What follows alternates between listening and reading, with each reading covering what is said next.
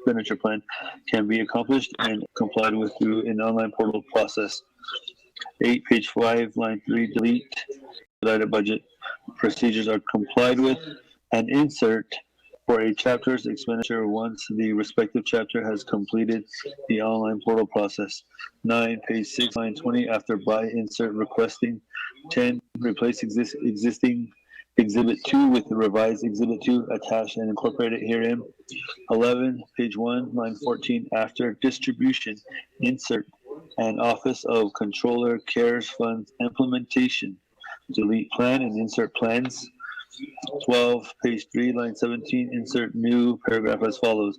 The purpose of the Navajo Nation Office of Controller CARES Fund Implementation Expenditure Plan attached to Exhibit 4 is to immediately provide $20,008,798 to the Office of Controller to secure the necessary resources to expedite the implementation of the Navajo Nation CARES Fund Expenditure Plans and ensure that entities and communities have access to funding necessary to mitigate the effects of the COVID-19 pandemic.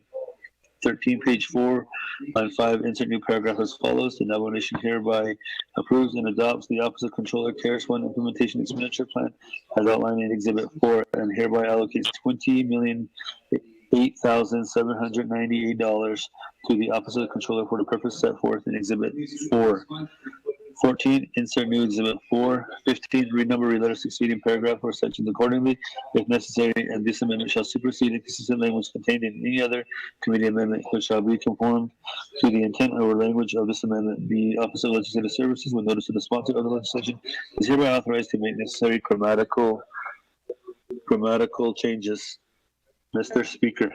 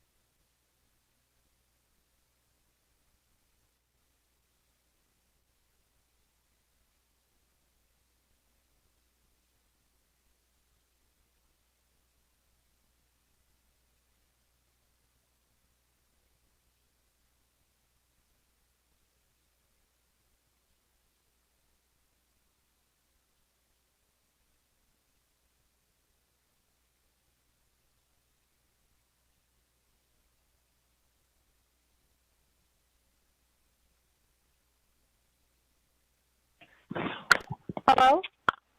With that, colleagues, if you want to go to the vote. Bobby, roll call. Hello? Hello?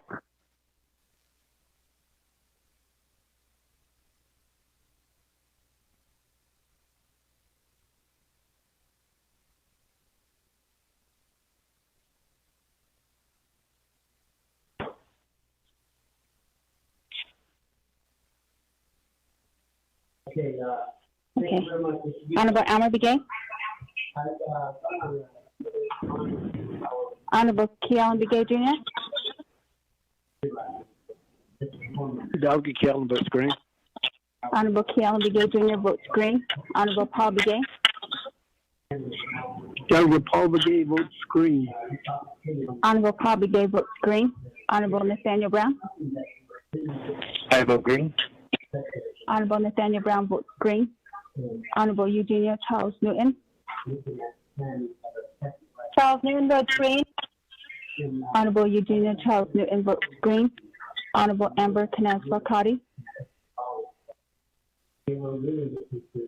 Honorable Herman M. Daniels.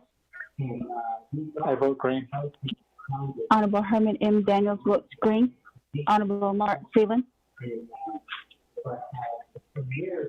Green. Honorable Mark Freeland votes green. Honorable Pernell Halona. Halona votes green. Honorable Pernell Halona votes green. Honorable Jamie Heniel. Heniel votes green. Honorable Jamie Heniel votes green. Honorable Vince James. Delegate James votes green. Honorable Vince James votes green. Honorable Rick Nez. Delegate.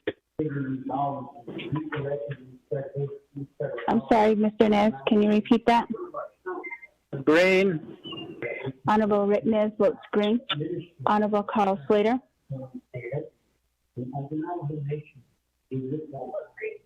Honorable Carl Slater votes green via text. Honorable Raymond Smith Jr. Honorable Wilson Stewart Jr. Green. Honorable Wilson Stewart Jr. votes green. Honorable Charlene So. I vote green. Honorable Charlene So votes green. Honorable Daniel So. Daniel So votes green. Honorable Daniel So votes green. Honorable Eugene So. Green. Thank you. Honorable Eugene So votes green. Honorable Otto So. Honorable Otto So votes green via text message. Honorable Thomas Walker Jr. Thomas Walker votes. I'm sorry, Mr. Walker, can you repeat that? I vote green. Honorable Thomas Walker Jr. votes green. Honorable Edison Wanika. Green.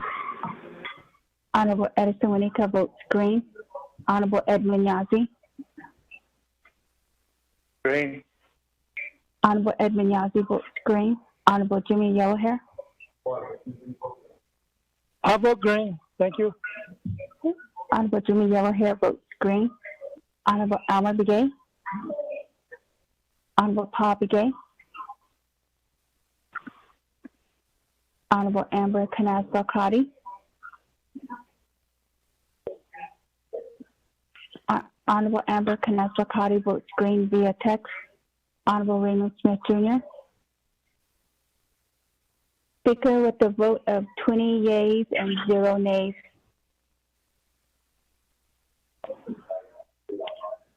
Speaker, this is Delegate Paul Begay. Was my vote counted?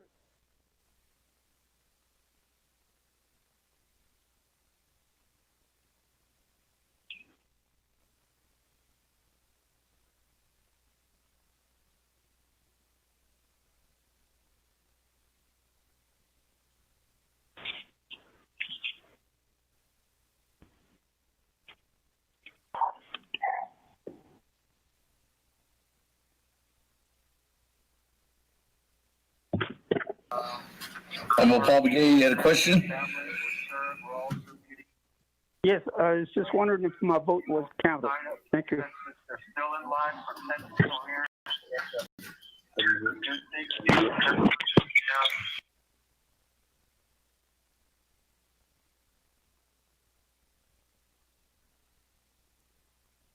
Or if his vote got counted. Deadline coming up pretty soon.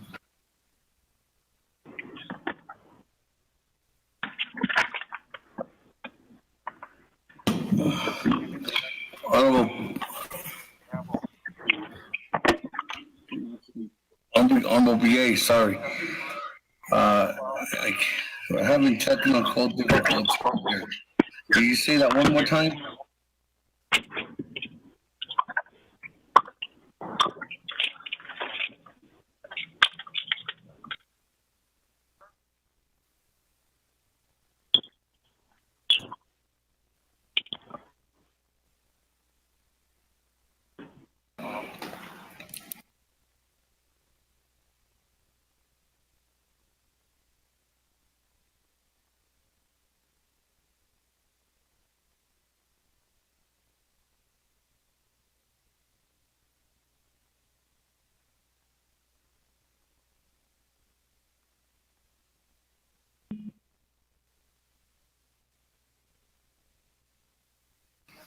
Okay, thank you.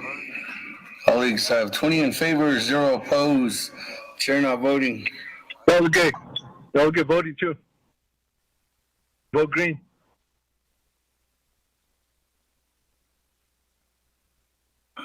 Honorable Elmer Begay. Yeah, Delegate Begay voting green.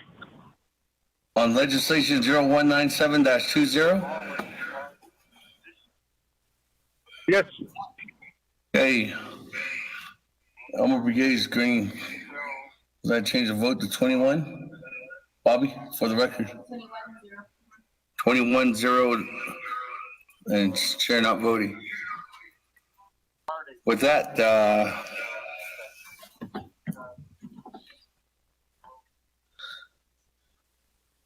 moving on down, then, thank you. Motion carries. Move this legislation 0197-20 moves on to the Navajo Nation Council. With that, going on to item number 7, new business. Legislation 0210-20. Action related to health, education, human services, law and order, Naabik'iyati, and to the Navajo Nation Council, amending Title 17, law and order by enacting offensive section 378, violation of the emergency order of action. Sponsored by Honorable Eugene So. Spotero, if you read into the record. Mr. Speaker, members of the committee, tracking number 0210-20, and that relating to health, education, human services, law and order, Naabik'iyati, and the Navajo Nation Council, amending Title 17 Law and Order Code by enacting as an offense Section 378, violation of an emergency order or action. We do have a committee report from the Health, Education, Human Services Committee, has had it under consideration, reports the same with the recommendation that legislation 0210-20 did not pass with no amendment and no directive, and therefore refer to the same to the Law and Order Committee of the Navajo Nation Council. Council is final authority. Mr. Speaker. That, colleagues, is there a motion? Motion by Charles Newton. I'm Chair Charles Newton. Is there a second? I'll second that. That was mumbled there. I couldn't get a second out of that. Could I get a second? Walker second. Vice Chair Walker. That, any comments, questions? Once, going twice, going 3 times. Go to board on legislation 0210-20. Honorable Elmer Begay. I would agree. Honorable Elmer Begay votes green. Honorable Kealan Begay Jr. Okay, Calvin Gay Jr. votes green. Thank you. Honorable Kealan Begay Jr. votes green. Honorable Paul Begay. Honorable Nathaniel Brown. Green. Honorable Nathaniel Brown votes green. Honorable Eugenia Charles Newton. Charles Newton votes green. Honorable Eugenia Charles Newton votes green. Honorable Amber Canasta-Crotty. Delegate Amber Canasta-Crotty votes green. Thank you. Honorable Amber Canasta-Crotty votes green. Honorable Herman M. Daniels. I vote green. Honorable Herman M. Daniels votes green. Honorable Mark Phelan. Honorable Mark Phelan votes green. Honorable Pernell Havona.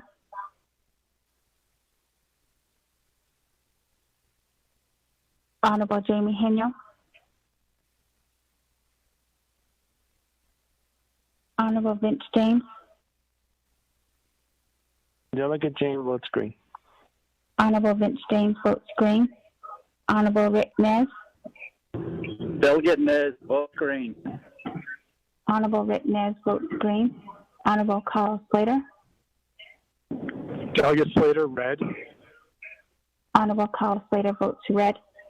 Honorable Raymond Smith Jr. Honorable Wilson Stewart Jr.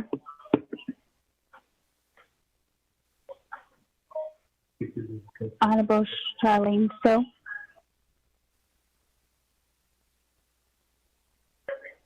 Honorable Daniel So. Daniel So votes red. Honorable Daniel So votes red. Honorable Eugene So. I vote green. Honorable Eugene So votes green. Honorable Otto So. Honorable Thomas Walker Jr., Thomas Walker votes green. Honorable Thomas Walker Jr. votes green. Honorable Edison Wanika, Honorable Edmund Yazzie, Green. Honorable Edmund Yazzie votes green. Honorable Jimmy Yellowhair, Delegate Yellowhair votes red. Honorable Jimmy Yellowhair votes red. Honorable Paul Begay, Delegate Paul Begay votes red. Honorable Paul Begay votes red. Honorable Pernell Halona, Halona votes red. Honorable Pernell Halona votes red. Honorable Jamie Henya, Inyo votes red. Honorable Jamie Henya votes red. Honorable Raymond Smith Jr., Honorable Wilson Stewart Jr., Sorry about that. Honorable Charlene Stowe, I vote red. Honorable Charlene Stowe votes red. Honorable Otoso, Honorable Edison Wanika, Red. Honorable Edison Wanika votes red. Speaker, with a vote of 12 yeas and 8 nays.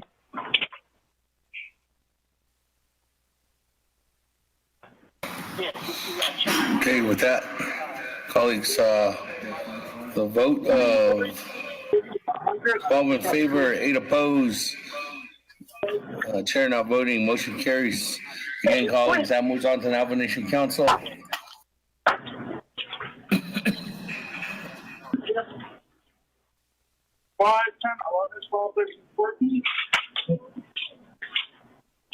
With that, colleagues, moving on down.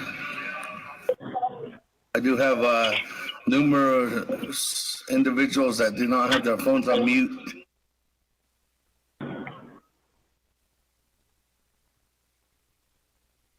Thank you very much, colleagues. With that, colleagues, let's move it on down to item number B, legislation 0221-20, an action related to Naabik'iyati Committee, amending the plan of operations for Office of Miss Navajo. Sponsor is actually myself.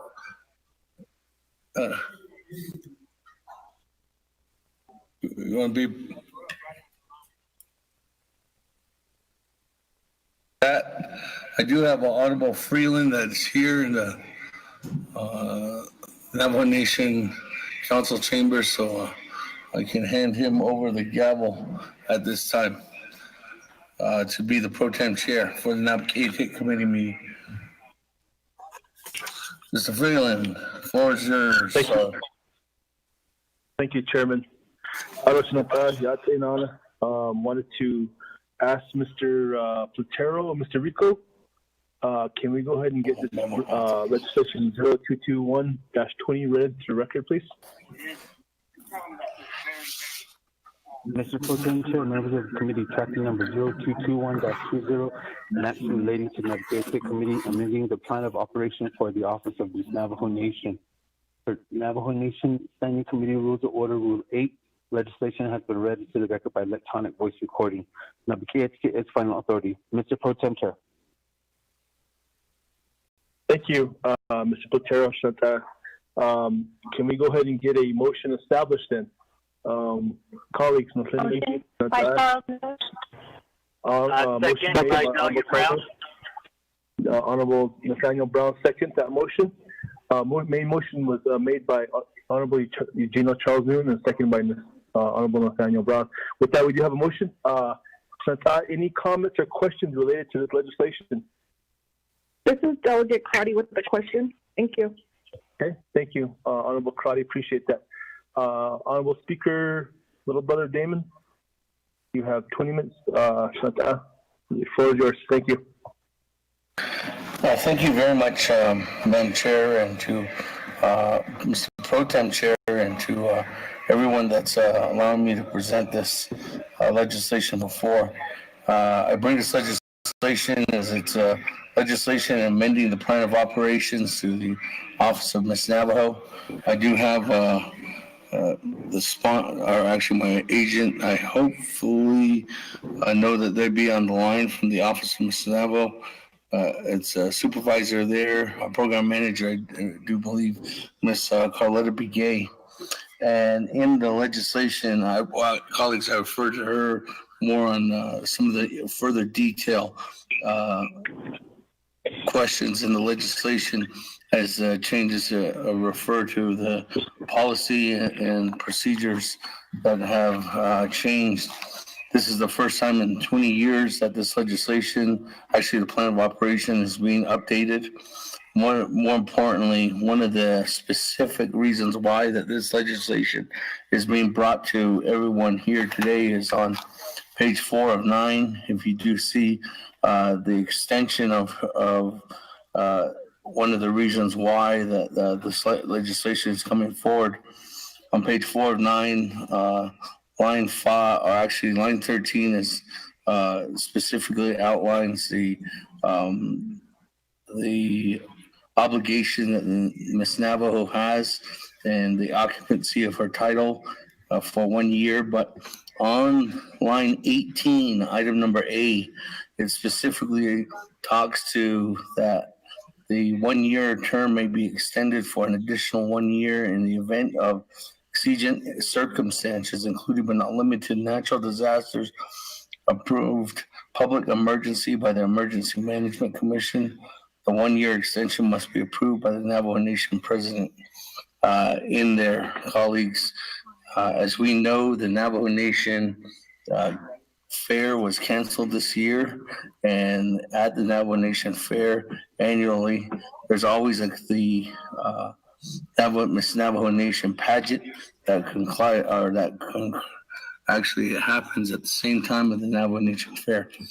And that was a time when we actually pick a new Miss Navajo every year. And this is one of the reasons why that this legislation is being brought before us, just to extend the current reign of this current Miss Navajo due to the fact that we did not have a Miss Navajo this year, a Miss Navajo Nation pageant. There are some other changes in here too as well. Again, this was developed through the recommendation from the Office of Miss Navajo through Miss Carletta Begay. Miss Begay, are you on the line?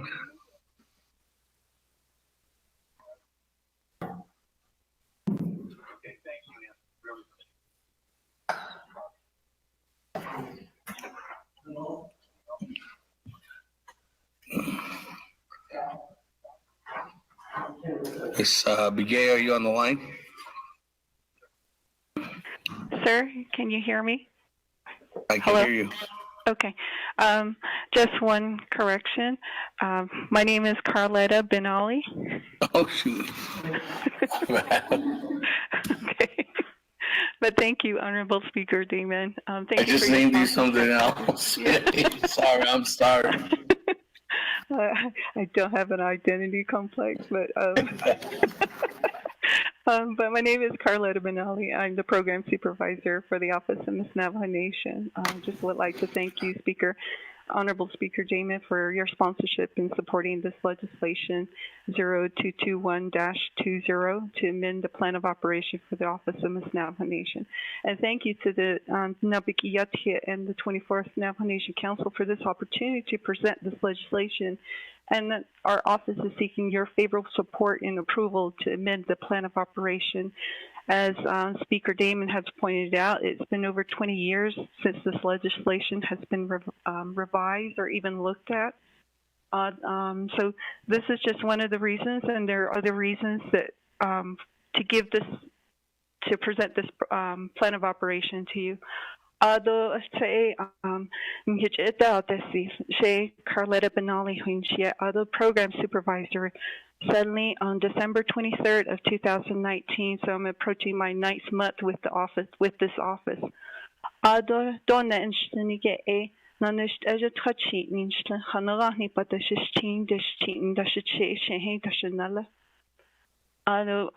of the first things that I tasked myself with is doing an assessment of what this office needs and what managerial and operation. And this assessment was really designed to improve our office management operation to better assist the reigning Miss Navajo Nation and all future Miss Navajo Nation in helping deliver their platform goals and objectives, while promoting this office through public relations in educating the general public on Navajo culture, Navajo history, and Navajo tradition. So this is the plan of operation that I have prepared and seeking your favorable, unanimous approval.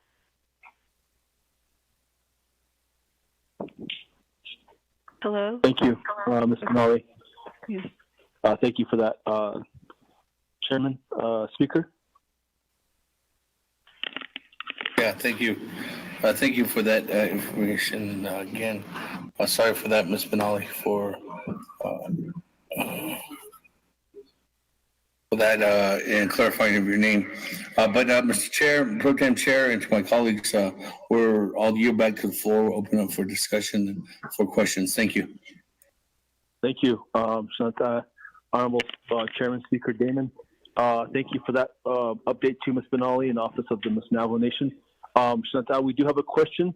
Mayaja, Honorable Amber Naabik'iyati does have a question to the sponsor and his agent. So Mayaja, go right ahead. The floor is now yours. Oh, yeah, thank you. Shiaz, thank you, Speaker, for sponsoring the legislation, and Shade for doing your best and pulling together and modifying the plan of operation. I do have a question regarding page 6 of 9. Starting at line 21 is the eligibility criteria for Miss Navajo. I just want to ask a question, especially in looking in terms of the role of Miss Navajo as a goodwill ambassador. We have, if you could just help me understand, and wasn't provide, maybe before I ask my question, if you can explain the changes of the eligibility. So please explain what was stricken out, what was added, and why. Okay. I think that might give me a better idea of what is the intent, and then I could ask my questions. Thank you, Pro Tem Chair. Honorable Chairman Damon and your agent. Thank you. With as the my agent, I'll go ahead and refer that question to, as she is the one who drafted the legislation with assistance. Okay. Thank you, Amber. Thank you, Honorable Amber Crotty, for asking that question. The eligibility requirement needed to be a little bit more definitive. It needed to be a little more credibility for this prestigious role as a goodwill ambassador. So as you will see, there's some that I did strike out, but I've also retained it back and restructure it to where it does have a flow and it's more definitive as to what the eligibility requirements are going to be as potential contestants apply for this position when they decide to run for it. So it's not a complete elimination, it's just a little bit more defined, and there's a structure to it. Thank you, Yeah. Speaker and Ms. Benali for that reply. Mayor, do you have a follow-up question? Oh, yes, I'm going to have a few. So, colleagues and individuals on the line, I'm looking at page. Well, I'm reading that now some language has been taken out, and so really the purpose and intent is for this position to be the goodwill ambassador to enhance the reputation of Navajo Nation and increase the number of patronages on the Navajo Nation. So my first question will be, help me understand, what does that mean, the number of patronages? If I'm saying that right, I apologize. I think, but going back down to line 21 with the eligibility, so I just need to then because I'm looking at the Goodwill Ambassadorship, and I'm trying to understand some of the modifications for the eligibility. I think line 26, I would need specific understanding why that language was added. I'm thinking, you know, in the age of us acknowledging that gender is a construction, a social construction, and then the words used biologically born female. I just need to understand that and how you tie it in to the role of being a Goodwill ambassador. And then looking at, and then also line 30, I think in time, now as we look at this position as a Goodwill ambassador and limiting, this is kind of like ageism, like only confining it to 18 to 25. I think there's wonderful ambassadors across Navajo Nation. So I need to understand the rationale for limiting that age and then asking the individual to be single, to be never married, and never have any children.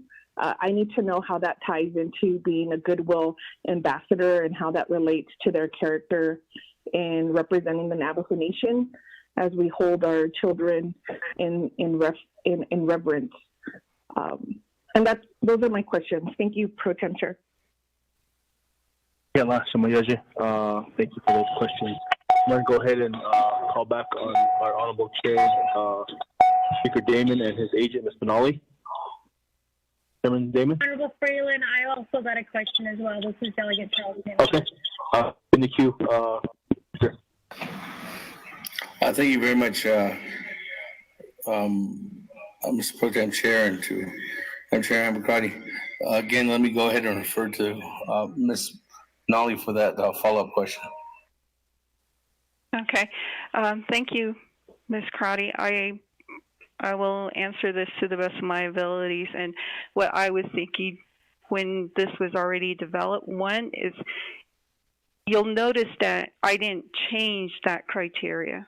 I didn't strike it out, or I didn't underline or add to that on line number 30, the 18 to 25 years of age, single, never married, and never had children. I didn't make any changes to that, as you will see, and you'll note that. But I've only had 9 months in working with a Goodwill ambassador, and the work and the workload and the volume of workload that she has done to represent the Navajo Nation does require a young, independent individual, Navajo woman. And the role of this is Miss Navajo Nation, so it needs to be a Navajo young lady. And I just cannot even foresee how a individual that's married and has kids can carry on this workload as a Goodwill ambassador. It has yet to be seen. It hasn't yet to be recognized, but the workload that she has been doing has been extremely an extreme amount of work that's focusing on meeting with the public, meeting with dignitaries. So it's one that I didn't change, and I recognize that the reason why the previous program supervisors probably kept it there. So there's really no change to that. But as far as the gender, I've been approached as to why it shouldn't be a male, but the title is Miss Navajo Nation. If we had a Mrs. Navajo Nation or a Mr. Navajo Nation, then I could see why we would have those individuals recognized as Goodwill ambassadors. But as it is right now, it's focusing as Miss Navajo Nation. I hope I answered your question. Thank you, Honorable Speaker Damon and Ms. Benali. Shemayaja, I'll come back to you if you have another question or follow-up question. I'm going to go to Honorable Eugenia Charles Nguyen. Thank you, Mark Freeland. Shitsila, Speaker Damon, for sponsoring this legislation. I just want to get to the point. Page 7 of 9, line 12, you do have that the candidate will be disqualified if she is registered for or on active duty in the National Guard or other military services. I understand that you said that the workload is tremendous for Miss Navajo, but I do see many females, many young women who sign up for the military, who sign up for the National Guard. The National Guard, I understand, is only a weekend dedication. So why would we disqualify a young woman who is independent, who is an ambassador or who is considered to be an ambassador of the Navajo Nation, a role model for our young girls? Why would we disqualify them for being in the National Guard? I would think that that would be something positive to encourage our young girls to look into the military, or even to devote time to being in the National Guard. That's my first question. My second question is on the same page, page 7 of 9. You have line 14 that she would be disqualified if she is enrolled in a post-secondary educational or trade institution. I don't think that that should be something that should disqualify a young lady. I went to, when I was in law school, I met a young man who was 20, he was 20 years old, and he was getting ready to graduate from law school. I think that we have many young girls who are just as educated, who are just as smart, who could be in post-secondary, in their post-secondary educational programs, who, could potentially want to be Miss Navajo. And again, this is about showing our young girls that, anything is possible. That's what we try to teach our kids, and that's what we try to teach, especially our young girls. And then as far as like the trade institution, I think that is kind of, I don't like, I think that we have many young girls who go into trades, and there's nothing wrong with it. So I don't see why that would be a means for disqualifying. Again, if we're talking about expanding a young girl's mind and trying to encourage them to go out and seek, opportunities, why would we limit what they can and can't do, and try to expose our young girls to the different tracks available in their life? Trade institutions are good institutions. I used to be a welder. I used to be a jet welder out in the oil field. I don't think there's anything wrong with any woman who wants to go into any type of field. I know that they used to say it's a man's field, but I would say it's any type of field. And why would we want to limit them from going to post-secondary schools and then also to go into trade institutions? So I don't like that part of it. Maybe you can explain it to me. If not, I'm going to amend to actually erase that section of the disqualifications. I don't think that those are. I just don't see the reason why we would disqualify based on education. Thank you. Thank you, Sister. Honorable Eugenia Charles Newton, Honorable Speaker Damon, and your agent, Ms. Benali, you want to reply to that? Shanta? Thank you, Mr. Pro Tem Chair. And to Madam Chair Charles Newton, I'll go ahead and refer to Ms. Benali on that. Thank you. Ms. Benali? Yes, I'm here. Thank you, Honorable Newton. Thank you for those questions. Again, for line 12, addresses the fact that she's registered or active duty in National Guard and other military services. And I do agree with you that we try to promote positive empowerment, female empowerment, but at the same time, this position requires, it's not a 8 to 5 job. It's practically a 24/7. She has to be at events and functions, and she has to continuously travel to, as a goodwill ambassador. There are times when there just is no room for an individual to even serve, even as a weekend military function. So the workload is tremendous. I think all the previous former Miss Navajos will probably agree that the workload is not conducive to having to do National Guard. And then the question of the enrolled post-educational or trade institution, I can see the benefit of changing that, but it would be an individual, up to the Miss Navajo, the reigning Miss Navajo, to entertain that. But at the same time, the workload is high, it's tremendous. There's no room for a whole lot of other stuff, because Miss Navajo, she's been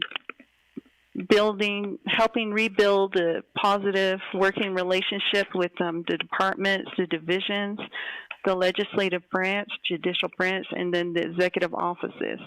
We have a lot of events that we're attending. We're handling social media. She's meeting with youth. She's meeting with elderlies. So this is a time-consuming position that if the educational part of it could be lacking on their part. We don't want our Miss Navajos to be failing in their grades at the same time. So I can see the benefit of changing this, but I also want to keep this in here because the position and the person that's in this role has to focus on the position that she's holding at the time. And we do compensate for her for her time.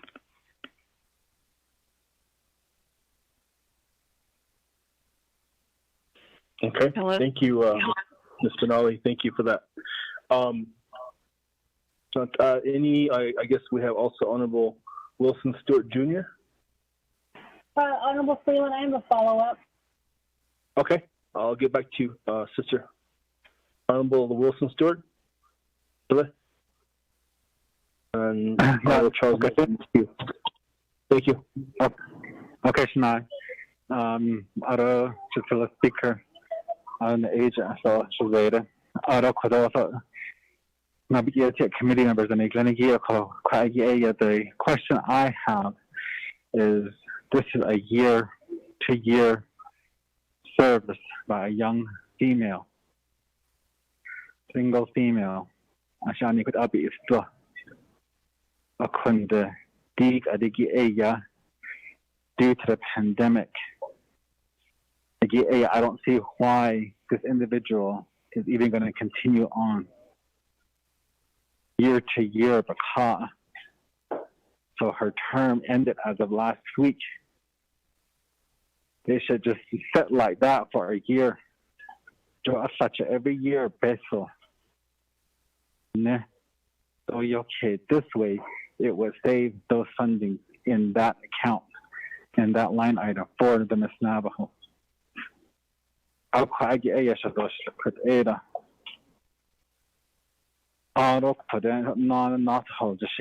This new plan of operation, I guess, though. In the previous one, I thought during the time that we last talked, the last meeting that we had, I was thinking about it since then. How does not be in the plan of operation for an individual to go ahead and come back, or go ahead and the Miss Navajo to go and do social media, and how are those numbers being counted? That's one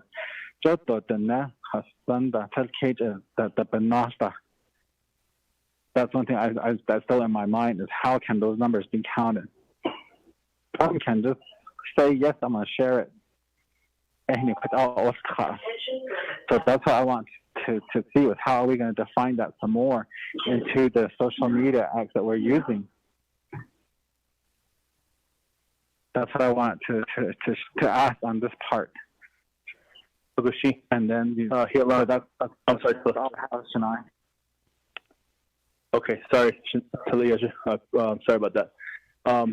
Before I go back to the sponsor and his agent, I want to go ahead and go back real quickly to our sister, Honorable Eugenia Charles Newman, with a follow-up question as well. Sister? Thank you, Shana.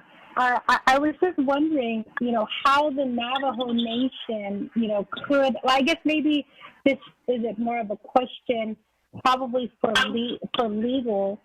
I know that employees do have rights when they want to serve in the National Guard, and it's encouraged.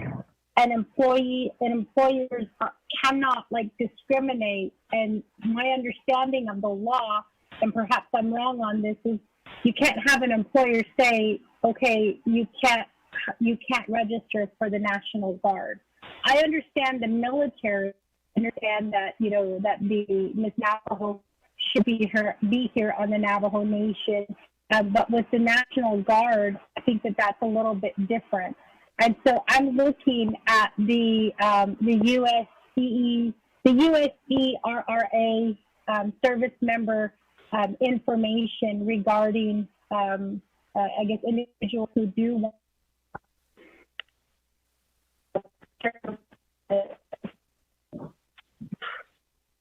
exempt from that. Yes. Sorry, sister, you cut out there. That last, you cut out right before you got back on. You cut out. I apologize. Is this better? Yeah. Good. Hello? Okay. So perhaps this is a legal question, but is the Navajo Nation exempt from the Uniform Service Employment and Reemployment Rights Act, the USERRA? Because I'm just a little bit worried that with the Navajo Nation saying that, to a young lady that you would be disqualified if you were in the National Guard, I would just be worried that those would be grounds for, in a way, discriminating against that person in the sense that they are serving in the National Guard, and as a result of that, they cannot be, they cannot run for Miss Navajo. So is the Navajo Nation exempt, or are they not? Do they not abide by the USERRA? And again, that might be a legal question, and I asked that question because of the disqualification purposes. So with that, I'm going back on mute. Thank you. Thank you, Asia, Honorable Charles Newman. Before we go back, I want to go ahead and turn it back over to the sponsor as well as his agent on the first question related to Honorable Wilson Stewart Jr. And then, if we may, Ms. Barbaroff, if you can maybe tackle that second question related to the legalities of the question posed by Honorable Eugenia Charles Newman. Thank you.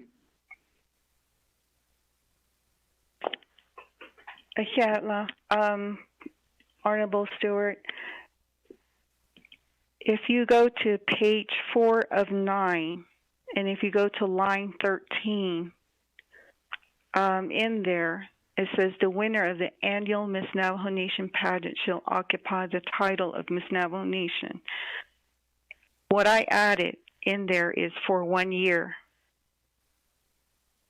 Before that, ito bistotanda.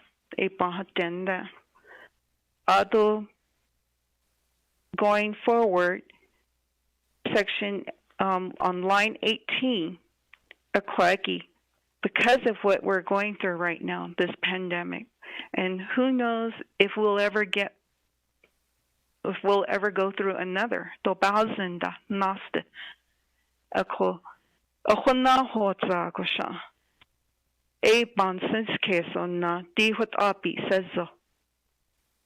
What if we go through this again?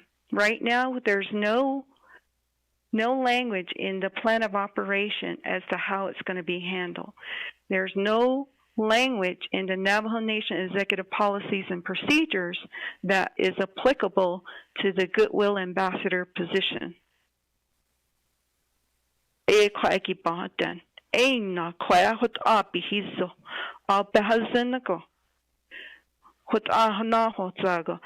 They'll be allowed to continue their platform just 1 more year. And this is not the first time that a Miss Navajo Nation is going to hold the title for 2 years in a row. The very first one was a while back, 1954. Ms. Gladstone, she held the title 5 years in a row. And hola atanda tana sos epa atenda ade jo besto njuno ko baka.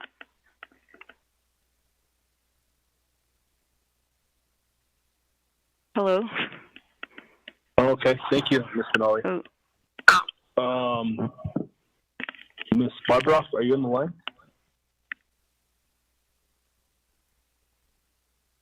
Thank you, Speaker Pro Tem. I am on the line. Thank you.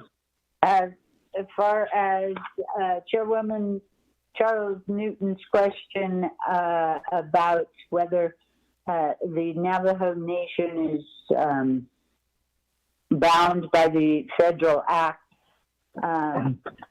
that's going to take us a little bit of research that hasn't come across Office of Legislative Counsel's desk yet, or at any time that I'm aware of. I don't know if DOJ is on the line. They may be able to answer that better, but as I look at this, and keeping in mind that it hasn't been amended for many, many years, but I would almost, with a little bit of work and time, I almost think that the part about being registered or on active duty in the National Guard or other military services and being disqualified if she is enrolled in a post-secondary educational or trade institution, both of those actually could be removed and a provision be put into the Section A. Okay. Keep all the balls. Okay. So hold on. Can we please mark? Okay, y'all, I'll just call you back over there. You're on mute, Chantal. Please make sure your phones are on mute. Thank you. Go right ahead, Dana. I'm sorry.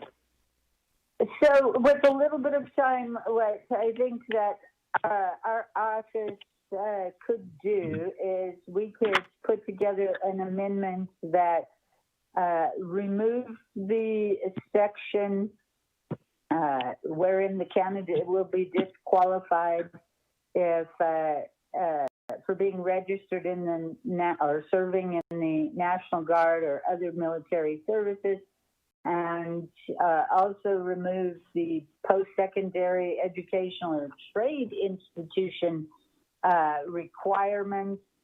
My understanding is that the motivation for those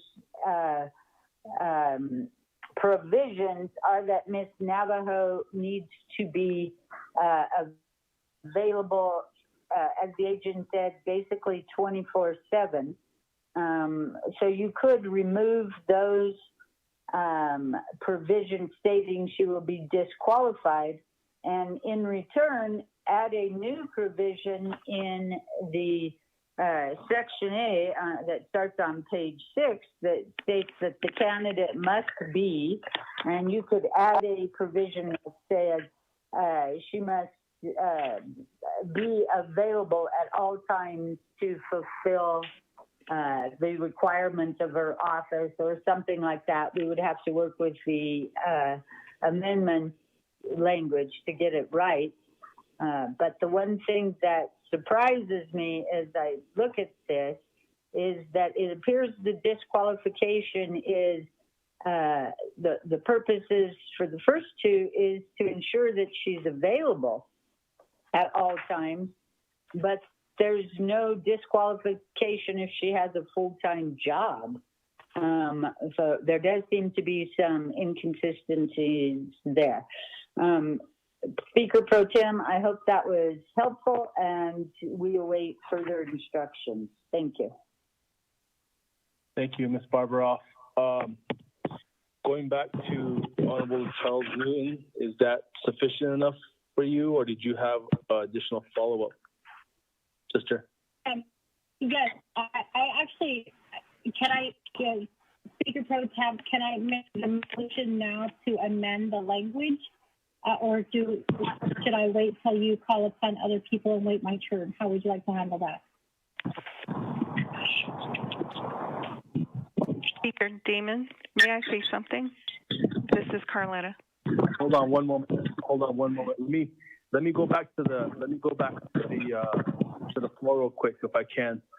Hold that thought real quick, sister. Okay. Let me go back to the floor real quick and see if there's any other additional comments or questions. Okay.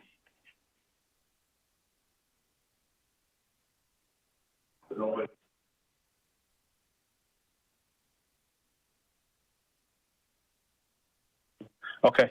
All right. No comments or questions, Shananta.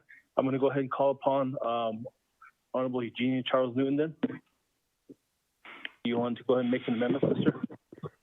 Yes, thank you, Speaker Pro Tem. I would like to, Dana, make the motion, and I'm just calling attention to Dana. I'm not saying Dana, I want to make a motion. I just want to amend page 79, line 12.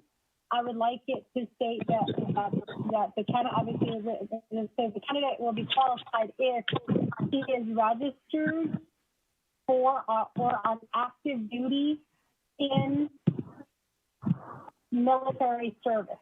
Remove the National Guard. I think that many of our National Guard people serve one weekend out of the month.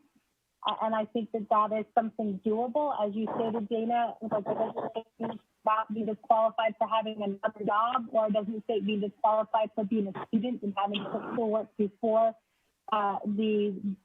serving the title of Miss Navajo.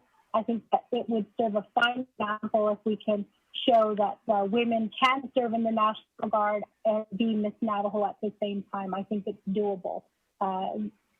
So that's my first amendment. And then also on that same page, 7 of 9, to eliminate the entire line 14 and have that completely eliminated. I'd like to see Miss Navajo, who is in a trade school, maybe a mechanic, a welder, something that is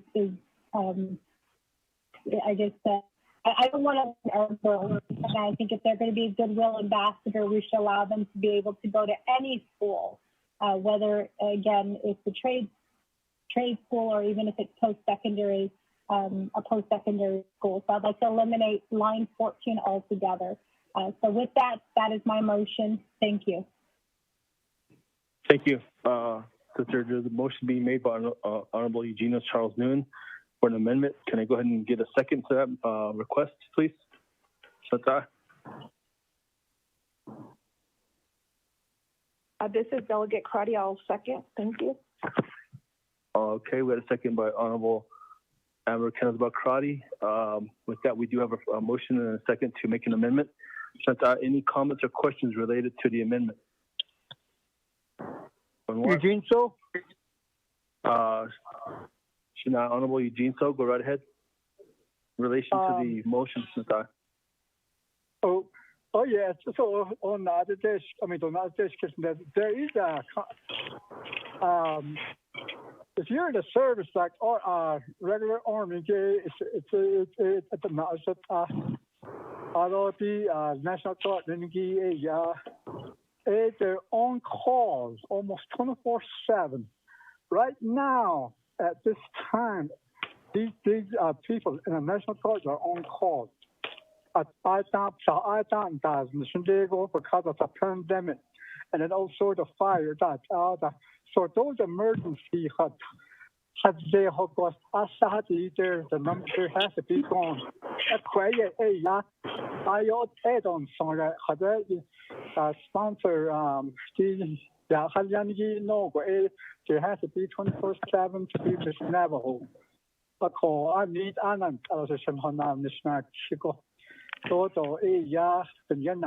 and I think there's already qualification how and what you should be working with and what you should be doing.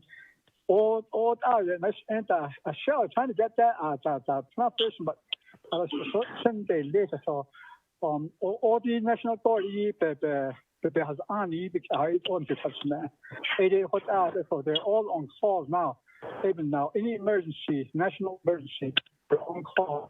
So if that happens, we might not have a Miss Navajo for I don't know how long.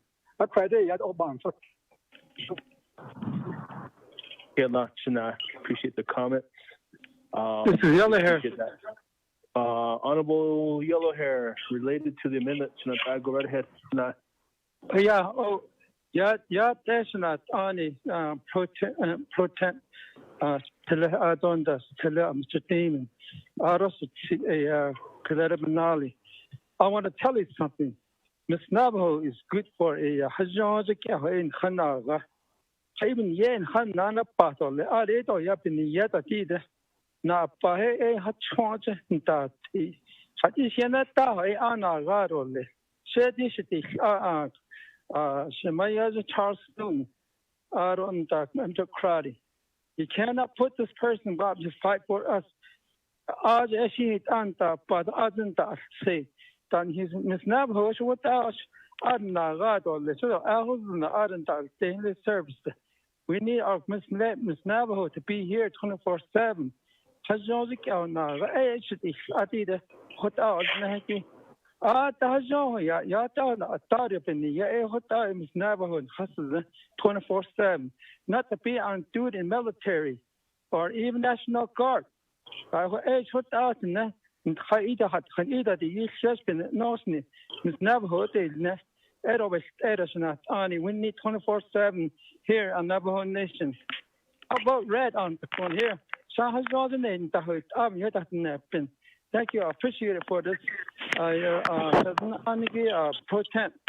But I could ever have speed only. No, Annie, thank you.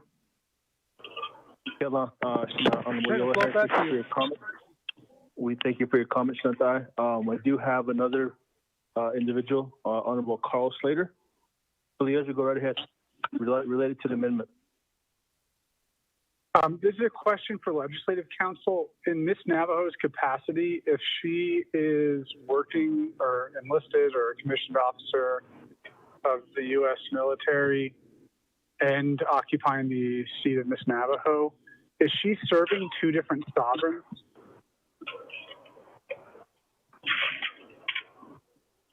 Ms. Barbaroff, can you go ahead and tackle that possibly?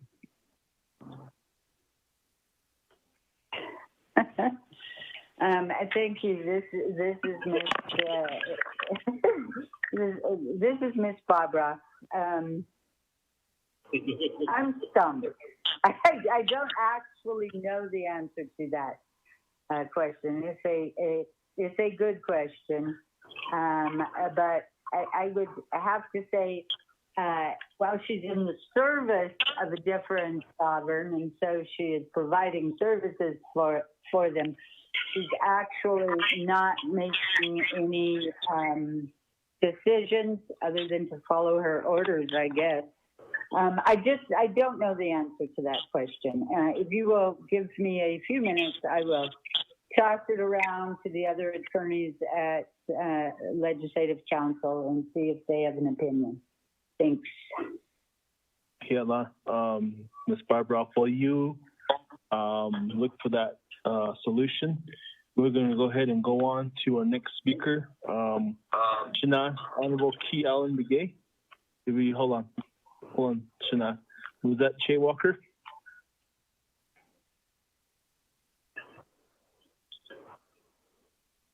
Okay. Honorable Key Allen Begay Jr., Shana, floor is yours. Shana, related to the amendment. Yeah, this is Chilenana. I don't know legislation needs so Zikito, I don't know, Naabik'iyati. This Navajo, I think that's the problem that we all get ourselves into. Allowing even commissioners, even to some extent officials on Naabik'iyati o hayuje de neti koko e si ahta si to pita to zinki e to ye ko to ye de nista. Koko, a very interesting question by Kodoshna Ashmedia and Desk. Koko, I guess if you've been in the military, I spent 4 years over there. Koko, ndate, the Ashmedia, Kwake, sign it. You are the property of the United States government. Uncle Sam, no, da Gushinku, da Ditsache. Even if you get released, honorable discharge, even though you're released, you're still retained to the government to be called back for almost another 6 years. They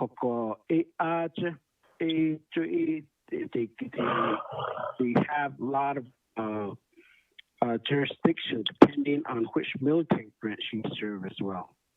National Guard, GTA, yes, you are under the control of the state governors.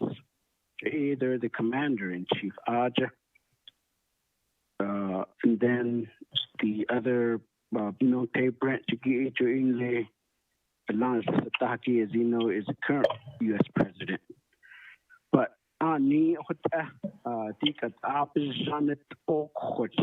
maybe have served.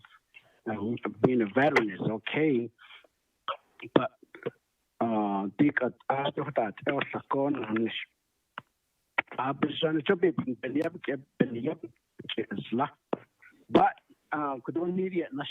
I mean, I think they get less.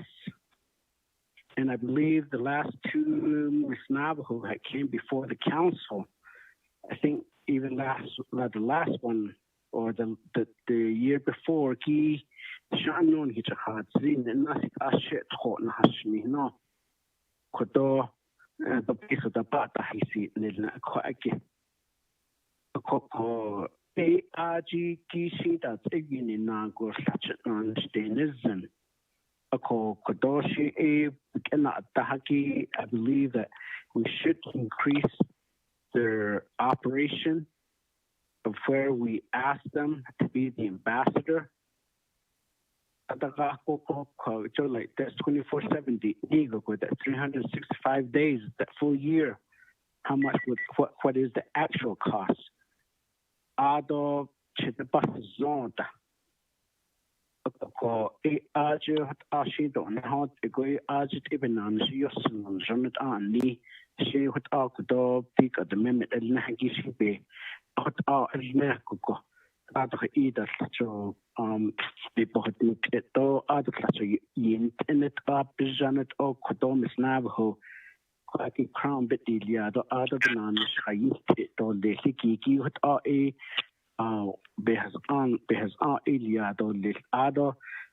maybe I'll pose a question in how could what would be the normal the recommended of funding that the Miss Navajo is able to aid that's I mean, if we could increase the annual compensation for Navajo, but I don't know are they qualified?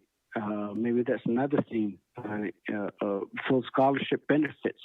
What are the benefits? I mean, is it something that don't hear ambassador did Naabik'o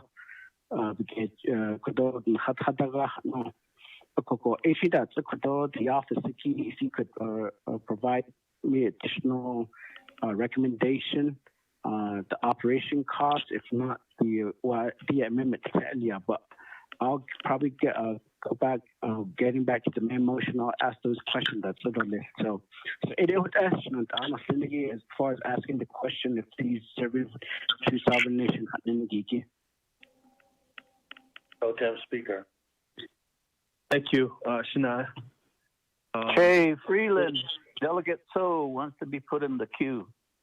Okay. We had somebody before you, Che.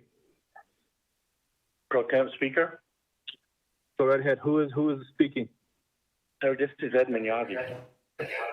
All right, Honorable Yanavi, brother, go right ahead. Then I'll move to Chase on the amendment. On the amendment, maybe it's wise that we have the staff who is there presenting now. I forgot the name, but let me ask her if she's for this amendment, and that could help us make the decision. Pro Tem Speaker, could we ask her, yea or nay on the amendment? Thank you, brother. Before we ask her, or before you ask her, let me move to Che, Honorable Distinguishable Che So. Che. Ane Pro Tem and Elia. Ado Senant 24th Navajo Nation Council, Naabik'iyati. I guess the main thing I'm concerned about is this amendment. Is this basically we're talking about the candidate or candidates? S should be in parentheses because that's what would qualify them to be in the Miss Navajo pageant. They have to attest that they aren't in the National Guard. They have to not be enrolled in a post-secondary institution. That's what the current amendment is talking about.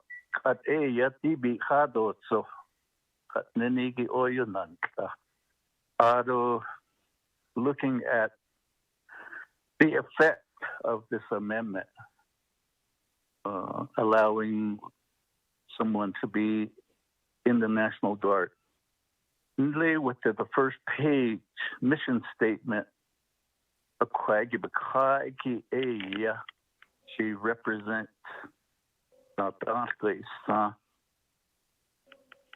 and that's where Honorable Che Jimmy Yellowhair is making reference.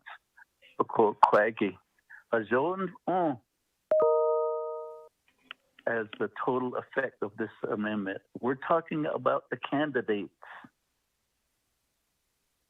We're not talking about Miss Navajo. That's the part of this aspect of this amendment is addressing. Kajoban case is we take this to a vote.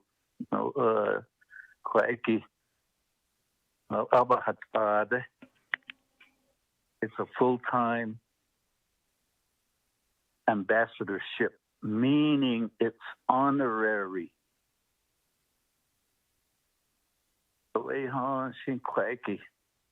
Is on the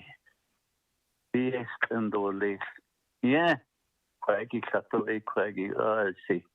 Or you to this honorary position. Or your Adam Cow is na on near what was George, you see. Yat Ehigi, Ador Nithiki, Mhalchen, each and a days, oh, sure. Master wants Edole. She's to eat the she's to eat the Cassius Kitole. She's to a Master wants Edole. The no Zinkligi Apen yet. Are the Quaggy Boyananka.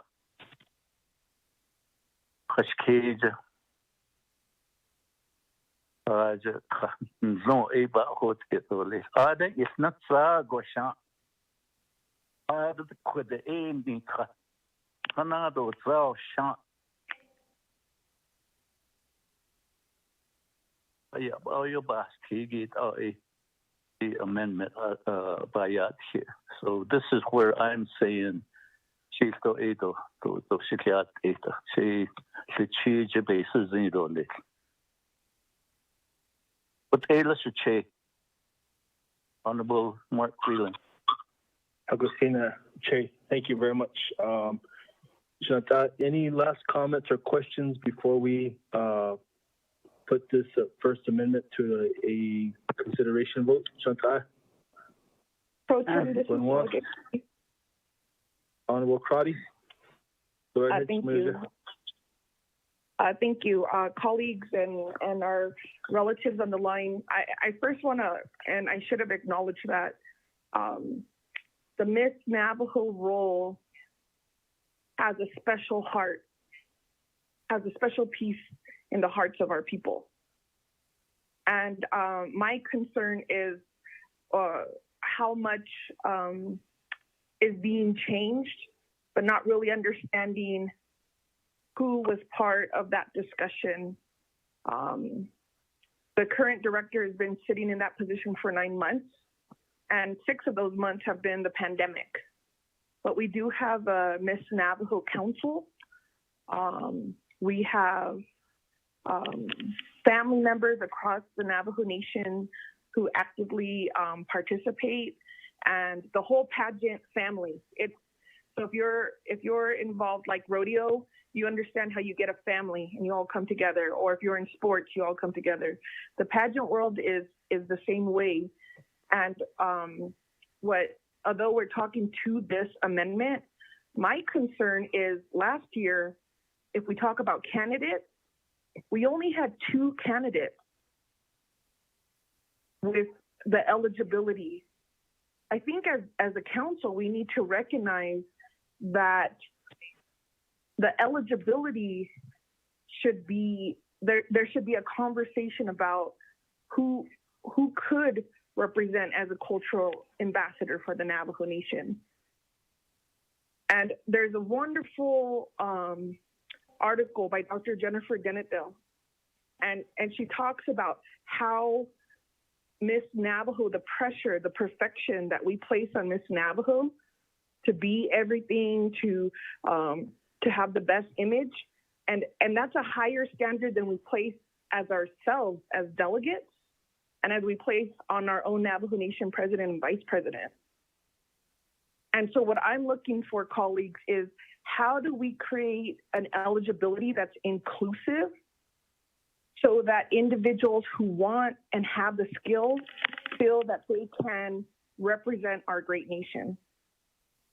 And so what I'm looking at is also what we call either autonomy or having the candidate decide themselves if knowing, and the office can be very transparent in terms of the calendar, maybe that should be more transparent in terms of the expectations, but also giving that candidate and future Miss Navajo the autonomy not to run 24/7.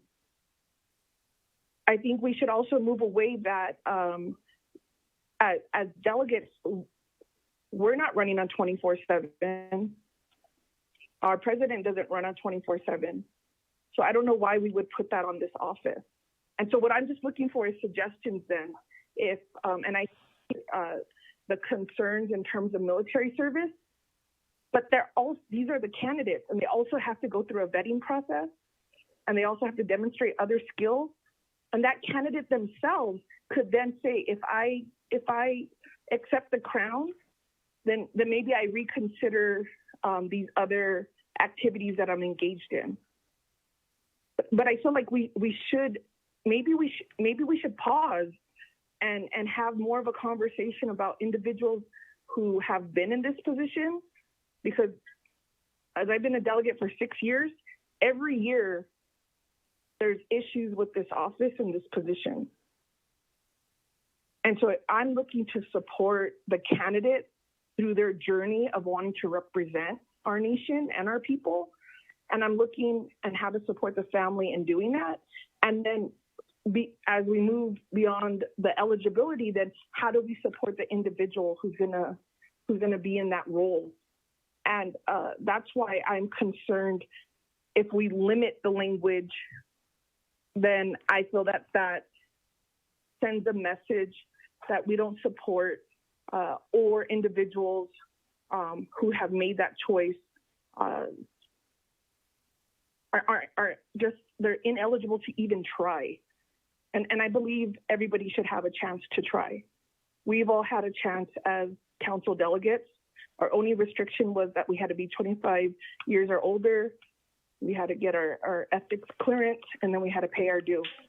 And I think that could be an opportunity to be inclusive and then let the individual themselves shine through their process and then be graced with the position and the title. And that's the framework where that I'm coming from, because there are individuals out there who feel that they are not included in the process. And I think it's time for inclusion, and I believe this role holds so much to the hearts of our people. I just don't want to overstep, and I actually want to listen more, and I appreciate the comments, and see if there's any recommendations in terms of amendments that would increase candidate qualifications so that we could have a diverse pool and add other members to the families of Ms. Navajo. Thank you. Thank you, Shmayaja, Honorable Amber Crotty, for your comments as well. Definitely appreciate that. Shanat, any comments or questions related to Amendment 1? Shanat, go right ahead. Mr. Daniel Soshin na ayon zenogo ye khatrin hazan di behaz ani khadel neki so e panet akho di eki ain't it all was so e panet di ain't it all was e bahazan go e that's what we're discussing, debating on. But in there,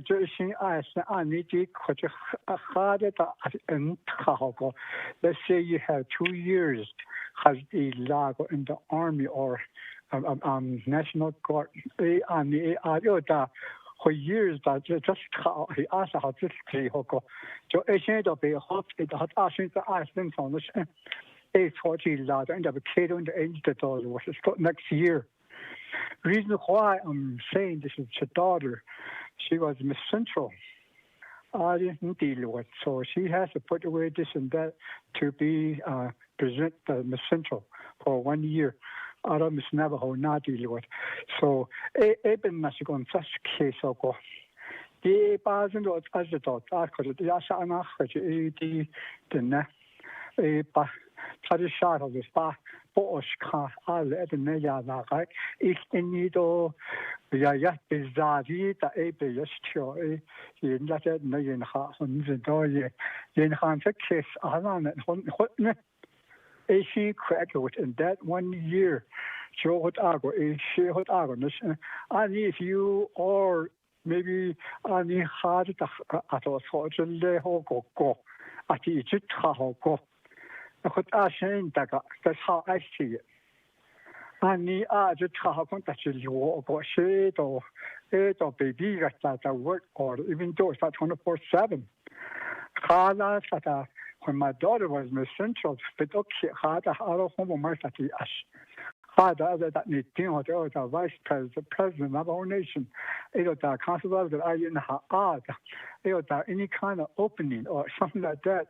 School lot of it okay other seniors but had it so what had it that no that a corner had the floors or crack because you're trying to go to the other instruction no asking and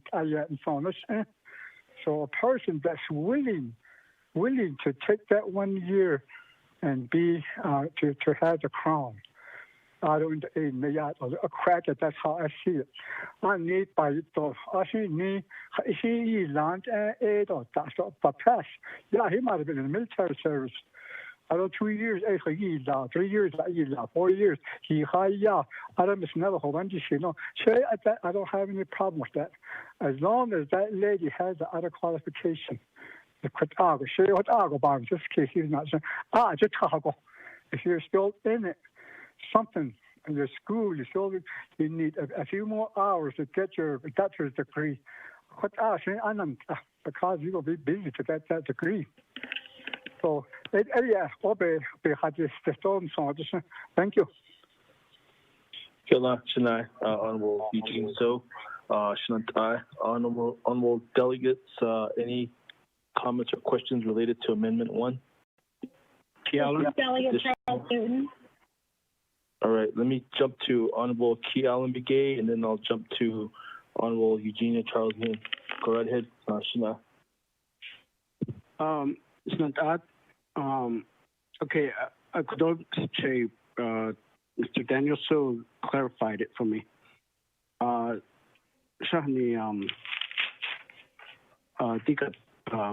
the National Guard unit, the G 80 key, nibit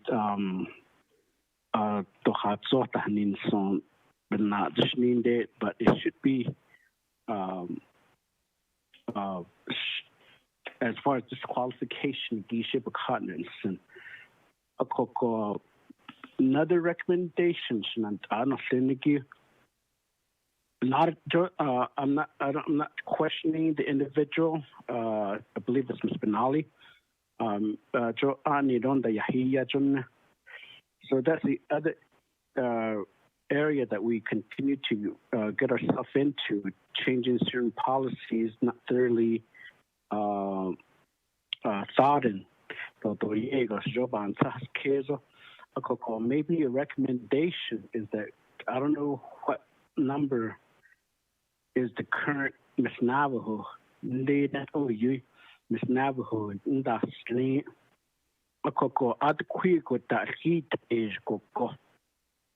what would be their recommendation? I mean, as far as in the capacity that they've been in as Miss Navajo. Miss Navajo did this would be my recommendation for some changes down no beach, but Johnson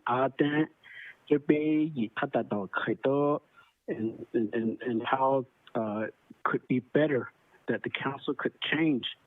Like for me, I mean, in a way, yes, we are the policy maker, but I think the expertise in depth recommendation should be those individuals that held the title and make thoroughly review the whole recommendation. I sure like to see an increase of the benefits after they leave, because right now it's only 7,500 for education.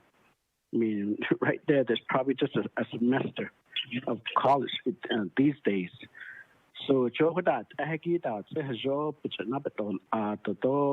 maybe give them about 2 months or something, head by our colleagues, so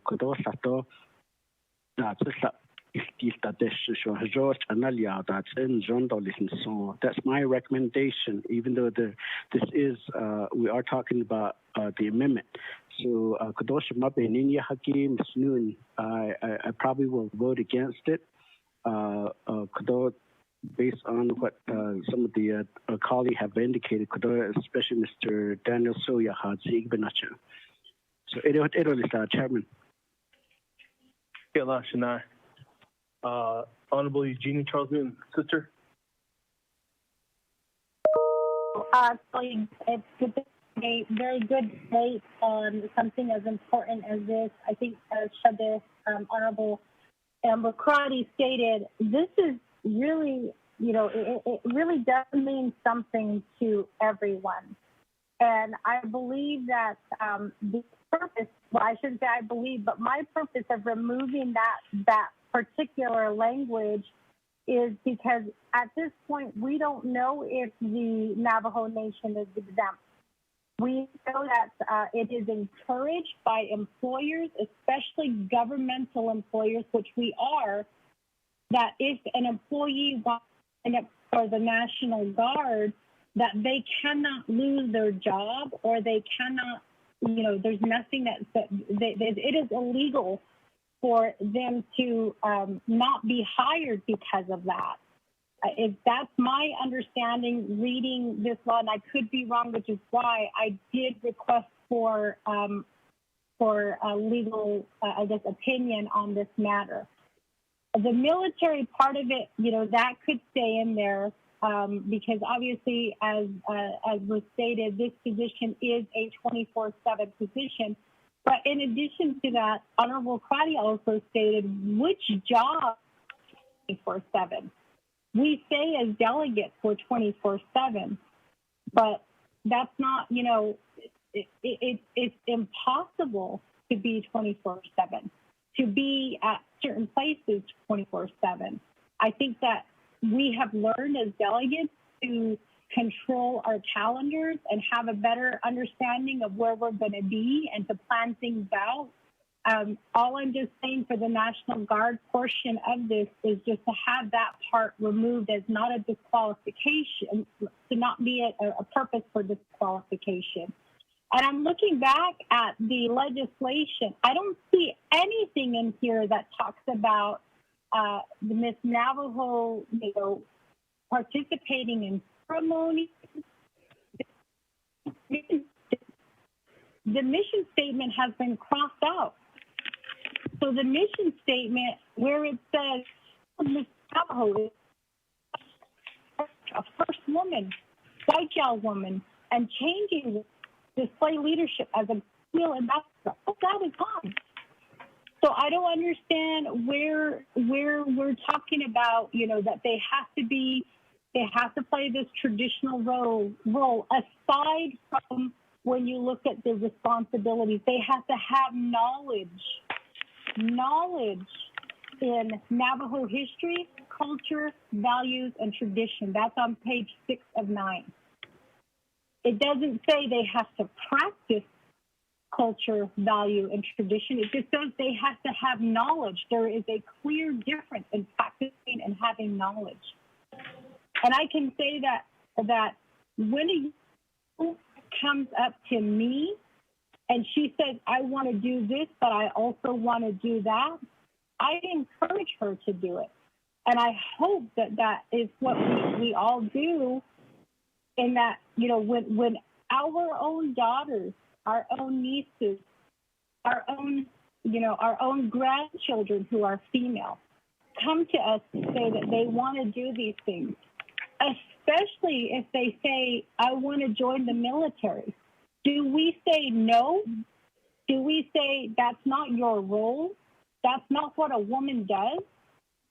All I'm saying is we should leave this option to the women who are running, who want to run for this particular, for Miss Navajo. That's all I'm saying.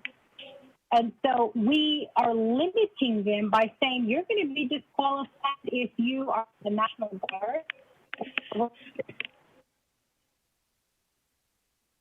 program, or we're going to disqualify you if you're in a trade institution. I don't think that we should be limiting our girls. We should be empowering them. And, and I can honestly, woman on council, there have been times where I have been told that that's not your job. That's not how a woman talks. That's not how a woman should look. And I think that those days, they're long gone. Some of us women have gone on to get an education. Some of us women are outspoken. And some of us women, we try to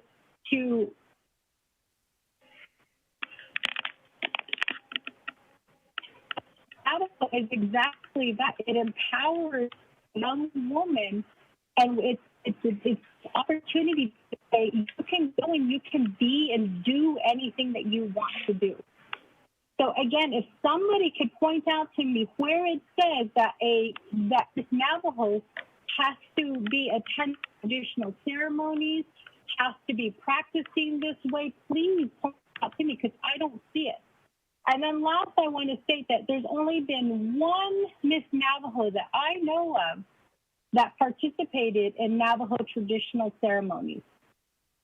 And again, I don't attend every single ceremony on the Navajo Nation, but I know that this one particular Miss Navajo was always at ceremonies, at winter ceremonies, at Yeviches. She danced in those. Always the announcement that was made that Miss Navajo is here. So I just don't see how we can her role to do this. So if somebody could please point to me where it defines her role, how she should be dressed, what she should believe, what practices she should have, because I guess I'm just not seeing it aside from the mission statement that has been crossed out. So to me, when it's crossed out, it means it's going to be deleted. So that statement of her representing a woman, fulfilling the roles of a grandmother, a mother, an aunt, and a sister, I mean, that's gone based on this legislation, unless somebody wants to make an amendment to bring that mission statement back. And I really hope that, I think that what the statement made that, yes, we should have further discussions on this, and we should involve the former Miss Navajos to take a look at this and to provide some input, because I think the role of a woman has changed.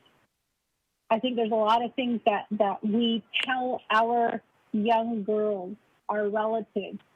We encourage them. We tell them it's possible. And we stand by our word by showing them through things like this legislation, that it is possible.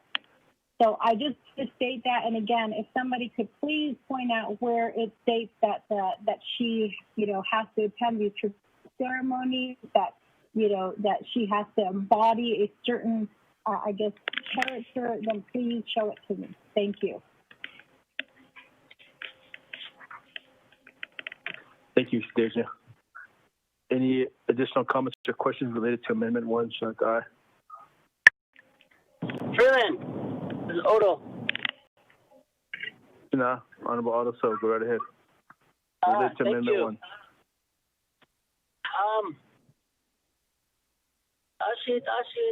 Ananta.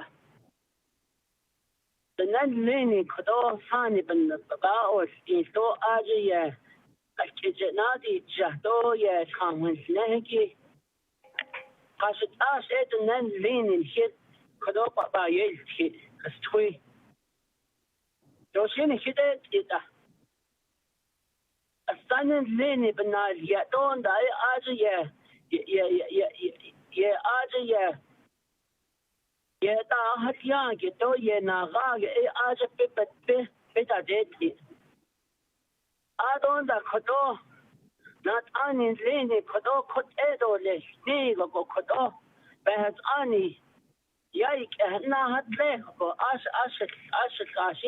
yeah. They all on the first case. Lady, now the hobbit and then, banana, either. The legislation, again, so let's table this legislation and allow the Miss Navajo office to reach out to these former Miss Navajos, the committee, the council that's in place for former Miss Navajo. Husband at egg. But the husband at the high lappe and dies it. In his husband, there's some Besman's unclean. The question Naabik'iyati can't depending on not this office. Lack of funding. We can't do this. We can't do that. The president's office tell us we can't do this. And I have witnessed that. And Epenish Eagle. Yakodoshan Atita Kodonat has on in that Koko Bane Kago Yata Net no tough. Let's give it back to the Miss Navajo Council. Kala Ajo Eitaho. Besman's unhush Adana you can't deal with. None of you guys.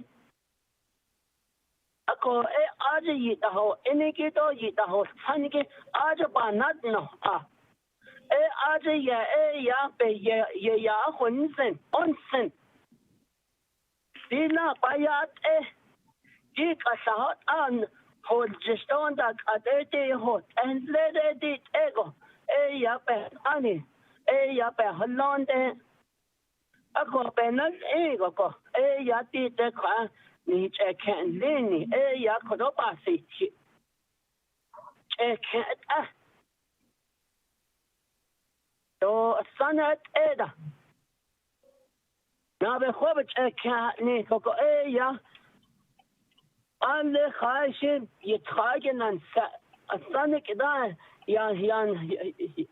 yan se ko odya na be khob che ken even in na go hot penash adon da den lede khashit ego nede not ani so hot yifta hoy ande ako penash ego ko na khat gato na khandlede da shin sago ni naga ako nin histanle ako dida ya o kodol be hitse na adole.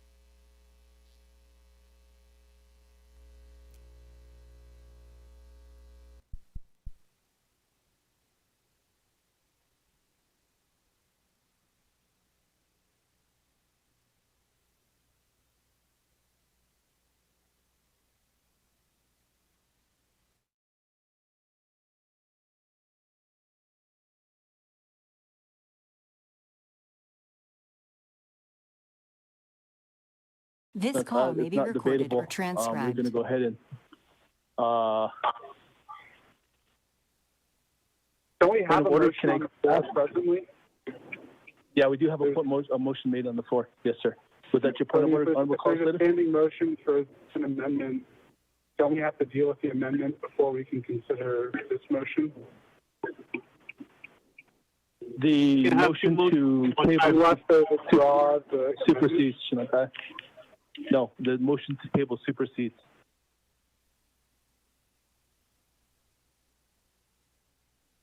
Honorable Carl Slater.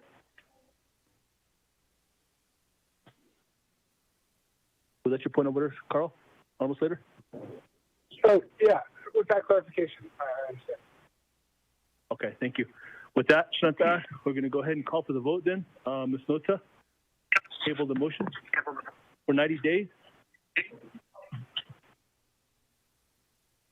Call for the vote. Honorable Elmer Begay. Honorable K. Allen Begay Jr. Delegate K. Allen votes green. Honorable K. Allen Begay Jr. votes green. Honorable Paul Begay. Delegate Paul Begay votes green. Honorable Paul Begay votes green. Honorable Nathaniel Brown. Delegate Brown votes green. Yeah. Honorable Nathaniel Brown votes green.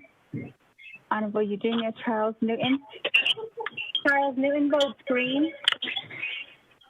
Honorable Eugenia Charles Newton votes green. Honorable Amber Canespa Crotty. Delegate Amber Canespa Crotty votes green. Thank you. Honorable Amber Canespa Crotty votes green. Honorable Herman M. Daniels. Green. Honorable Herman M. Daniels votes green. Honorable Pernell Halona. Halona votes green.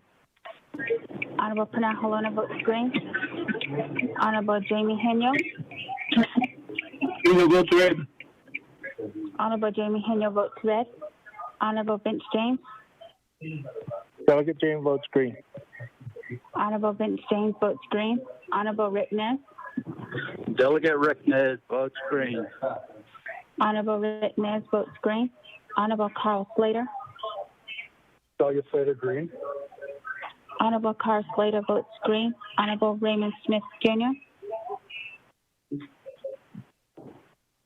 Honorable Wilson Stewart Jr.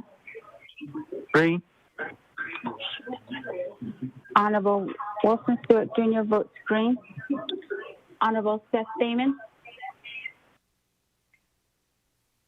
Green.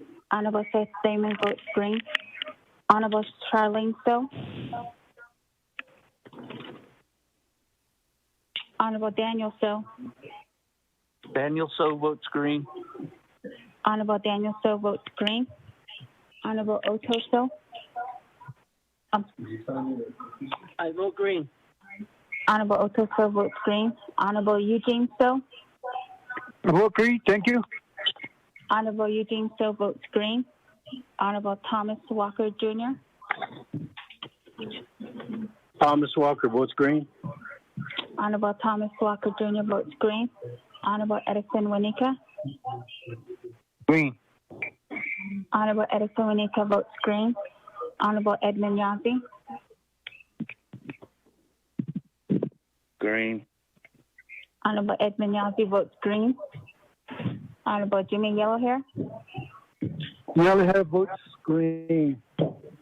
Honorable Jimmy Yellowhair votes green. Honorable Elmer Begay. Honorable Raymond Smith Jr. Honorable Charlene Stowe. Speaker Pro Temp with a vote of 19 yeas and 1 nay. Thank you for that, Ms. Nota. The motion does pass to table this legislation for 90 days. Shinata with a vote of 19 in favor, 1 opposed, and a pro tem not voting. With that, I want to say thank you, Shinata, for the debate, the comments, and the questions as well. I'm going to go ahead and we're going to move on and down the agenda. I'm going to first pass back the virtual gavel to Honorable Speaker Damon. Thank you. Question of privilege. Thank you very much, Honorable Freeland, for helping to assist on that last legislation. Question of privilege. Speaker, that's me, Delegate Charles Newton. Okay, Madam Chair, go ahead. What's your question? Yes, Speaker, my question is, because we tabled this for 90 days, and part of the legislation was to extend one additional year to the current Miss Navajo, does that mean then that, I guess, what does it mean for her? Thank you.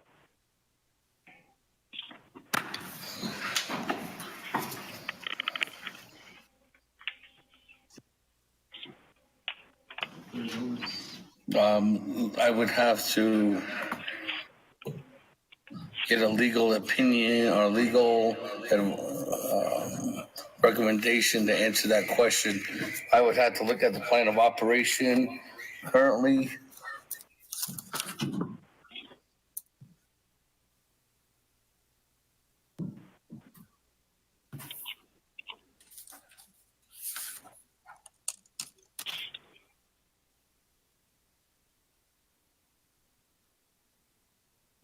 I don't know if Legislative Council has that recommendation for that answer or for that question.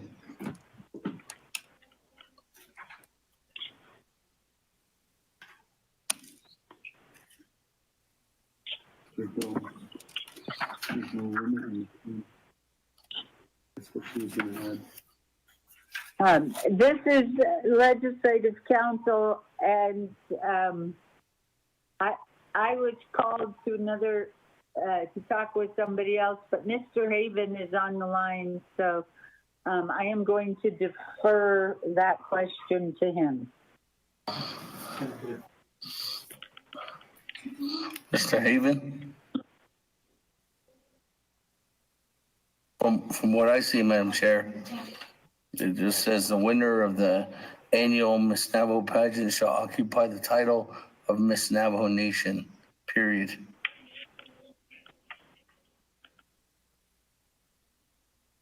In this legislation, it was going to say for 1 year, but since there's no annual Miss Navajo Nation pageant this year, I think it just continues to go on until we have our next annual Miss Navajo pageant. Haven, Yeah, Mr.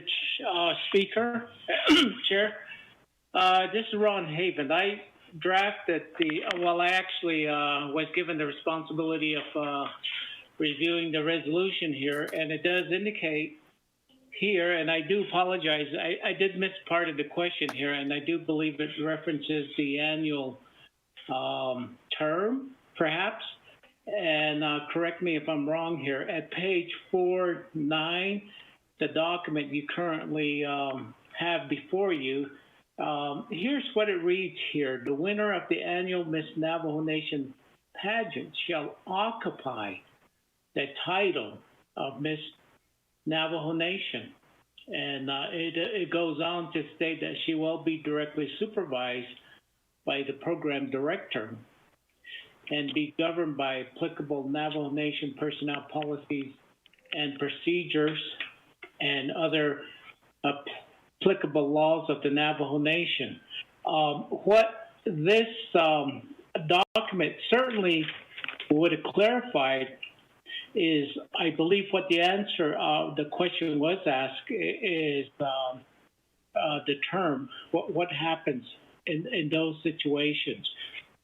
Should this amendment have gone through, let's say this particular part at least, it says that the title is definitely clarified to be for 1 year, and then that particular 1 year term could be extended for an additional year in the event of exigent circumstances. And it defines what those circumstances may be. However, this was not acted on. Of course, you all had tabled the legislation. So I'd like to be given a little bit of time to research this, and I will certainly get back with Dana Barbara as well on this one here, because it does make reference to the personnel policies here and procedures, and I would rather be given a little bit of time to research the area and not advise that this term has in fact ended here, because that previously was not really too clear, something that would have been clarified here by these amendments had they been adopted.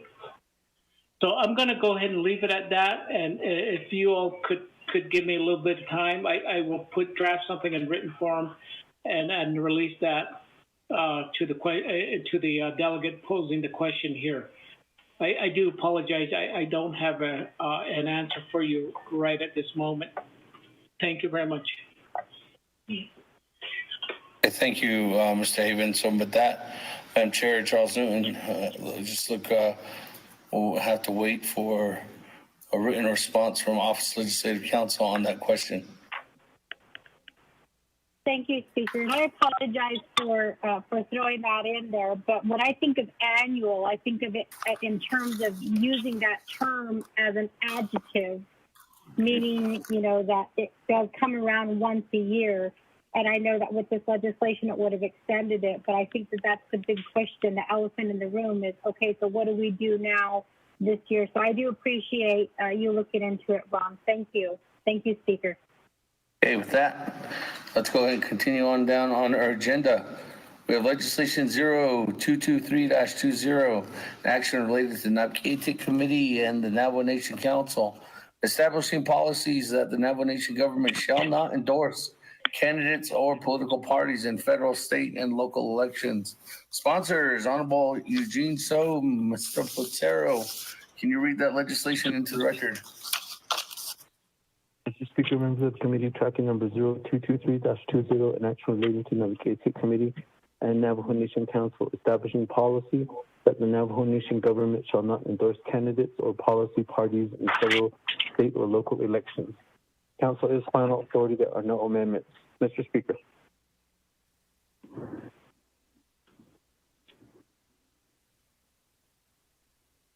Hey, thank you. That, colleagues, on legislation 0223-20, is there a motion? Motion, Delegate Stewart. Honorable Stewart, is there a second? Second, Charles Newton. One twice, Madam Chair, Charles Newton. Comments, questions on legislation 0223-20? Going once. Speaker, this is Delegate Crotty. Madam Chair has a question, correct? Yes. Okay, with that, Honorable Eugene So, the floor is yours. 20 minutes on the board. Yeah,本来的到确实的，那说是大的人做的都要是你本来呀，会啥的 reason why is there are certain things that should be notified to the people and also the council delegate. But we have to Navajo Nation Council before, like a check and balance. We need the three-branch government. We should be notified of what we're going to decide, what are our alternatives or what are our plans.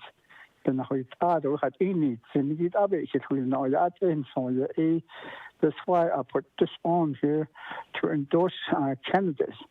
Any kind of party, the Democrat or Republican,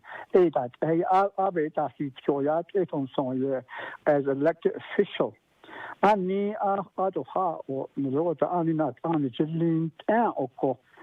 If it's a former council delegate or former president, Navajo Nation, yes, I think that you can endorse somebody. I've seen some congressmen in Arizona that were endorsing and other states people, but not I don't know in the guy. أنا هالله بالنشأ يا كرودين كتام صادسة بينزاو نزاو ناس إنه خاصة أمي because this election is very critical on both sides. Because I see to put the people somebody might go with Mr. Nance, President Nance. One might go with Vice President Liza. A lot of families, they start fighting each other.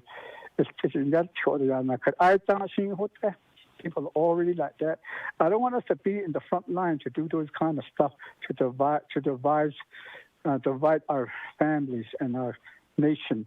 Even now, Abbas to endorse and so on. The 18, and she thought that it's called so I'm not in really front line. My main business as a council delegate is trying to get the people back together. And I think this pandemic is really questioning us. It's really teaching us a lot of things. So even we can change and so on. This case because of this pandemic. But I think I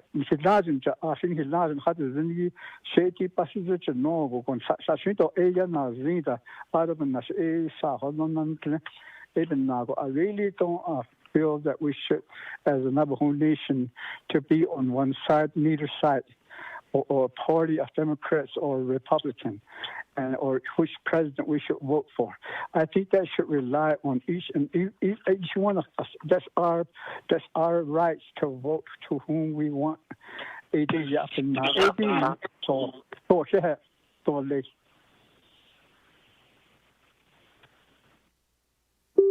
it. Did you guys hear me?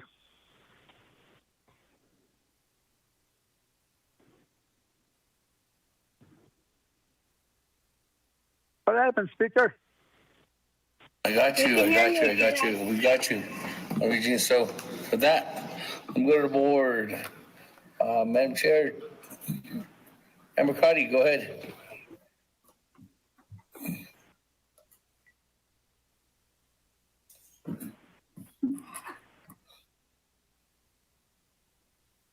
Madam Chair, Amber Cuddy.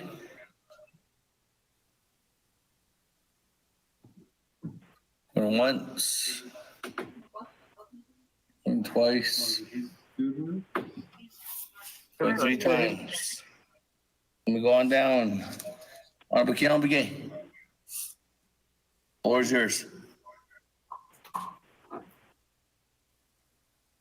Speaker. That's. Ado so sementara senigi. Ado kodona talking hidahni so kodo snadi again or son ash Mr. Eugene. So it is true because Hajikishi Pahnes Landiki I guess that's the overall caution that the nation. But Kodonidia Shamal Lashian Yastik Any Nido Ehut Onhit Zido Edit Up in Nidnish. Niniki Stonanat Okoko rather than endorsing as an official, I believe that individuals, like for myself, I'm hoping it's very obvious who I'm supporting. But where do we draw the line?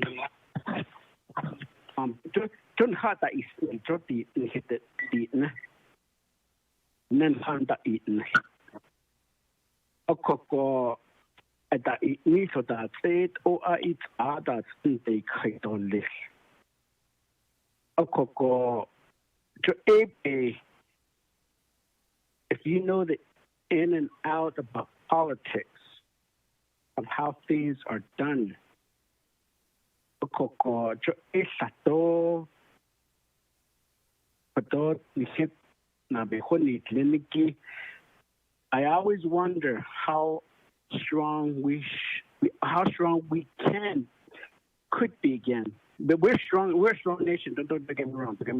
What I'm trying to say is that Navajo Nation Agoko unhit that that's all by state line.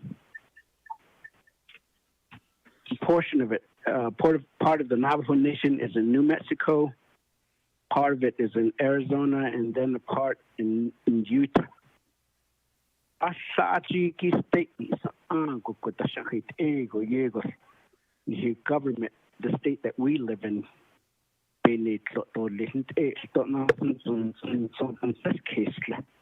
and just imagine we could have a representative or a senator at Washington level if we all were in one area of the territory as a district. And that really is the bad side for Navajo. Ako egotat haki pe ta anestida. Ako take that credit or enforce it or by the Navajo Nation as a governing body. I guess the president position, not necessarily the current individuals are occupying that position now, but it could be a strategy that they're working on to work with both sides.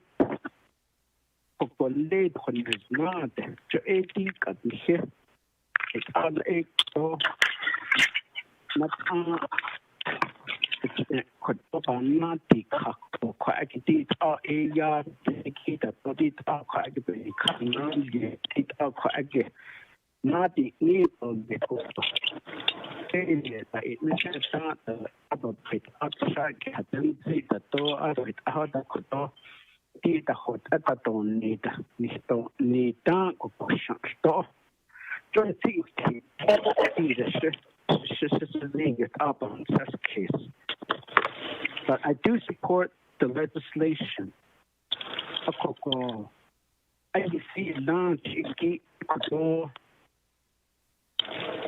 For now, I actually cut the shaki. I let all the ego, but yes, what is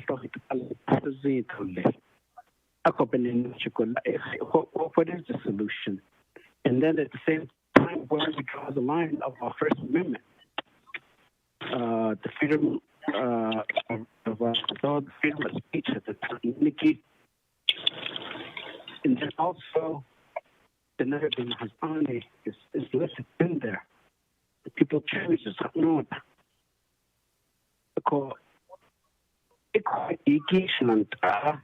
I'm sure the wiser delegates probably have good insight that could shed a light on to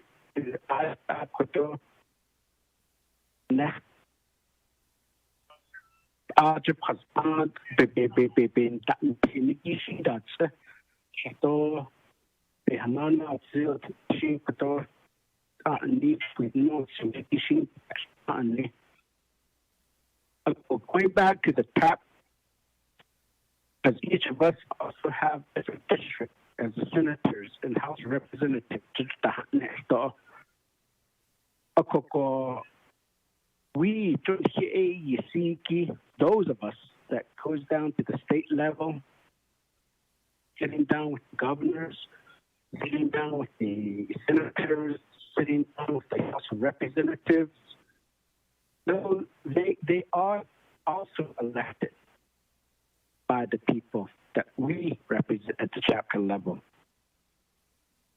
At the local level, in high east, what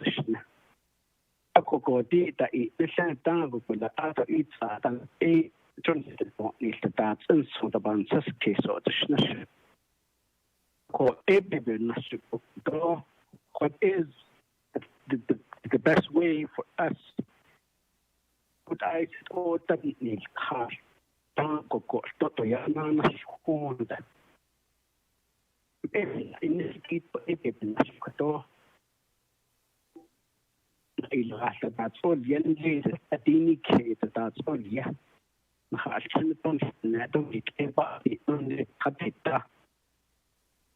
So, Mr. So, I know that you've asked for input, but ani kudo ego kudo ani here. Ado Washington, but ini link that on net ani here the quotation that it ani the ego of net that person. Sato kudo Washington lini which ni ego. If a Santo Hita not so the nation handle. Is the donor gender add in the knitting skate only. But that person that he got a fancy skate. So, area what I should say to go for her seat on the speaker door, other person.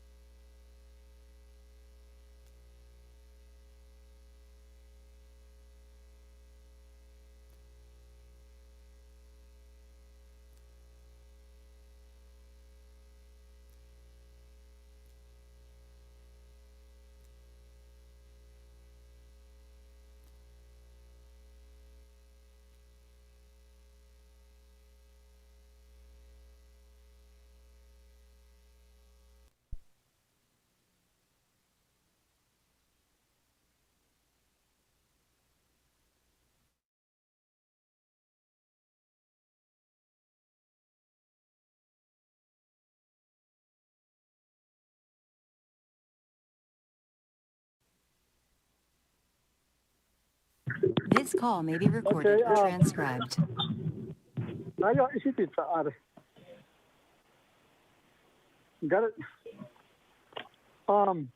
Let's say did it Mr. So ayo I live to the kids. He's on my side. God is on my side. No, that's some lady that you have to have and some great action.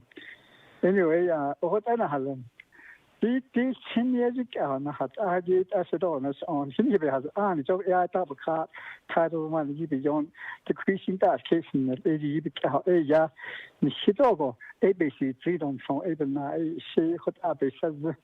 I call Annie. I need ask. There is a pros and cons to endorsing somebody.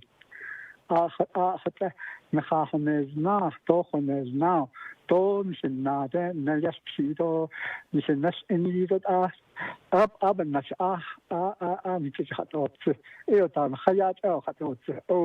but that's just for personal fame. It's for fame. But that's not what we are. We're the nanny. I wanted to see the democracy. I want to see what it really means. That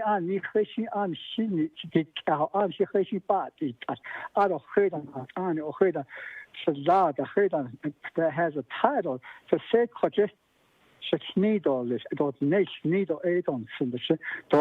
that's being related to me. With the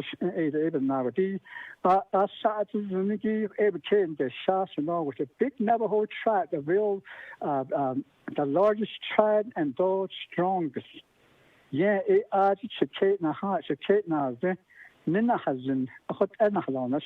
from some of them, maybe you have, or maybe a fourth or a third, or on the other side.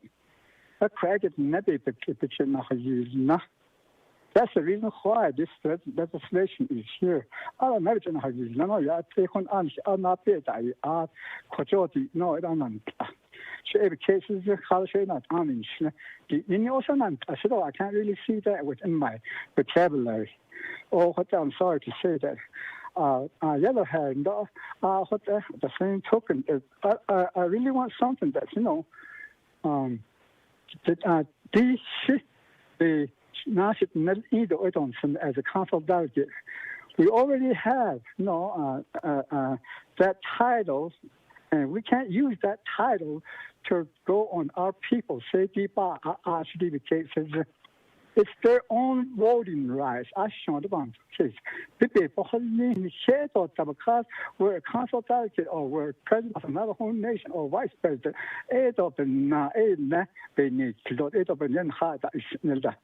I've been in it in the heart is a situation that I'm told no. What are the Nissan Senisha Eben 90 basis of this legislation? That on this sorry. Thank you, Speaker. Thank you, Honorable Eugene. So, that we'll go back to the board. Honorable Freeland, the floor is yours. Thank you, Speaker. Committee members, Shana Honorable, so thank you for the legislation. Just a comment, Shanatai.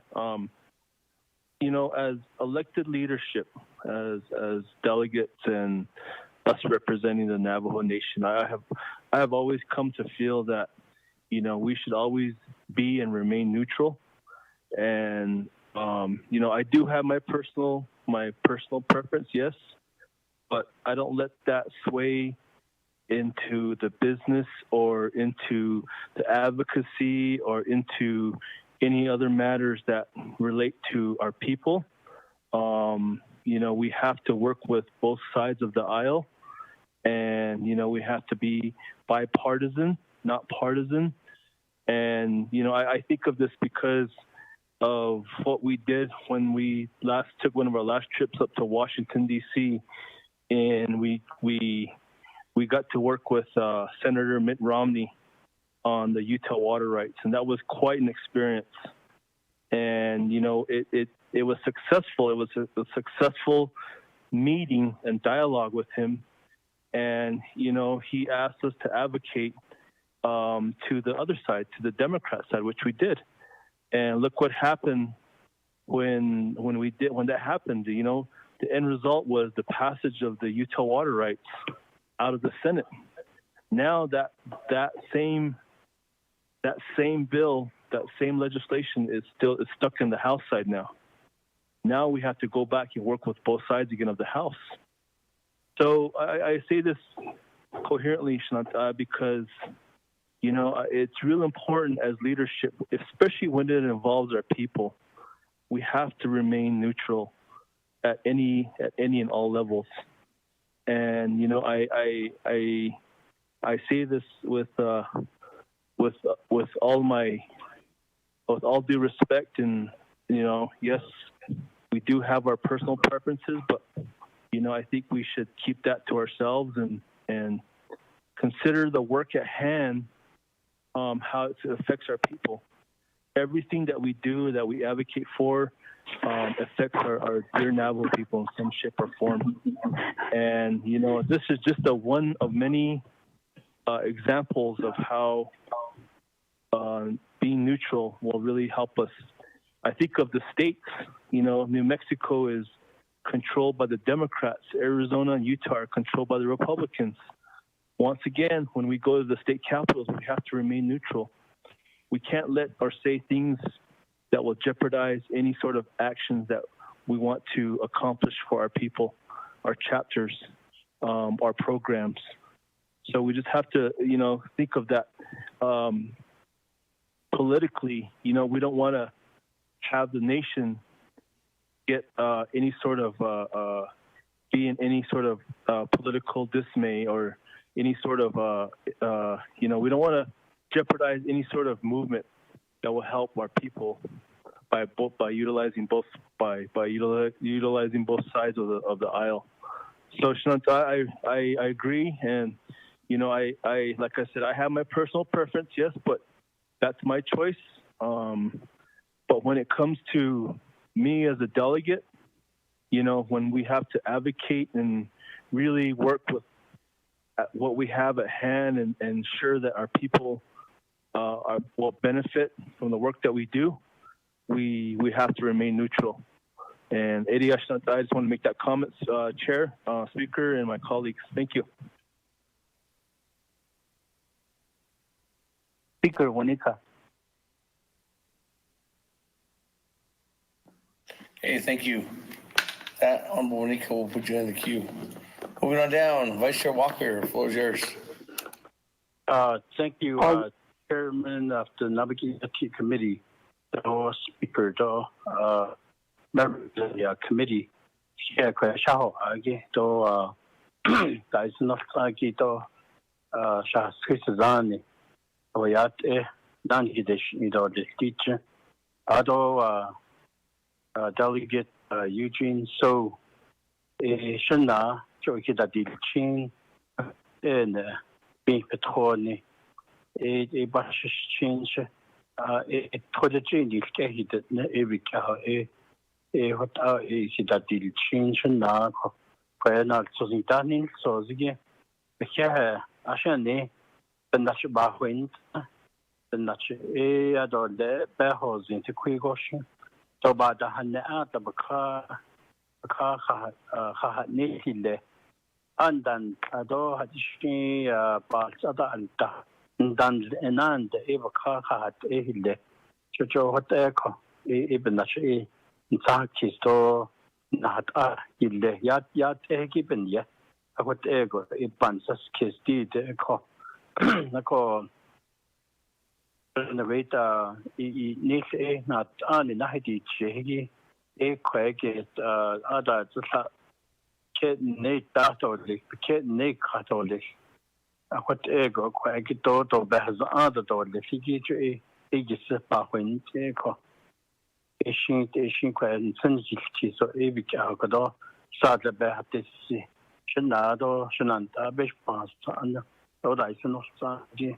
Could I don't let about study Kahaki Ada I large band see case corn that look I don't I see bacon that or look what the hecky eight up band see case the Nebenant than Lenigate what a Yadash killer. Chet Quinson.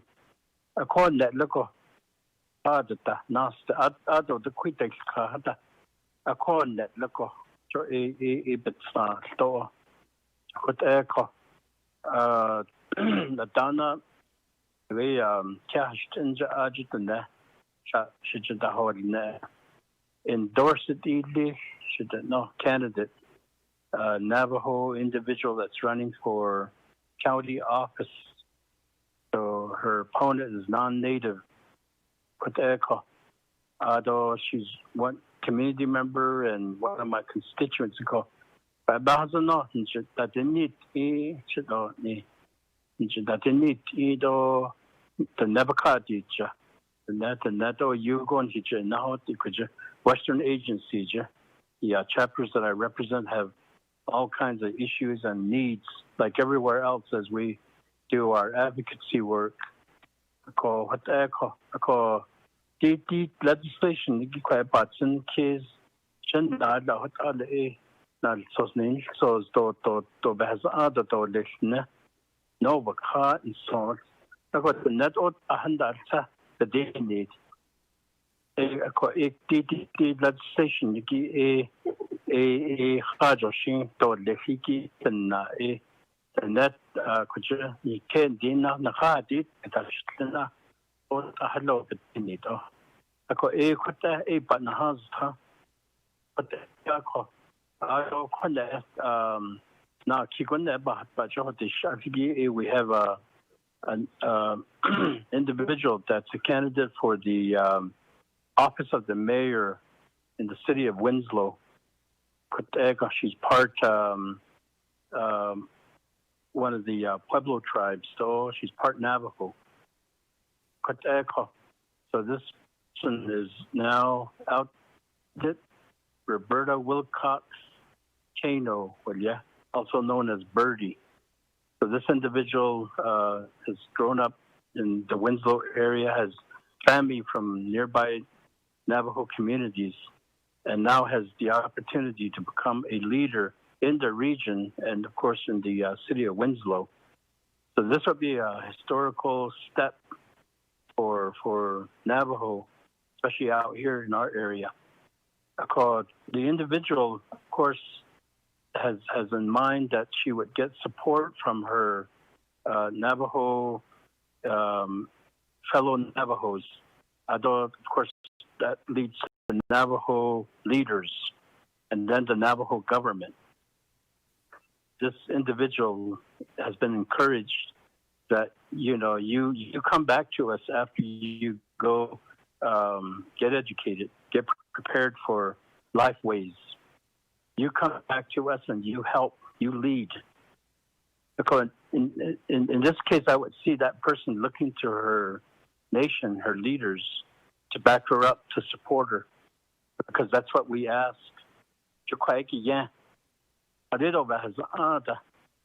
So not so change that it's not kid. Need the light and so this is really close home for me. These two examples I've given, and then of course the other side of the debate or argument is that when people represent Navajo without a clear being clearly commissioned or being asked to do it, they take it upon themselves to go take a position on a political debate, or in this case, supporting political candidates at the highest level of our government.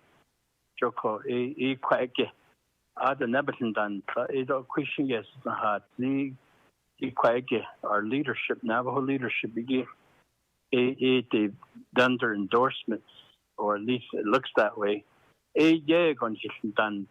No. Ko Jacob Adan Hibevji Yadashki, whatever though, hasn't or the show. So at that level, this legislation will be appropriate at that level. So the local, of course, then we're talking about levels of government, regional offices, where these jurisdictions where we look to for services and for funding and so forth. So there's these tiers of level of governments that we relate to in a government-to-government fashion. So these governments, these jurisdictions, they have elected representatives. How we connect with them, that's an everyday reality, and that has worked very well for us, government to government. Continued positive relationships we have with our elected people, whether they're Navajo or not. So, in the case of Navajo, when these candidates, when they're Navajo and they're running for offices or seats in these other jurisdictions other than Navajo Nation, Joko Kwage, this legislation would be a barrier, would be an obstacle. And I would say this in Navajo, nothing that the Rachinan Hijades eat or Hada, not Hinanta Hajila, Chananta, Nikai, a Shikendo, Kashiketna, Ido, the Shan, Shahado, Ziha Hajila. Then was the Hiji Kwage. I think we have to watch the backs. Because these Navajo candidates, they assume these offices, they would be watching our backs in turn. I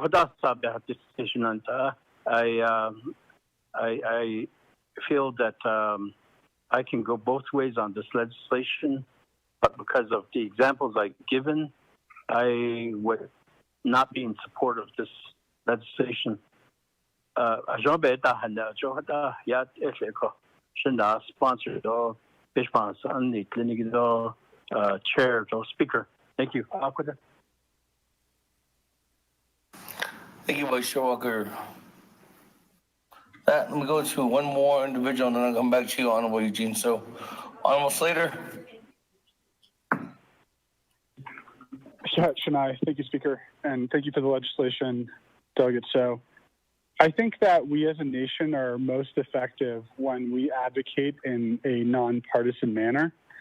And I think that this legislation is trying to restore that concept to the government.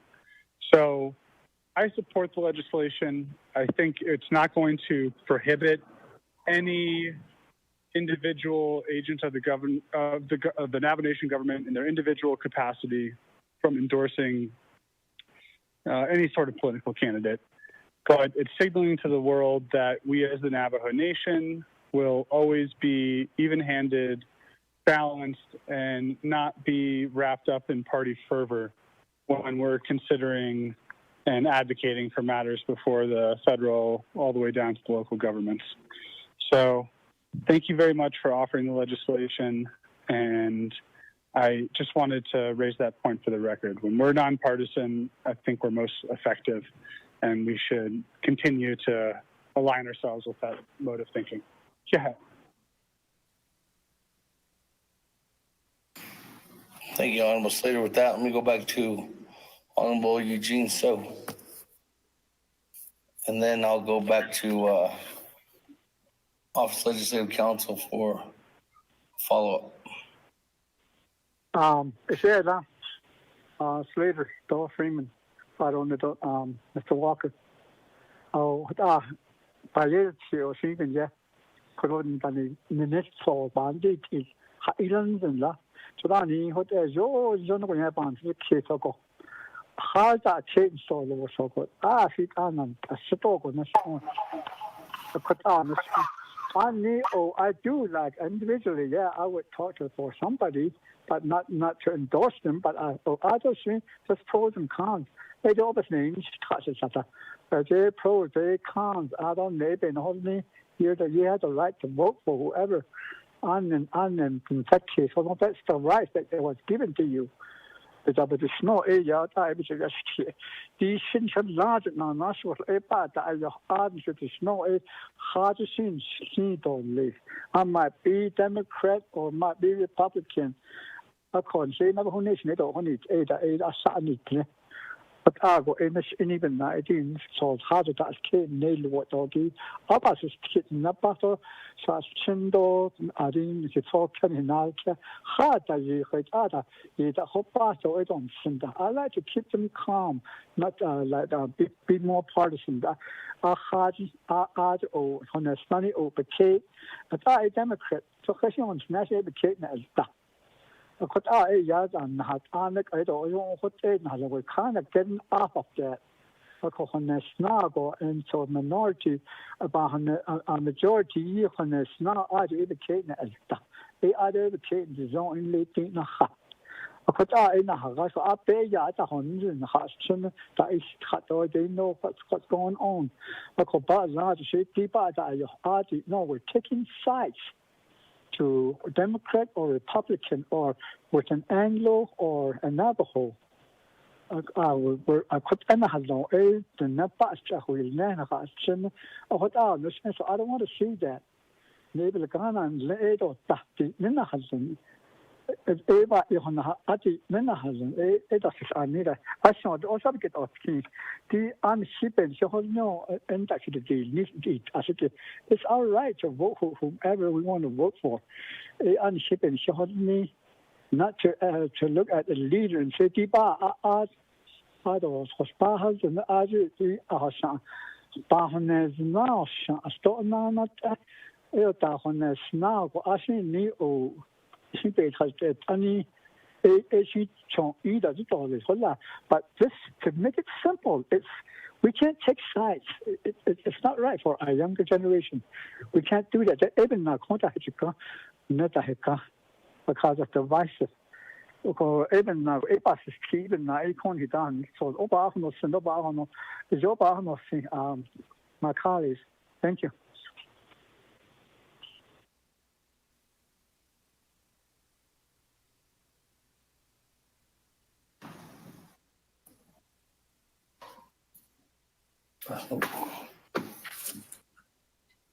Thank you for that, Eugene. So I don't have anybody else in the queue lined up. Any other further discussion? Chair, Oh, actually, let me go back to Miss Barbara. There was a question to Office of Legislative Counsel. Thank you, Speaker. This is Ms. Barbara. So I believe the question was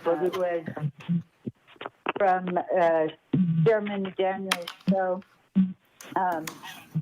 this legislation would prohibit the Navajo government from passing a resolution that specifically endorsed a candidate or a political party. That would include a chapter passing a resolution to endorse a candidate. That would also prohibit other boards or commissions that are part of the Navajo Nation government from doing the same. But it would not prohibit an individual council delegate or official or even the president from stating that they themselves support the candidate or the political party. The purpose of the legislation was to ensure that the Navajo Nation government was not taking an official position on any candidate or political party. I hope that answers Delegate So's question. Listening to some of the discussions and some of the concerns, I would suggest that or recommend that on page 2, line 24, before the word candidate, you could insert non-Navajo. I, of course, have not had the opportunity to discuss this with the sponsor to find out their views on this. But if that amendment were made, it would allow the Navajo Nation government at all levels to endorse a Navajo candidate. It would prohibit endorsements of all other candidates. Thank you, Speaker. Speaker Wanika. Thank you. With that, Honorable Wanika, and then I have Honorable Paul Begay after that. Speaker, point of privilege, this is Chahinio. Oh, Chairman Hinio, go ahead. Point of privilege. Yes, point of privilege, Speaker. Delegate Jimmy Yella here. If you are listening in on this call, Budget and Finance, we're ready to vote on the 2021 budget on Saturday, one day. That's it, cannot Speaker. Well, Jimmy Yella here, point of privilege, you're requested at another committee meeting on a big vote. Okay, Speaker, I'll let you go now. I was going to say something, but it's okay. I'll go back on Budget and Finance Committee now. I'll go national Ani. Go back to the other side. God bless. We'll see Honorable Yella here. Okay. That Honorable Wanika. Okay, thank you, Speaker and members of the Naabik'iyati Committee. I want to thank you, Delegate Eugene So, for sponsoring this bill. I think Ms. Barbara explained this as it is, but it includes all the county and the state and the federal, the tribal government. That's where I have a concern because we participate in a dual government. And I don't think we do anything wrong in both governments.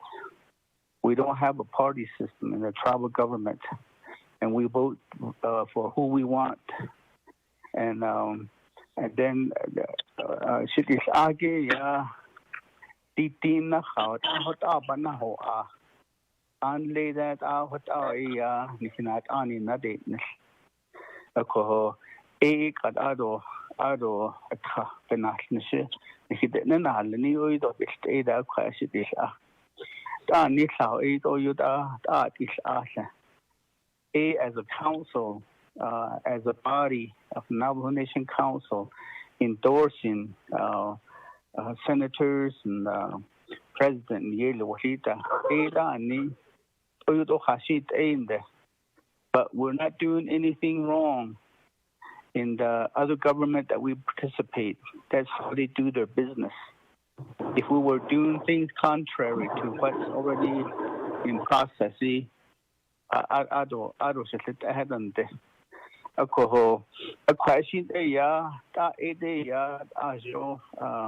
endorsing people as a Navajo Nation Council. I would be supporting because of the case of nation would never have never that deal was a late urban case for the no. Baby, I just didn't put a gate, I put on Ado, put out is it Judy no, but I could only Shinaya, yes, I agree with him. Chairman So, Adani, put out a nature, he never is John with Nielsen. A coalition Saturn Hanilia, Million High is Nel. The Nabaja need Limben Yedo, the Nabaha Ilzido, the Naha Ishim Payat Eto Leke, Pipasitido, Baby Jay put Anhalanat Ani de Jehigi, Philada Siat Ehoia, Nahaho Ashola. were separated as far as the other government we participate in, the county, state, and federal. They already have a party system.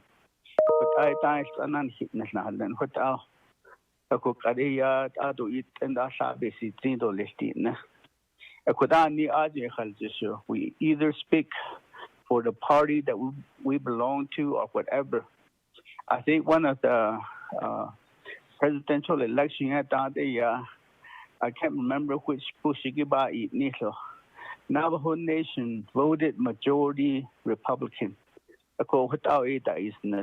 because they believe in that person that was running for president.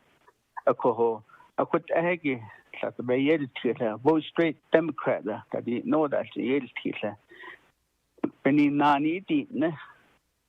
Democrat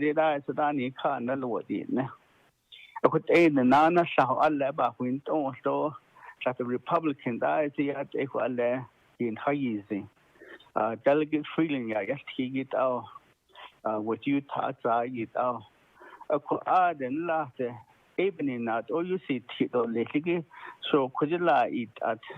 I think leadership already knows that once the election is over, we whatever our position is, we speak for all people. I think Ebe Havanitz, Nishitu so able or Nidlen Hadlen. Satan Late, Asahale, Hunet, or your salt, never salt, the Hitness, or you been banana chonsa. Belgane, the Ada, the old Chonsat, the other hell, a Tmosa, lived out how a Jinada teacher. Ajago, Tiso, don't hire data. A quan Shijugo, Aji Tisobe, Uquidil, Asha do it either. A co Paiwan Saki ago. I've been now, I thought Albe has unneat our bane dailness. So be has unneat our bane dailness, a great our name by Nate Idolish. I could ato had and he later so that a question became naked. I thought I said ado to hit our a haneta. A given one Saki. So I really don't see a problem with it, leaving things as is. And the elected position belongs to the people. It and not our sons, no a pansilla. A quay a satot eyes have been holding a co pay bansi cases. A could has any il or your cities. A could any lata has you hold so. A could only that on you. He endorsed the city as Navajo Nation Council. I could only that on had I didn't the banet on the ship another deed. So deal when we haggle on high ash for the sheik the deed. I could aim that I need high at so. Penny Nagi, Hajob is at the page under C3 or she low what I've been dick. She don't answer answers case. She had love.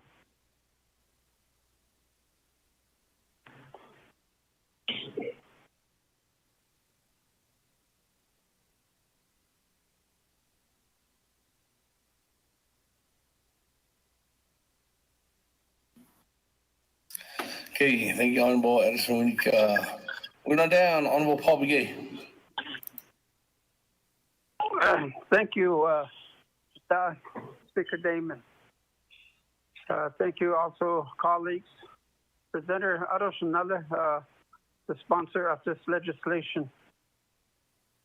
Should that oban such case could see that one of our colleagues said, "Oh, she I can eat Naniki."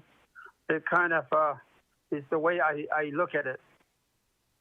We're going to be limiting ourselves. Is the way I look at it.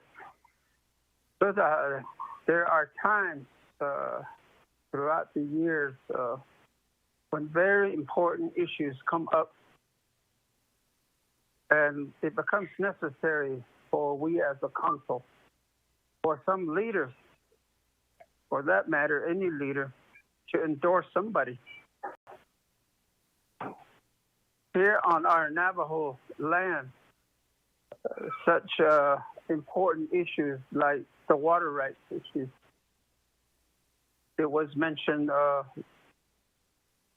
Rick Romney a while ago, Republican working with us to get the Utah water rights. So we tend to favor him because he helps the Navajo. There are important issues also like Bears Ears, San Francisco Peaks. All these are very important issues that some of the members of Congress help us, and they support us in securing that we keep these areas, these important areas, these sacred areas in the hands of our Navajo people. So I think we get ourselves at a point sometimes when we really need to endorse as a leadership, to endorse somebody that backs the Navajo interest as important as Bears Ears, as our water rights.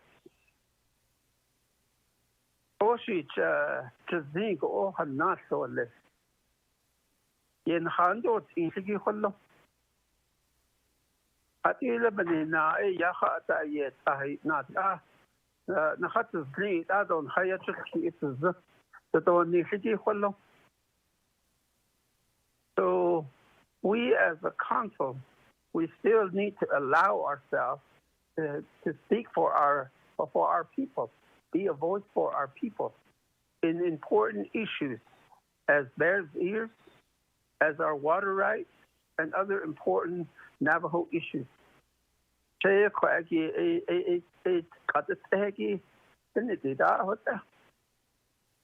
Whatever your preference is, Republican or Democrat, that's your right. It's yours. That right is yours. However way you want to use it. Some of us like to be low key and just watch the action. In the end, we know who to support. But we as a council, I think we get in a situation where we have to speak and be a voice for our people and endorse somebody that has a very favorable interest in the Navajo interest for us. And these sacred areas, sacred sites, like I mentioned, Bears Ears, the water rights, those are important issues for me. I won't be voting green for this one.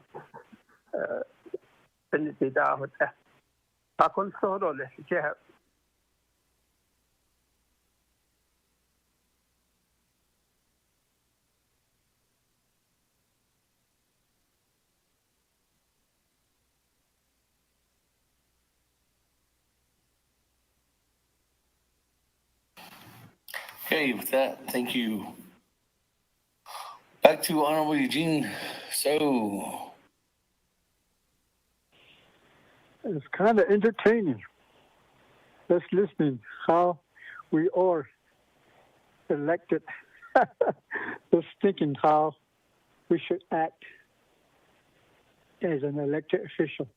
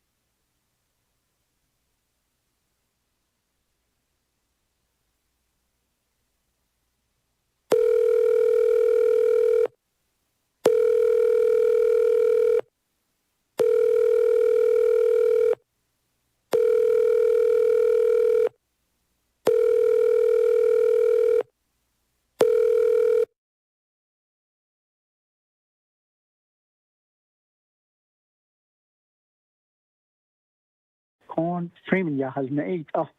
They can help us, Republican or Democrat. Jobs need Michigan change. It could either audit on the case, so it educate us. It cases it on neither. We all just want actually out of hard than the limit. What are go 18 years and hatch up in some a coron hun so retara joya to Korea had no the Jobia the whole other husband she I dance on. Could you cannot only time is charged either neither. And the aside is taking cause into that in there on sort of machine. Because to me, it's my people. The people is it's going to be or against or going to be against. The crack is it that's the sun and they've been now 18 hits on the soul. I don't see that or yet I'll ask nothing needs no yet a question on this not the case indeed cut off beat need shade up a snake initial go. Pretty sure it's going to work. Said I had that options. I need to don't miss so it's a positive way of thinking. Even now in the data and so what are being young case and so it can't forget so when using so it could on the data on so a console they have still the coronavirus TV. I need aid or share ask answer in Jordan. Thank you.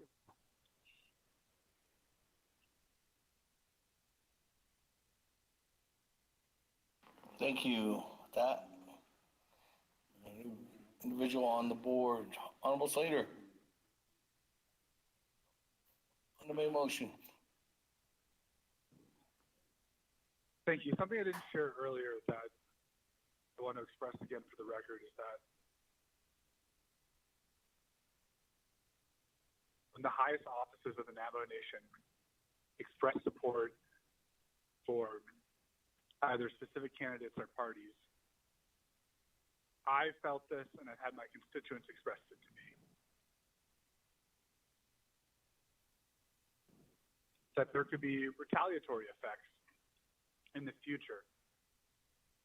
Nothing indicates from this administration, but if the very public endorsement of candidates and parties by our chief executives continue as a practice and is unquestioned, then there could be political testing for jobs, for resources of the nation, assistance.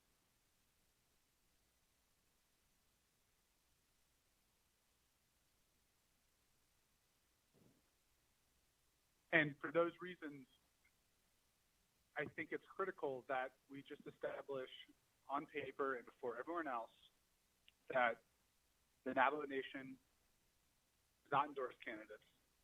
There will be no testing for our employees or our citizens, and everyone's equal before the government and the law, according to Navajo Nation law. Thank you, Speaker. With that, we're ready to vote. I don't have anybody else lined up. Once. Twice. Delegate Nez here. Chairman Nez, go ahead on legislation 0223-20. Thank you, Speaker Damon. Arishnan Ado Shahe. What are Kro Naabik'iyati Studio Naabik'iyati on cheek cases on and the Negeraho Adon and Nationaki and Nachan. In Chile case on in Hatafalong. Ado Chedemsna respect the Gagbe on cheek case on me. But the sheet over Ada a cro on woman a can. Naki Jason all chief and the big height that more than they are never fishing when snap is getting. Those not chunko. But I, sir, Yawns and being get and again. A call, but just has Aja, San Juan County, not kicking all chief, state representative, yeah. Democrat and Lenige Atana, Ado Republican Lenige Belagana, Asha Street, the Nayat Henza, a you are a call. Logical lie, Chidane, Chiche Chosh, oh, Hajibo Lay, Hoppa, Bunny Lido Lesla, Johot on died this kid. Ashkanan Nelakoshe, Hajibo, Yaha, the Kendi, oh, Hilabat at the Mr. Hotaya. A call had a mess I was go. Ah, nay. Ayo Pala Martin and upon the case. And the that they ask a year ago, I think a year should all this. I had the name, the cycle gun and Asa, Eya, the Nat Yat Ashi, the Nayan 6 case and Zensala. I don't that local elections, not like charter elections. So, Quaggy has Anagia, but Abitur holds it. I thought the men that hit us to pay, the charter president, Yat Eto vice president, or secretary treasurer. But none hit a kid, Harlem, here, Ham, Sabashibi, wheat, any given in now. But I don't that no Senate January go. Local elections at any election we're gonna select either re-elect or select a new speaker. Ila endorse the nation and so Ajadan to his case Bojo the after Bohodneko other shinsko Yat Ashi, a condit and then he church that was in a sala based on his unnate clinic hands to go she. Nahajotlo and Ha is Neldo, Nihina Adon his at Nego, Nihiche Des, Egipinina. A quit at a not the Nebish, a shan is eater. In much in 6 case go it a bit in need. Because Daban just case did or Yaja, but I saw Zido, I say, because we had on a PhD, the only Naabik'iyati. They hard to go away, they had the need, man. A connection is a so, and I'm not saying here, what are by Nate Dido, Naabik'iyati. One Kabashe, but has Zido, so here, I'm not sure. Thank you.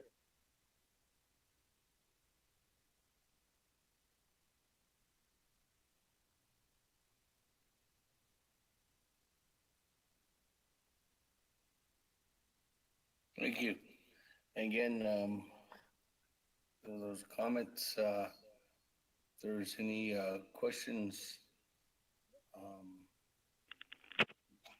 let me just go back to Honorable Eugene. So you have any last comments before we go to a vote? Because I don't have anybody else on the board. Honorable Eugene, so. The chair, as to that East Hunter, I think it was the 15th Amendment, 1868, Arizona. Supreme Court, 1948, at 80 because you Native Americans, and not but on her. That's done the whole lot. The call, the Nago A, the Nasha A, Colon, which are Hanana Street of it.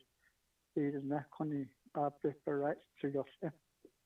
Even the AD Colon Hidahan, so out of whatever in the Bishigan, to don't need the Haliana.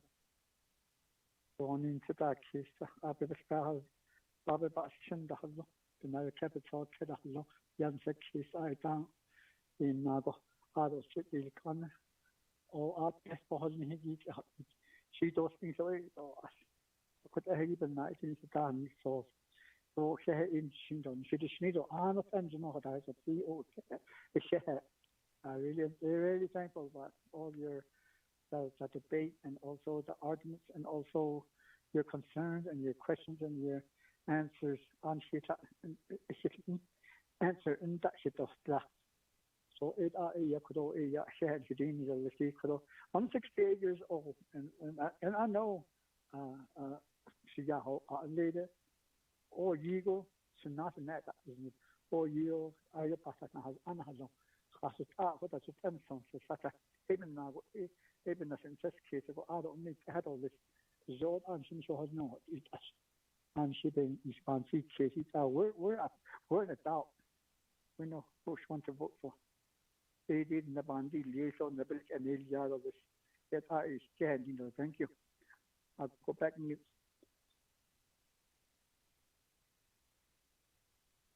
Thank you. And with that, colleagues, I don't have anybody else, so let's go ahead and go to board on legislation 0223-20. This legislation is destined for council, so that's not a roll call vote.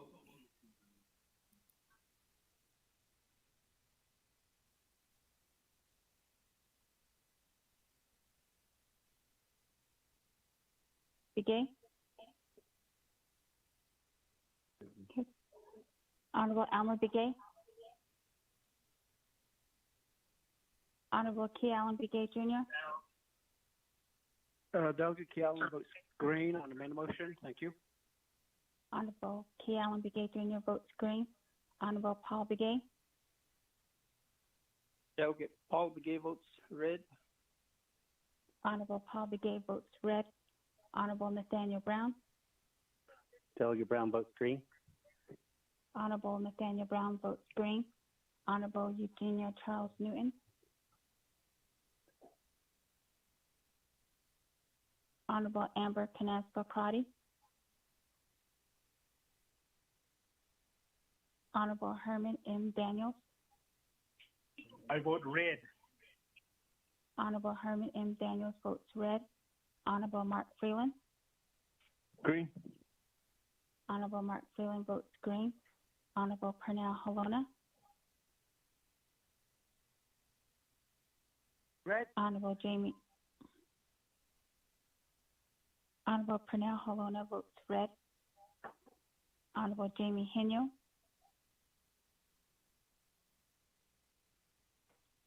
Honorable Vince James? Honorable Rick Nez? Delegate Rick Nez votes red. Honorable Rick Nez votes red. Honorable Carl Slater? Delegate Slater, green. Honorable Carl Slater votes green. Honorable Raymond Smith Jr.? Honorable Wilson Stewart Jr.? Red. Honorable Wilson Stewart Jr. votes red. Honorable Charlene So?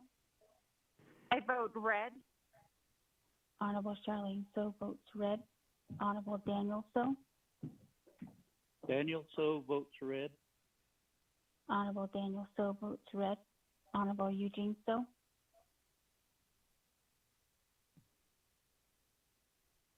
I vote green. Honorable Eugene So votes green. Honorable Otto So? Vote this green. Honorable Otto So votes green. Honorable Thomas Walker Jr.? Thomas Walker votes red. Honorable Thomas Walker Jr. votes red. Honorable Edison Wanika? Red. Honorable Edison Wanika votes red. Honorable Edmund Yazzie? Red. I'm sorry, Mr. Yazzie, can you repeat that? Red. Honorable Edmund Yazzie votes red. Honorable Jimmy Yellowhair?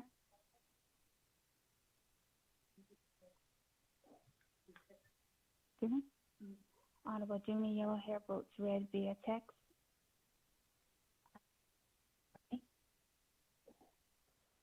Honorable Eugenia Charles Newton? Honorable Amber Canasco-Crotty? Honorable Jamie Henyo? Honorable Vince James? Honorable Raymond Delegate Smith James votes Jr. green. Honorable Vince James votes green. Honorable Raymond Smith Jr. Speaker, with a vote of 7 yeas and 11 nays. This is Delegate Charles Newton. I'm sorry, I vote green.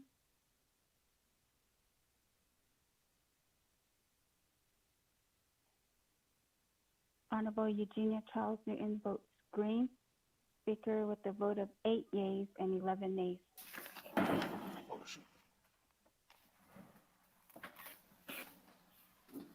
That, colleagues, 8 in favor, 11 opposed. Chair not voting motion continues on as motion fails, but it continues on as this legislation is destined for Navajo Nation Council. That, colleagues, moving on down. Legislation 020820. Action related to health, education, human services, resource and development, budget and finance, and the Naabik'iyati committees, authorizing the Navajo Division of Community Development to proceed with and negotiate PL 93-638 Title I construction project agreement for the selection evaluation report phase 2 for the new Gallup Indian Medical Center at the Rehoboth site, sponsored by Honorable Chairman Niazi. With that, Mr. Terra, if you could read it to the record. Mr. Speaker, members of the committee, tracking number 0208-20, an action related to health, education, and human services, resources and development, budget and finance, and Naabik'iyati Committee, authorizing the Navajo Division of Community Development to proceed with and negotiate a PL 93-638 Title I construction project agreement for the site selection evaluation report, phase 2 for the new Gallup Indian Medical Center at the Rehoboth site. We do have a report from the Health, Education, and Human Services Committee. Amendment 1, page 3 of 3, line 7, insert new language as follows. Based on the terms negotiated for the PL 93-638 Title I contract project agreement, the Navajo Nation agrees to have the final funding amount modified based on the final activities and deliverables agreed to by both the Navajo Nation and the United States Department of Health and Human Services.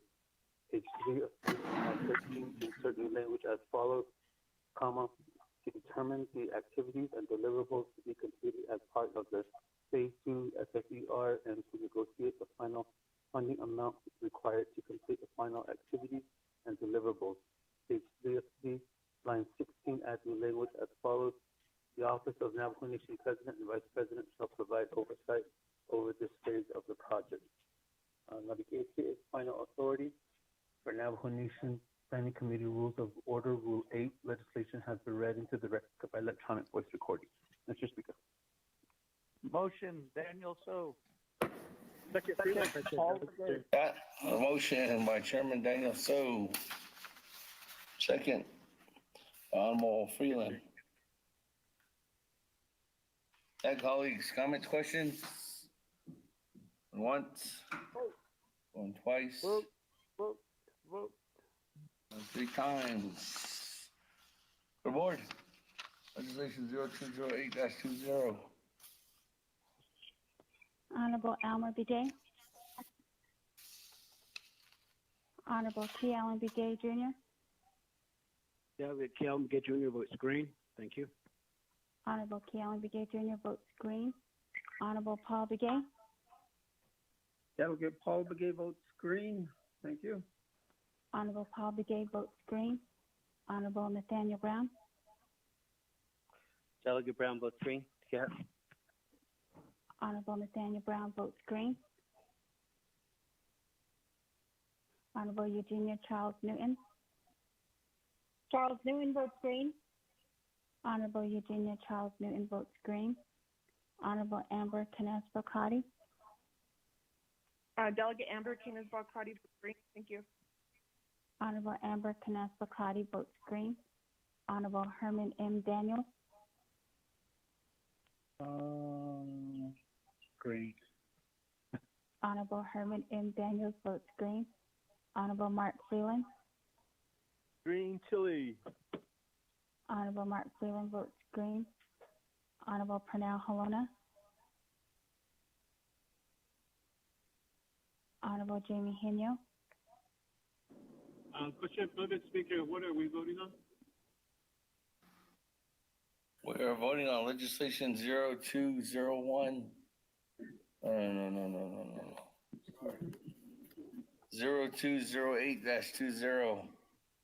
It's a authorizing the Division of Community Development to proceed to negotiate with a construction project agreement for the phase 2 of the new Gallup Indian Medical Center at the Rehoboth site. This is the main motion.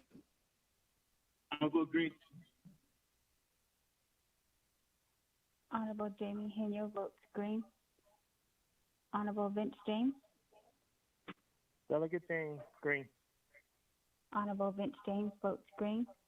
Honorable Rick Nez. Delegate Rick Nez votes green. Honorable Rick Nez votes green. Honorable Carl Slater. Delegate Slater, green. Honorable Carl Slater votes green. Honorable Raymond Smith Jr. Honorable Wilson Stewart Jr. Green. Honorable Wilson Stewart Jr. votes green. Honorable Charlene So. I vote green. Honorable Charlene So votes green. Honorable Daniel So. Daniel So votes green. Honorable Daniel So votes green. Honorable Eugene So. Vote green. Thank you. Honorable Eugene So votes green. Honorable Otto So.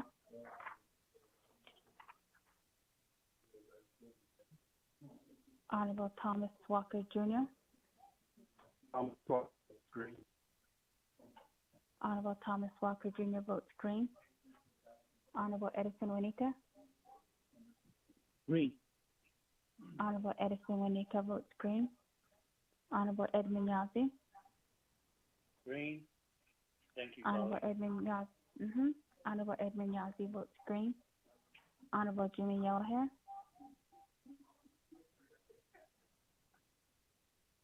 Honorable Alma Begay. Honorable Pernell Halona. Honorable Raymond Smith Jr. I'll vote green. Honorable Raymond Smith Jr. votes green. Honorable Otto So. Honorable Otto So votes green via text message. Honorable Jimmy Yellowhair. Speaker, with a vote of 20 yeas and 0 nays. Hey, colleagues. Legislation 0208-20. Voted 20 in favor, 0 opposed. Chair not voting, motion carries. Final authority was here at Naabik'iyati Committee. Thank you. Moving on down. Legislation 0201-20, sponsored by Chair Charles Newton, co-sponsored by Honorable James. Mr. Patel, can you read that into the record? Mr. Speaker, members of the committee, tracking number 0201-20, an action relating to health, education, and human services, budget and finance and Naabik'iyati committees and the Navajo Nation Council, adding $175 million to the CARES Fund Hardship Assistance Expenditure Plan enacted by CJY-67-20. We have an amendment. The first report is from the Health, Education, and Human Services Committee, has had under consideration report the same with the recommendation that legislation 0201-20 had no second vote for the main motion vote and no amendment, no directors, and therefore referred the same to the Budget and Finance Committee of the Navajo Nation Council. You then have a report from the Budget and Finance Committee, has had it under consideration, of course, the same with the recommendation that it do pass with 3 amendments. 1, Exhibit 2, page 1, at the end of the first full paragraph after person, insert over the age of 18 years as of March 1, 2020, and $500 per person under the age of 18 as of March 1, 2020. 2, Exhibit 2, page 1, first paragraph, line 4, delete Navajo tribal members and insert enrolled Navajo tribal members. Exhibit 2, page 1, at the end of the first full paragraph, insert emergency financial assistance under this expenditure plan shall not be income-based or restricted. 3, on page 4, line 8, after Exhibit 2, insert comma, including the clarification that the executive branch entity receiving the funding and administration responsibilities through the office of the president or vice president shall be the office of the controller. Technical amendment on page 7, line 14, delete chapter distribution and insert hardship assistance. Exhibit 2, page 1, under the section labeled Administrator of the Funds, delete Office of the President and Vice President and insert Office of the Controller. Exhibit 2, page 2, first full paragraph, delete Health, Education, and Human Services Committee and insert Budget and Finance Committee. Delete the submission to the committee chair for resolution sponsorship and insert recommendation of Health, Education, and Human Services Committee. Exhibit 2, page 2, under the heading labeled Monitoring, delete Office of the President and Vice President and insert Office of the Controller. Exhibit 2, page 2, under the section labeled Means of Funding, delete Designated Executive Branch Division and insert Office of the Controller. Exhibit 2, page 2, under the section labeled Affirmation of Administration and Management, delete Executive Branch and insert Office of the Controller. The Office of the Legislative Council and Office of Legislative Services shall revise Exhibit 2 and the Hardship Assistance Expenditure Plan as necessary to account for the amendments made. The Office of Legislative Services shall renumber and reletter as necessary. Council is final authority. Mr. Speaker.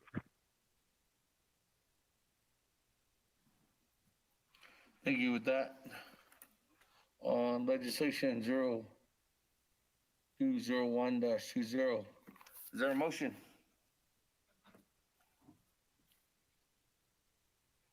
Or once? Or twice? Motion. Bottle so. Motion. Auto so. Thank Is there you. a second? I'll second, sir. Second. Chairman Yazi.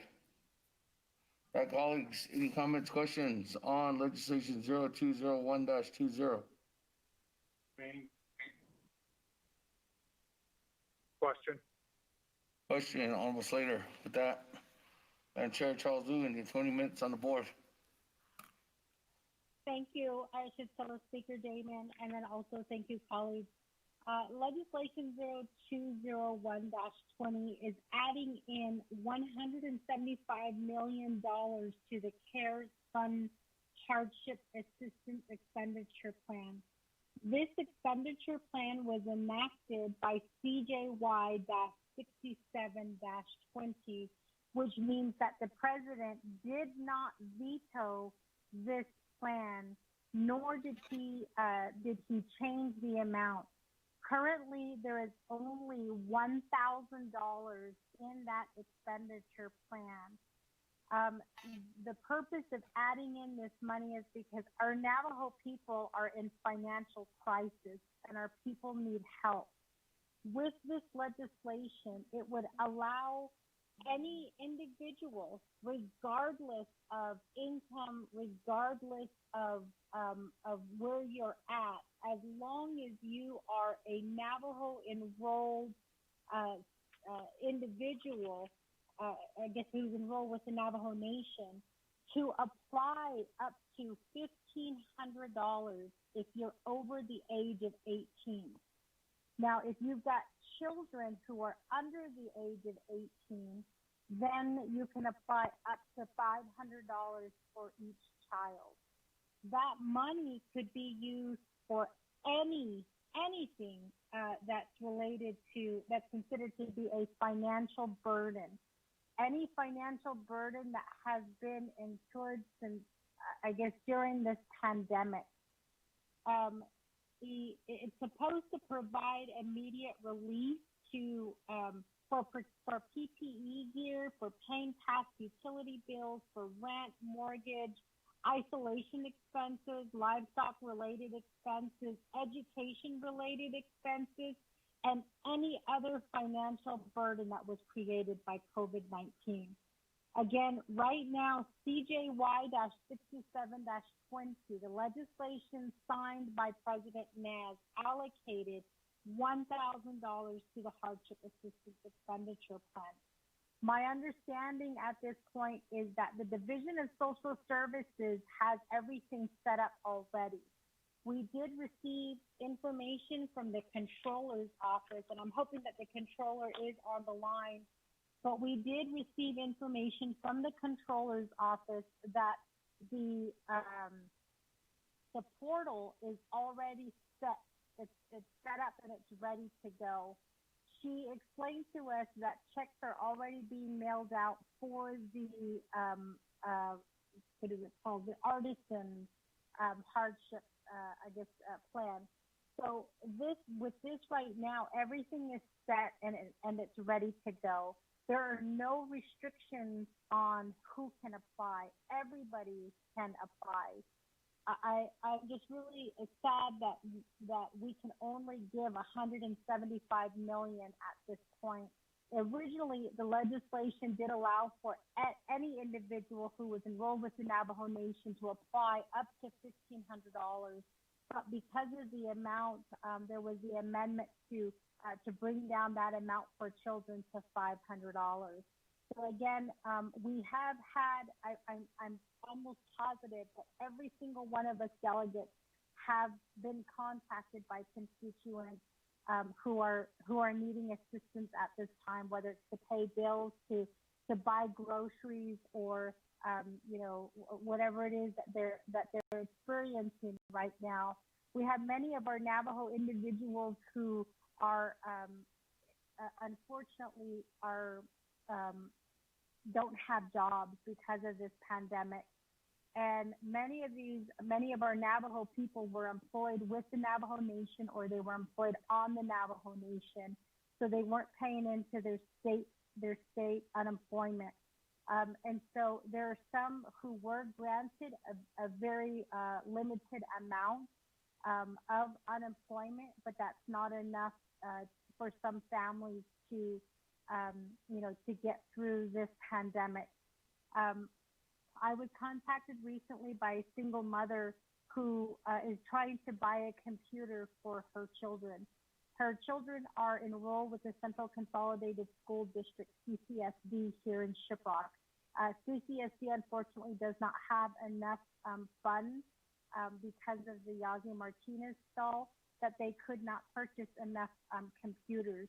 So the mother did contact me and asked if there were any funds available to help assist her to buy a computer for their family, so that her children could get the education that was needed. And so unfortunately, we don't have discretionary funds as delegates, so we don't have any money that we can give. As Honorable Mark Freeland stated, some of us are trying to assist families with food, with food out of our own pocket. Unfortunately, we don't have enough money to help everybody. So with this legislation 0201-20, it's a guarantee that people will apply for this money, and it's a guarantee that this money will be spent. It's not going to get tied up in any program. It's not going to get tied up, with not getting spent. I believe that with the controller's report to Budget and Finance, as the portal is set and ready to go, I think it would only be within a matter of days before these checks start going out. The controller did advise that if we start adding more amendments, maybe not amendments, but restrictions on how to apply for these funds, it'll make it a little bit more difficult to get the money out. One idea I believe that she had said is just having them fill out an application and then submitting it, and not have to submit other forms of documents, because I believe she had said that they can cross-reference the CID if that's really the only requirement, as well as the I guess maybe an ID proving that you're over the age of 18.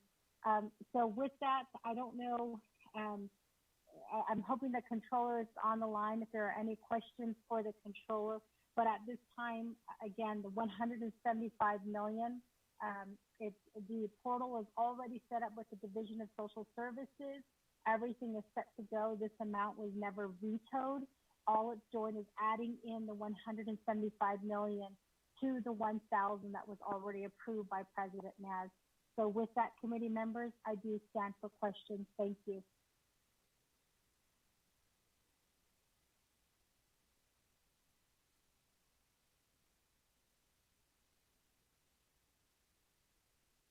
Hello? Thank you, Madam Chair.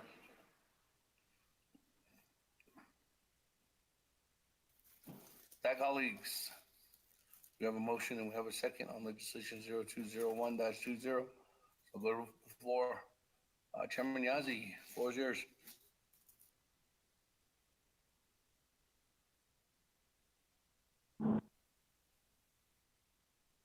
Sir, no question. Speaker, I think it was Slater that had the question. Okay, moving on down. Honorable Slater, floor is yours. Yeah, Shania. My question is more for either the motioning party or a representative from the Budget and Finance Committee to walk through some of the ideas and logic behind the amendments made at the committee. It's not that I necessarily disagree with any of them, but for me, it's important to hear what the thought process was behind them. Thank you.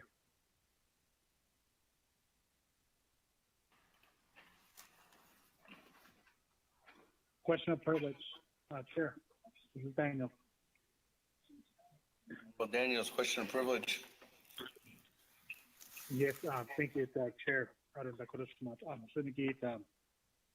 a question of privilege. I know all the expenditure plan, legislation requesting for CARES Act dollars. It went through a committee. I'm just wondering why this one didn't go before Resources and Development Committee. The last one, legislation 0197, it was put back to RDC. But this one, I'm just wondering why it didn't go through RDC, Chair.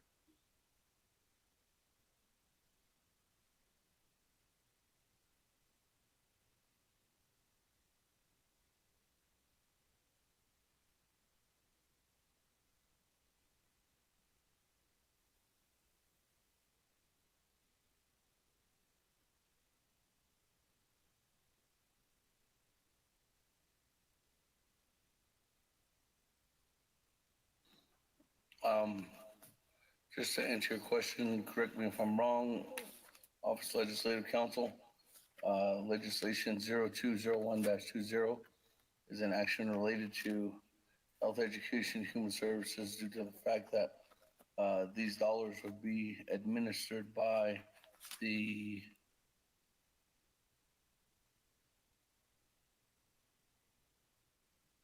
Division of Social Services, which oversees, which oversight is the Health Education and Human Services Committee. And CJY-67-20 refers to if there's any amendments to that legislation, it goes to the Budget and Finance Committee and the Naabik'iyati Committee. So that's the reason why it just went to those three committees. Honorable Daniels, correct me if I'm wrong, Office Legislative Council. Speaker, this is Office of Legislative Council. As you are aware, and you can look in your Section 1 authorities in each of the legislations, we attempt to match committee authorities with the subject matter of the legislations. And in this legislation, we did not identify a direct line of authority to the Resources and Development Committee or to the Law and Order Committee. It seemed to fall under the HES Committee and Budget and Finance Committee. And I think as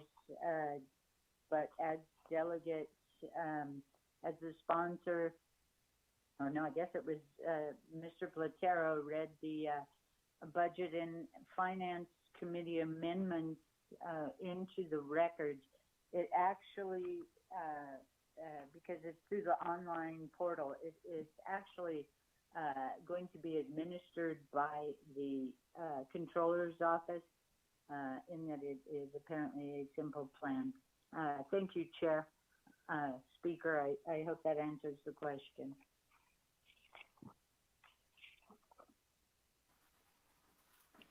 Thank you. That, let me go back to Madam Chair Charles Newton for the questions that arose by Honorable Vice Chair Slater. Okay, hi, Stella, Speaker Damon, and thank you for the question, Slater. Thank you. I'm not really sure the logic.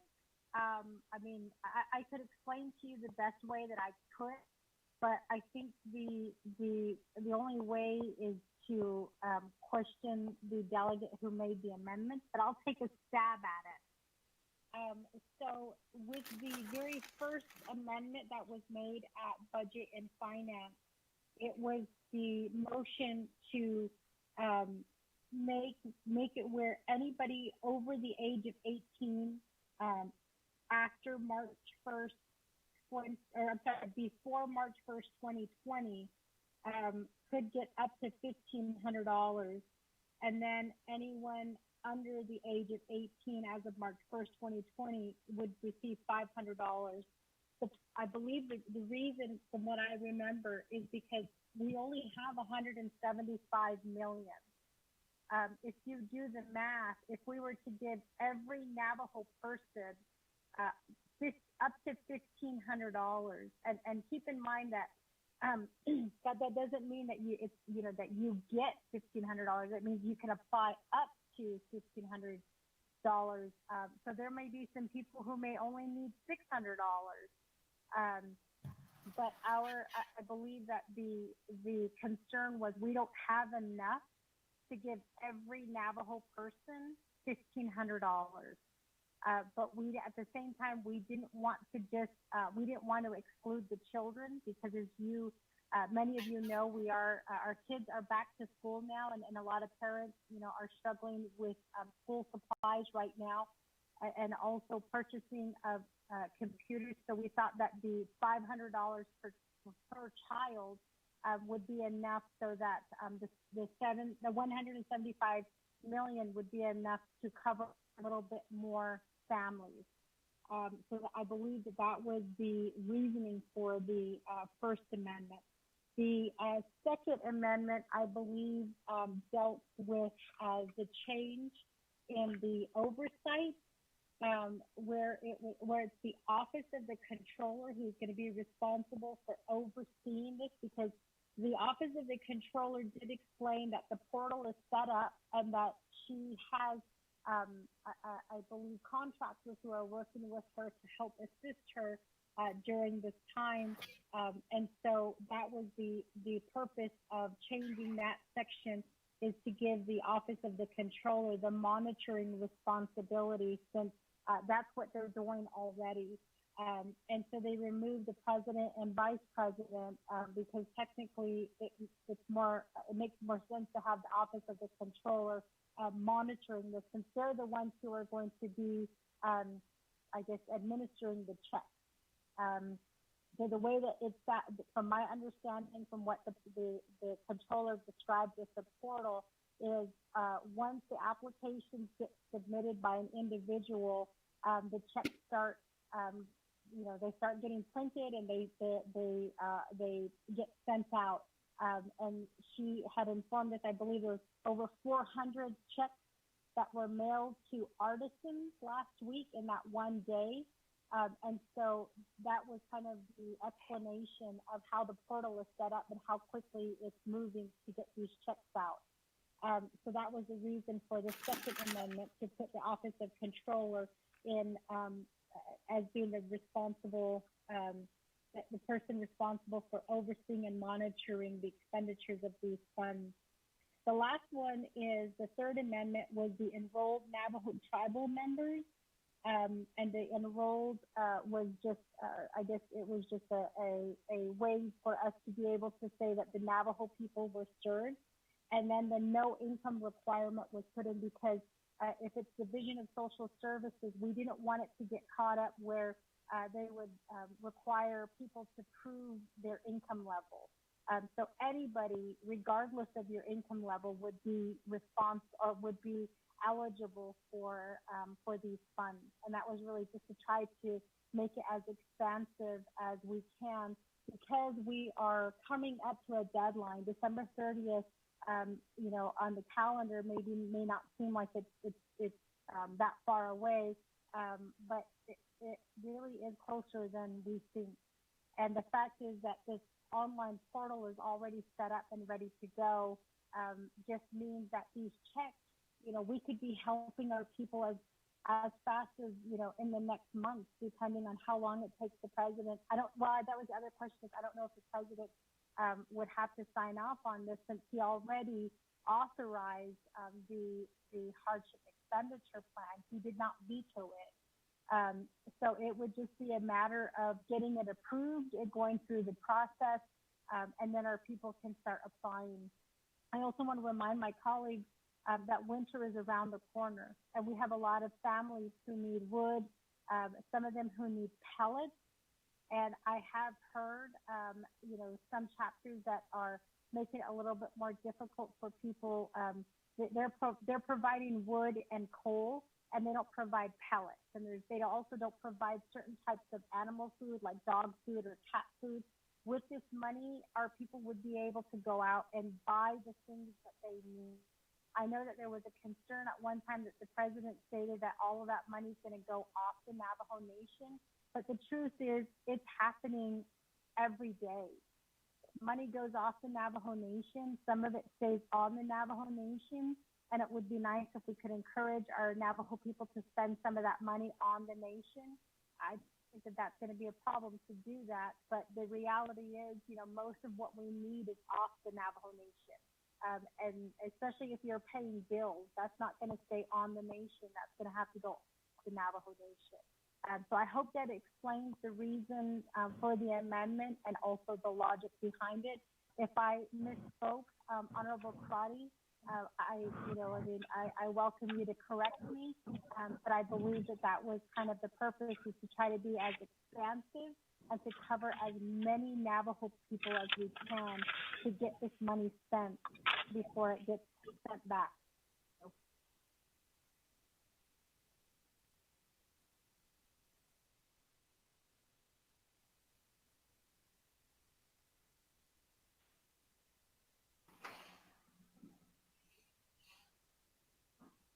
Chair, are you still there? Yeah, did you hear the rest of my my presentation? Yeah. Okay, I didn't know if you're done or not. I am done, I hope. Okay. Let me go back to the board then. Honorable Keelan Begay.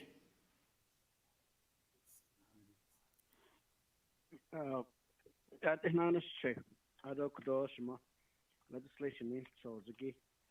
I don't have a problem with supporting this legislation, but predetermining how much the Navajo is going to be getting, I believe that we'll be shortchanging almost 2/3 of the Navajo people.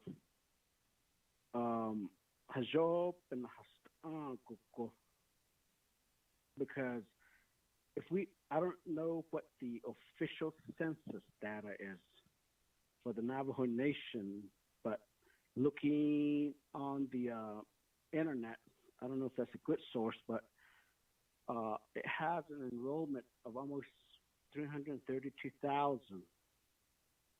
156,000 lives on the Navajo Nation.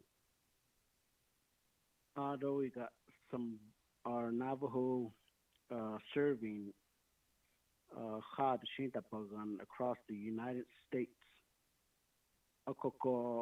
If we want to help them, hardship, it's very obvious that it will. I would say that almost 60 to 70% of this will probably go to NTUA for electricity bill.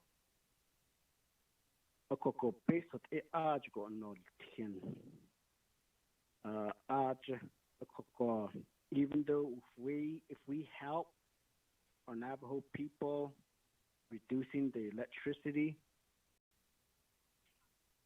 there's still being hardship in other areas across the board. Yes,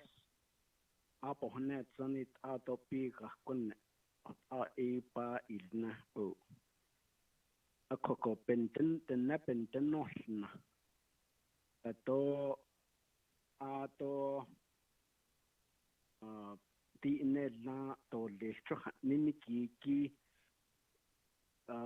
e tiki ajo nelia coco the true data how it ya coco njondo lesson a coco nchitten and lindikit oshin khayut ani and then does this also will net dal nishikit a nisha you're not qualified neto na bohnet zat tan hit ni tan nishati then dal nishiki and I believe that they also are in that situation as well. According to other cares fund,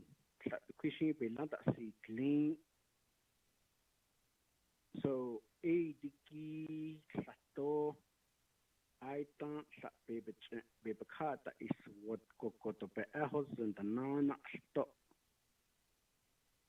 Koko the question ke kuna koko kodon hit and diniki bebaka ilyede ki sa beben nachta shita at oh yun hit nakit out of betanos nachtan so yet papa and test case and those people especially that lives in the kinhadas ago aden da khakin da nashiki ajishi pa has no apartment the kid that nestlin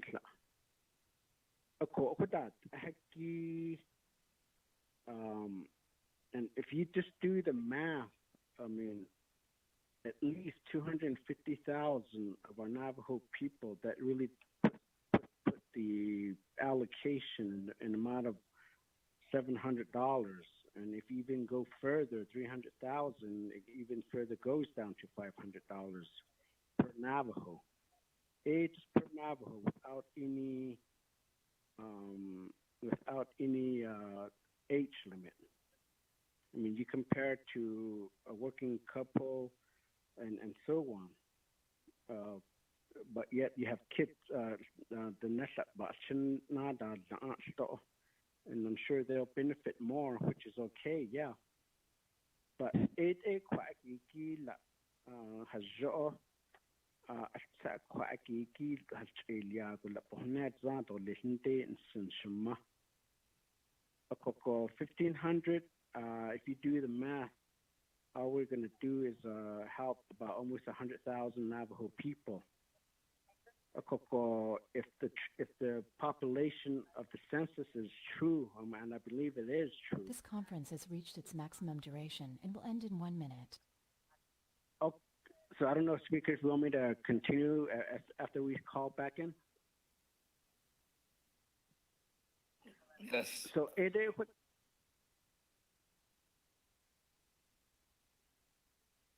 So it quite geeky. I mean, how can we go to the extreme to help as many Navajos as we can, but with the limited of funding that's left? I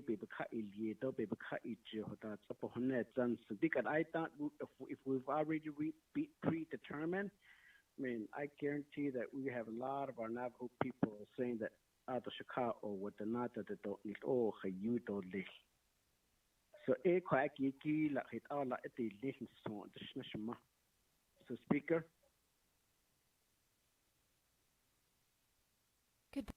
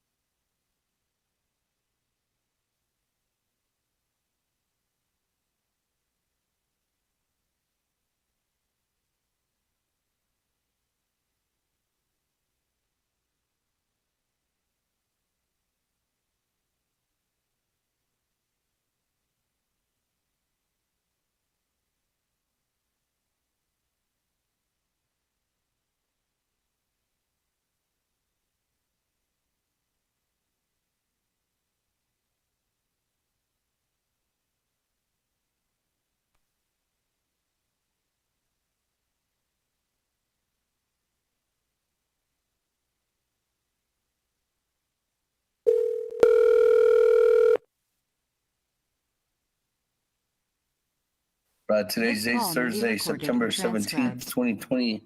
Time now is 6:51 p.m. We are on legislation number 0201-20, which is sponsored by Madam Chair Charles Newton, co-sponsored by Honorable James. We did hear and probably are going to continue to hear from my chair, Honorable Kealan Begay. But before we do that, colleagues, looks like I only have 6 delegates on the line. So let's give it another 2 minutes. Oh, I'm just going to do a roll call. Make sure. Just for the new next 5 hours. I mean, not next 5 hours, the next hour and a half, maybe we'll get done with everything. Honorable, or Mrs. Snowtail, if you want to go ahead and do a roll call.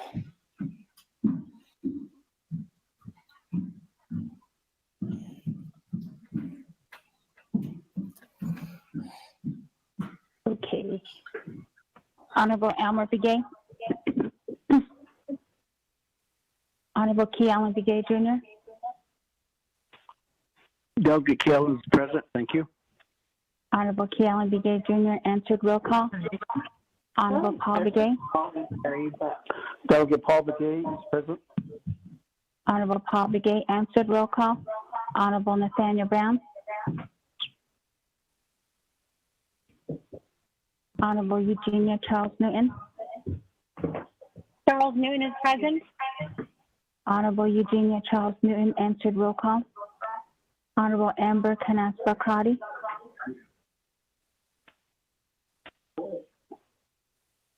Honorable Seth Damon. Present. Honorable Seth Damon is present. Honorable Herman M. Daniels.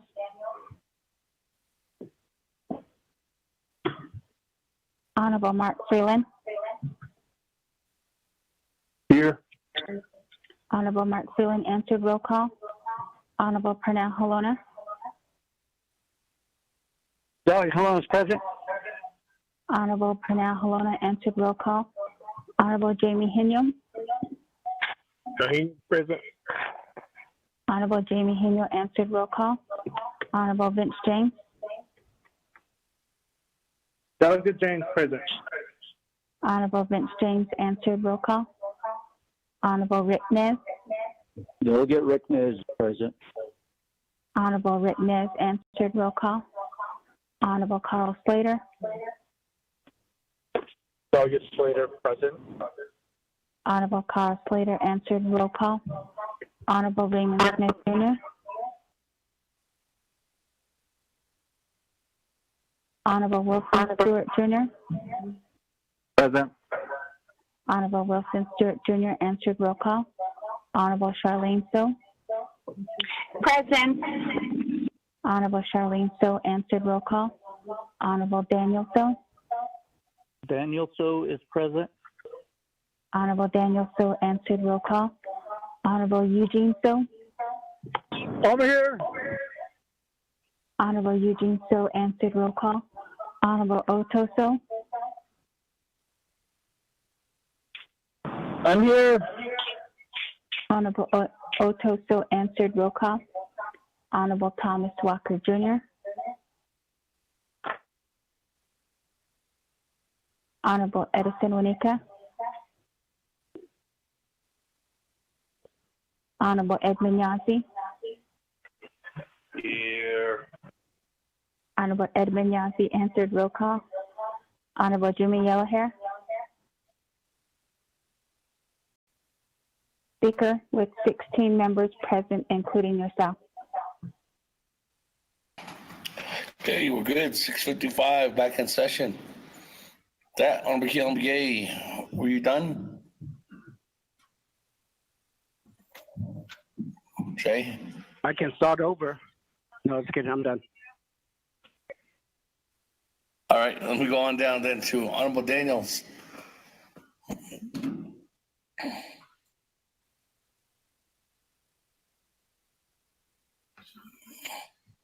Honorable Daniels going twice.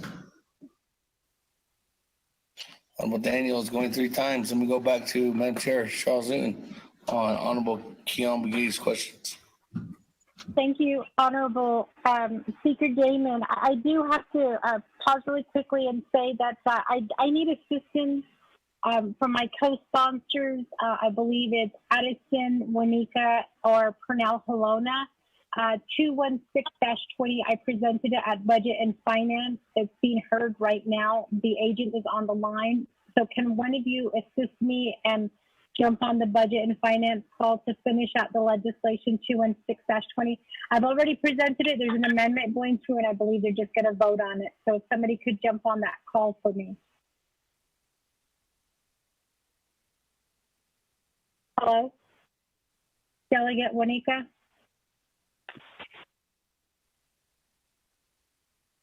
Delegate Halona? Delegate Juanica didn't answer roll call. Did you say 216-20? Yes, 216-20, yes. It's the annual appropriations for the Veteran Trust Fund. Okay. I'll jump Thank you. over there. I apologize for that, Speaker Damon. So to answer my our Honorable Keon McGee's question, you are right in that there's probably going to be some families who are not going to get any funding.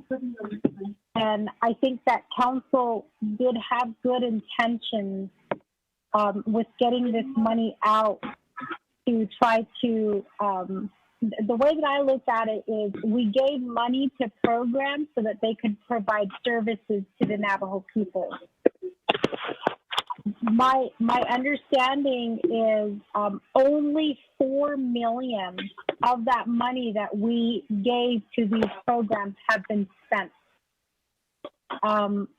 So a lot of these programs now, I want to say that I hate to say that they're struggling to spend that money, but I think a lot of them are, they have not spent that money. So as of the Budget and Finance Committee meeting on, I believe it was Tuesday, it was reported by the controller that there was only about 4.8 million of the money, of the CARES money that has been spent. There has been some money that has been allocated, or some monies have been allocated, but in reality, we have a lot of this money that hasn't been spent yet. And again, I think that each one of us in council had the good intentions of wanting to help our people. Unfortunately, a lot of our programs, I don't think were equipped to spend as quickly.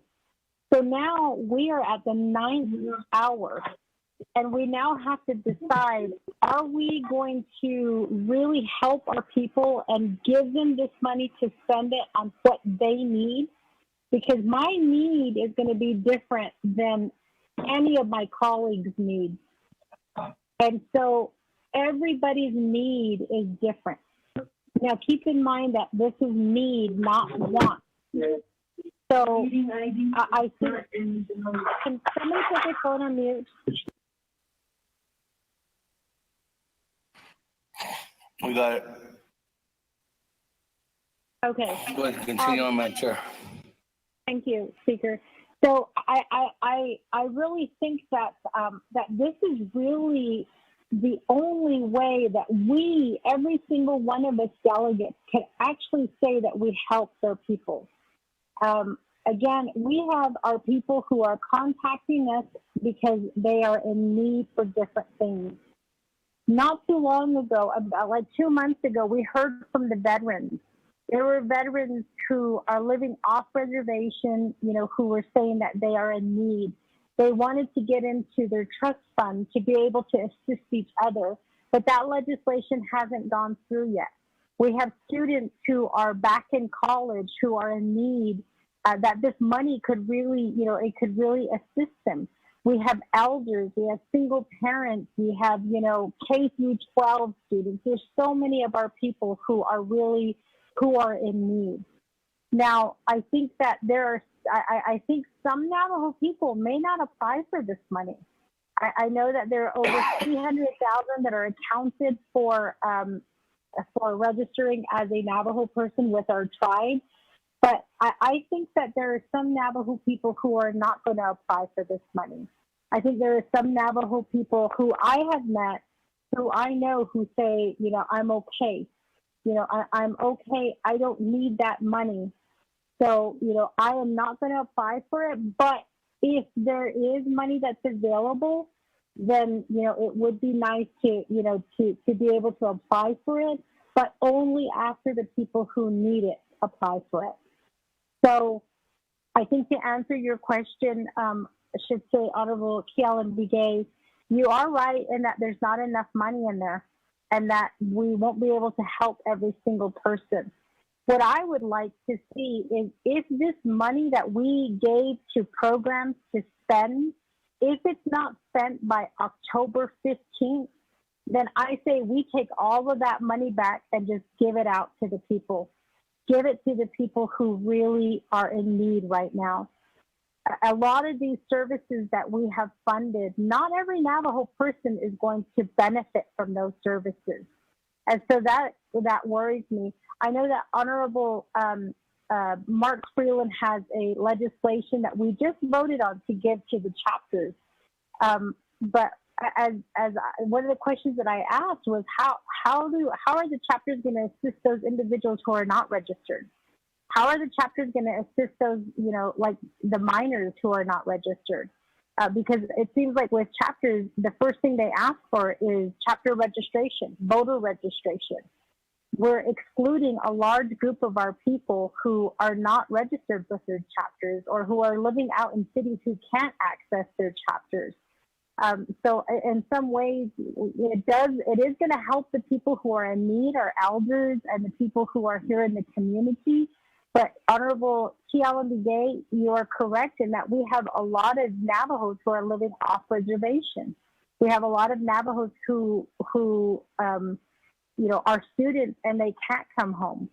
So with this money, I'm hoping that it will touch, you know, it'll be able to spread across to everybody, as long as we keep the requirements at a minimum. And I believe that was one of the things that the controller had stated. And again, I don't know if the controller's on the line. I wish that she could tell us exactly how much of the money that we have received from the CARES, with the CARES money, how much has actually been spent, so that we have an idea as council, you know, are we, I guess maybe we should be asking ourselves, are we really helping our people by tying it up with these programs and specifying only certain individuals who can have access to such services to benefit from this? Or, you know, should we just open it up and just give it to all of the Navajo people? And again, it's a guarantee that they are going to spend it. It's a guarantee that they are going to use it. We don't have to worry about, you know, whether it's going to be, whether, you know, that check is going to be cashed or not. It's going to be cashed. So I hope that answers your question, Honorable Kealan Bigay. And again, I wish we had more money, but that's really all we have is $175 million. That's the only money that, after the president did his veto, that was the only money that was left. So what I want to do is take all of that and just give it to the people. Thank you.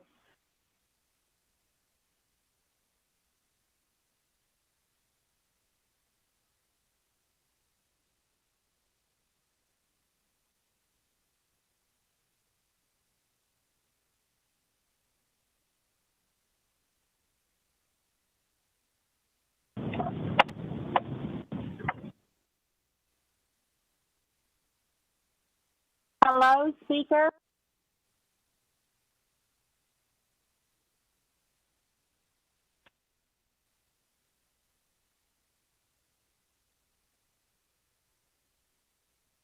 Speaker, are you there? Can anybody hear me? I can hear you, sis. We hear you. I can hear you. Thank you. I think we lost the.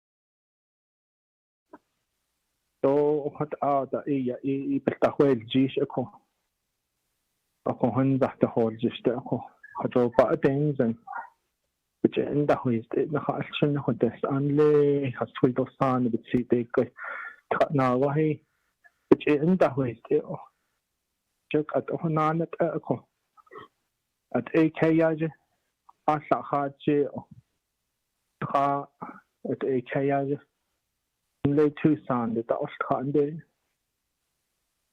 alla adota o any benina e ada da Austra that is dinal so you can't hada these in da Austra benana should they be in there nan an old kai give that ne kolia le ko di nasni he give benina ko edo I could out a kayaje hajo pa inzen ala hajo pa nani kai aten edo be ohodol asan de aten ado sa bes nani khata be atana ni tindo des be ohodil asan aten ako ohot anis na hachne yaje to ta o any asa haje o at a kayaje kha what are a banan nil tin khote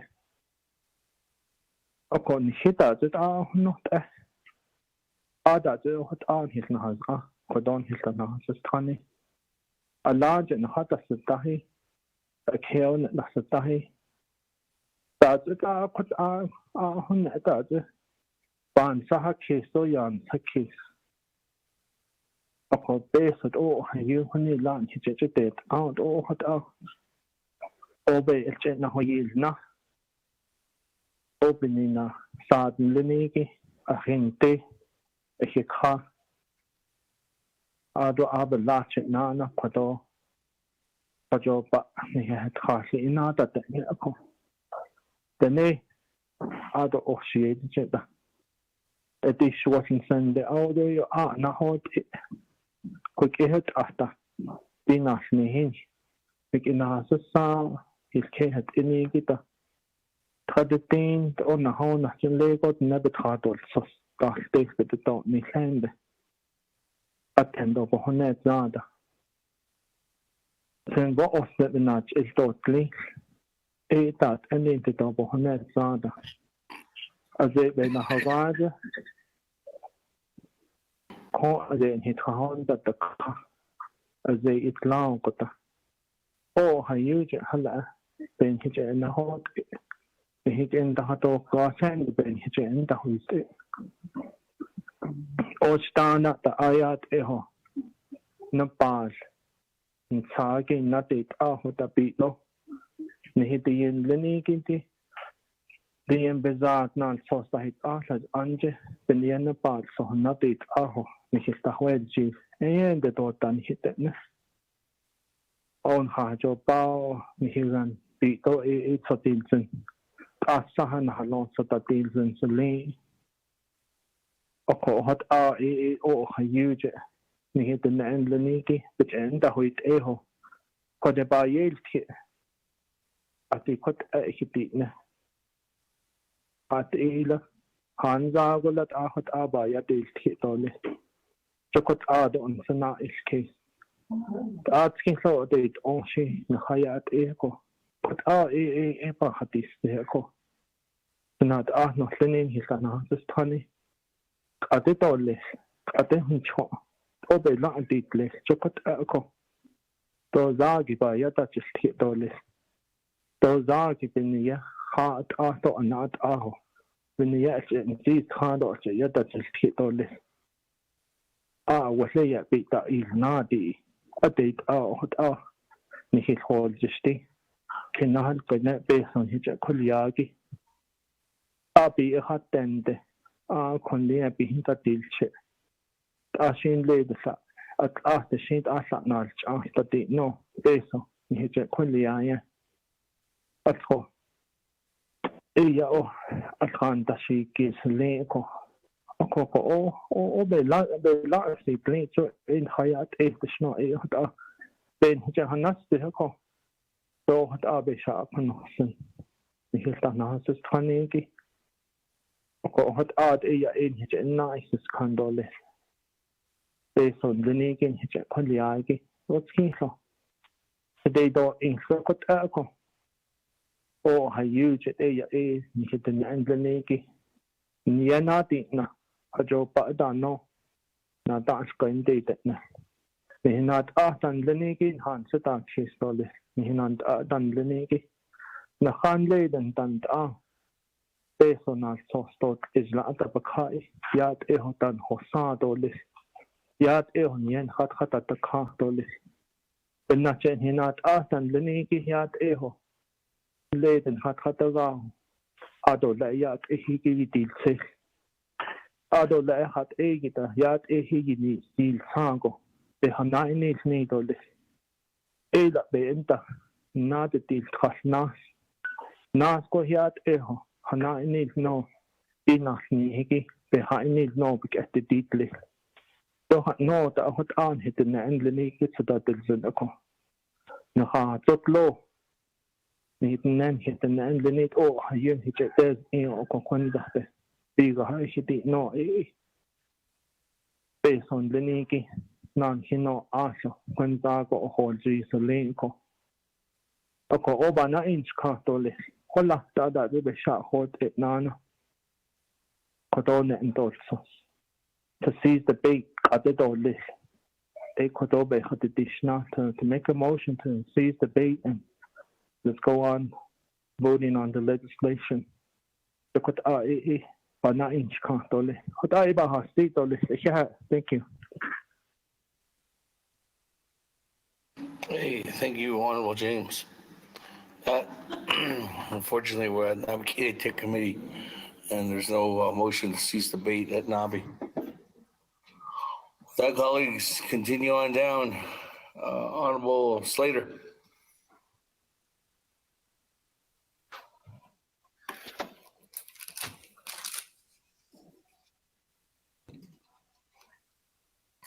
Once, went twice. Can you hear me? And 3 times.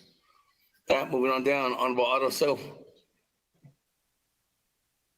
Yeah, thank you, Speaker. Otto members of the Navajo Nation Council. Otto Adesino Sagi. Be the best of the Shinsago. It's the Hiki. Jeban, this case of Bohanetza. So, the Nan Lini, Hodo, Bakat at the Hiki, enroll Navajo citizens. A Yali Gibiche, Chidno, Tahiki. Ani be so hockey hunnik eho aholia epohnetna. We have expended about $400 million, which is tied up in tribal programs. And Kwashiteho Jish, I Khan is the Donashni Hatsi 3.5 months. Alcohol, now let the based on the Kano, we can go ahead and spend these dollars. We will get the PPE. No, shit. Those gens do had chance le Kano. La trop se Kano na halno ni yan des Kano. Bobby let us see clear. See to had it other. Based on that it is not. We infused about 80 million in the Department of Health. And they haven't not down draw any dollars. Department of the Economic Development, 60 million baht. They just issued 35 checks last week Friday at $5,000 per artisan. Not just only peso ni otes yon o ate peso na ati de course. If the programs can't spend the money, why are we supporting to give them more money that they cannot spend? We have it tied up. They are ready if you give it to the do a hardship disbursement to the enrolled Navajo citizens. But if you guys want to tie it up with the tribal programs, more power to you, because these tribal programs are not going to spend the money. And then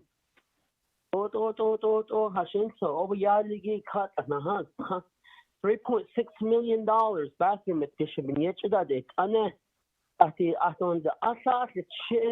One penny on the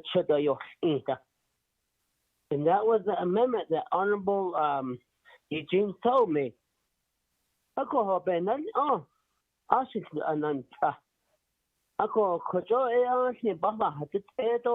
It's already a line item and it's already established, and why not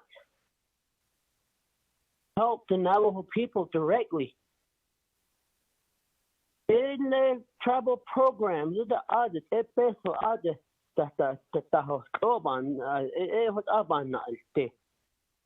that's really not going to help the Navajo people in direct services.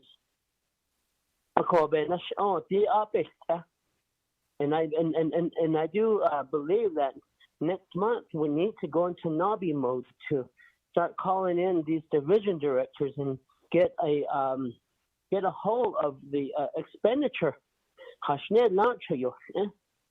According to the controller from last week Friday's discussion, we only spent 0.9% of 100% of the CARES Act dollar.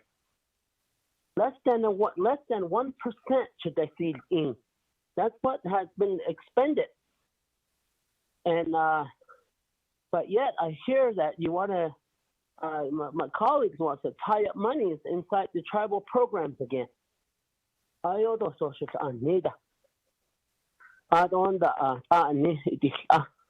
And we need to get these monies out there, whether they are any enrolled Navajo citizens.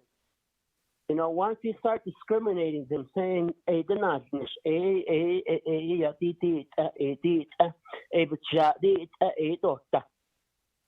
enrolled Navajo citizen should be eligible for this dollar. The amount of Navajo. I'm going to go back to we have about $47 million inside the drought insurance money.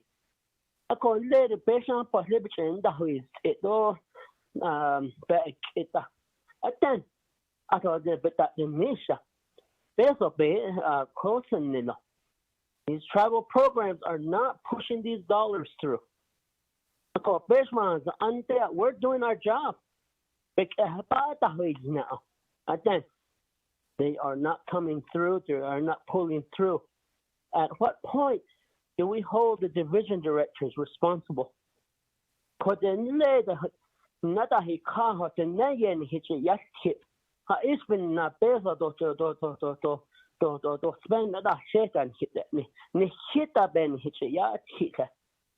get the blame, but yet it's the programs that they're not expending those dollars.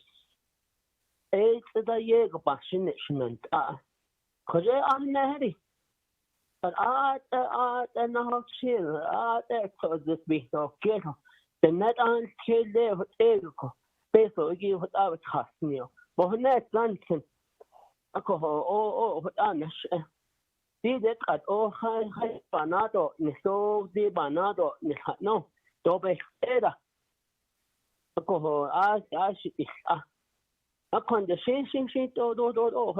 just one delegate at the one of the council from of the 24.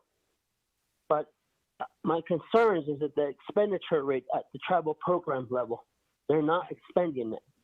If the controller has a portal ready to expend these dollars, let's give it to her so she can release those monies to our enrolled Navajo citizens.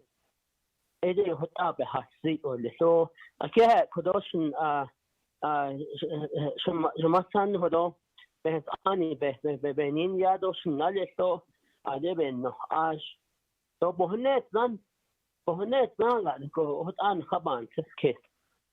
we poured about $135 million into NTUA. And right now, none of that is expended. And then I don't the factor that 哦， And these division directors and managers are making about $100,000 a year. When do we hold them responsible for not spending these dollars? That is my the issue I have. Yeah.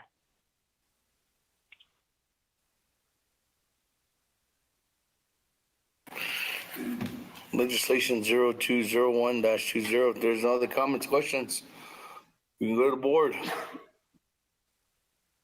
Going once, going twice, going 3 times. Go to the board. Roll call vote. Honorable Elmer Begay.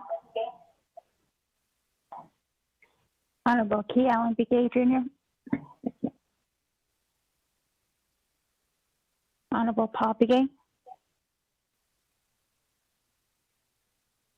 Honorable Nathaniel Brown. Honorable Eugenia Charles Newton. Charles Newton votes green. Honorable Eugenia Charles Newton votes green. Honorable Amber Canaspa-Crotty. Honorable Herman M. Daniels. Honorable Mark Freeland. Green. Honorable Mark Freeland votes green. Honorable Pernell Halona. Lona votes green. Honorable Pernell Halona votes green. Honorable Jamie Hino. Honorable Vince James. Delegate James votes green. Thank you. Honorable Vince James votes green. Honorable Rick Nez.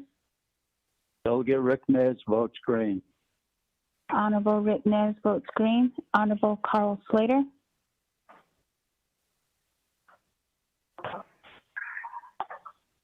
Honorable Raymond Smith Jr. Honorable Wilson Stewart Jr. Green. Honorable Wilson Stewart Jr. votes green. Honorable Charlene So. Honorable Daniel So. Daniel So votes green. Honorable Daniel So votes green. Honorable Eugene So. Short Taylor is. Thank you. Honorable Eugene So votes green. Honorable Otto So. Vote green. Honorable Otto So votes green. Honorable Thomas Walker Jr. Honorable Edison Wanika. Green. Honorable Edison Wanika votes green.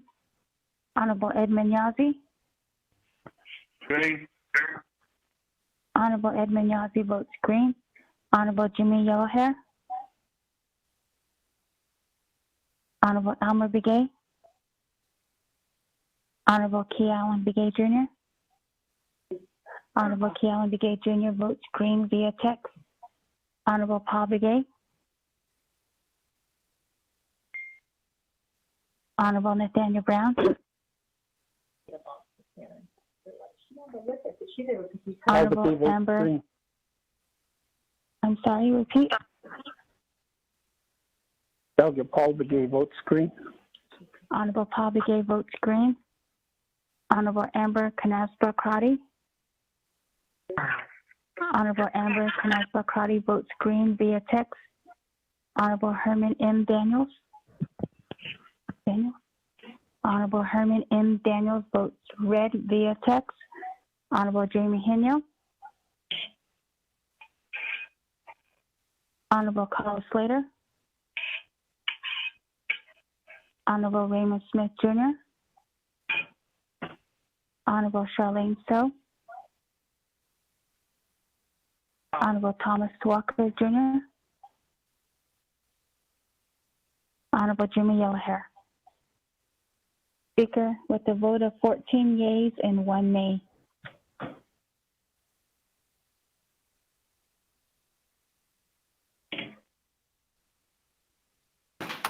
Thank you, colleagues.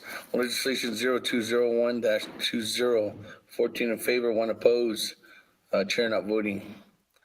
That legislation continues on to the Navajo Nation Council.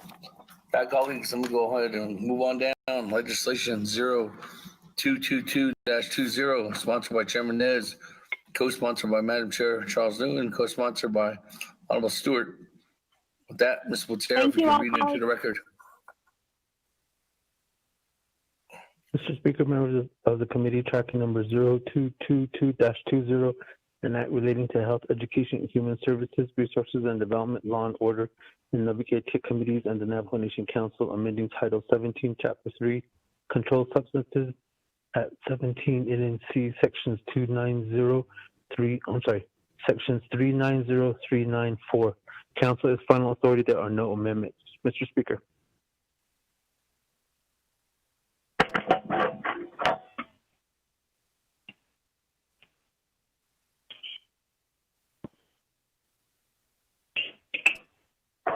Thank you. Thank you, Ms. Botero. With that, colleagues, legislation 0222-20, is there a motion? Motion. Motion. Second, Halona. Second, Charles Newton.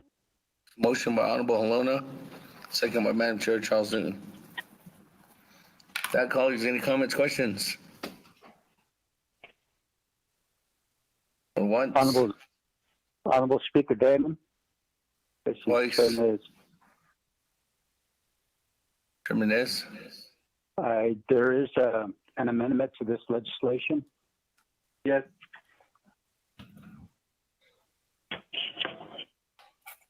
You have that amendment? Speaker, the amendment was emailed out to us just like a minute ago.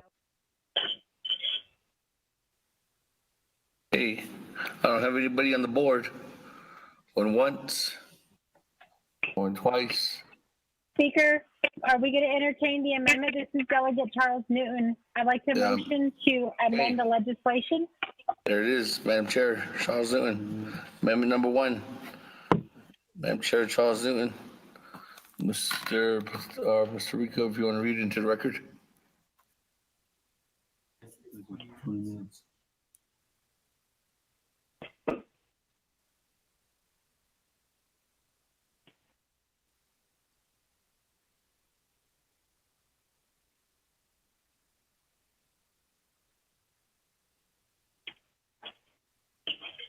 Mr. Speaker, members of the committee, page 1, line 14, insert additional language as follows. An act relating to health, education, and human services, resource and development, law and order, and Naabik'iyati Committees and the Navajo Nation Council, amending Title 17, Chapter 3, Controlled Substance at 17 NNC Section 390, 394, underscore, and Section 396 and underscore page 3,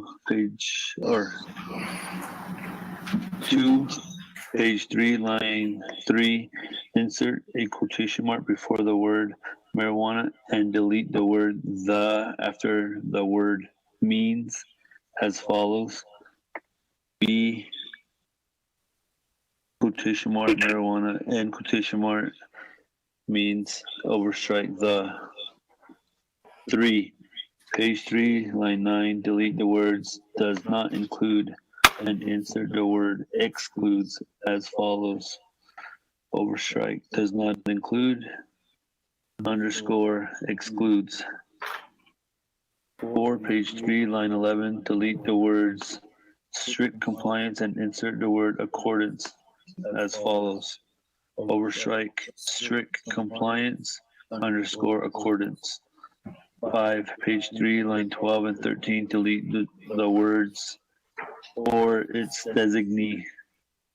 6, page 3, line 20, delete the word and insert the word in as follows. A, offense, a person commits overstrike and underscore in offense pursuant to this section if he or she. 7, page 3, line 25, insert new language. underscore marijuana is defined in section 390 and underscore at the end of the last stricken sentence. 8, page 3, line 27, insert new section 396 as follows. Underscore section 396, civil forfeiture. A, civil forfeiture, any personal or real property, including leases and permits of any person found liable for an offense under Chapter 3, Subchapter 10 is subject to the forfeiture to the Navajo Nation if the following conditions are met. 1, there is proof by at least a preponderance of the evidence that the property was used in connection with the possession, manufacture, transportation, sale, use, trade, or delivery of any controlled substance. And 2, the person liable for an offense has received notice of the proposed forfeiture by the Office of the Prosecutor and been provided an opportunity to be heard on that issue before the district court. A, for the purposes of civil forfeiture in this subsection, notice of the proposed forfeiture shall be deemed adequate if the forfeiture is alleged in a complaint or an offense under Chapter 3, Subchapter 10, and the property to be forfeited is described with particularity. B, forfeiture of Navajo Nation employment or office. A, Navajo Nation official convicted of violating any offense within this subchapter shall immediately forfeit any present or future employment or elected office with any Navajo Nation entity, division, department, agency, program, or enterprise. Mr. Speaker.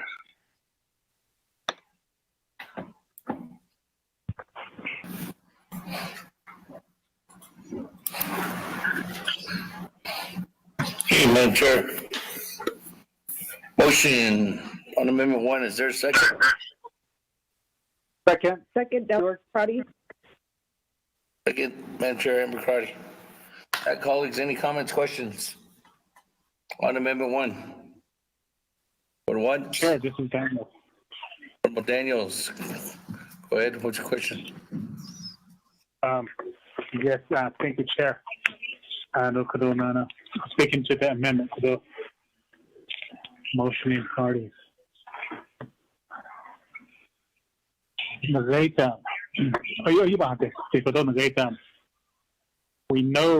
all know that there's illegal activities going on in shipwreck area.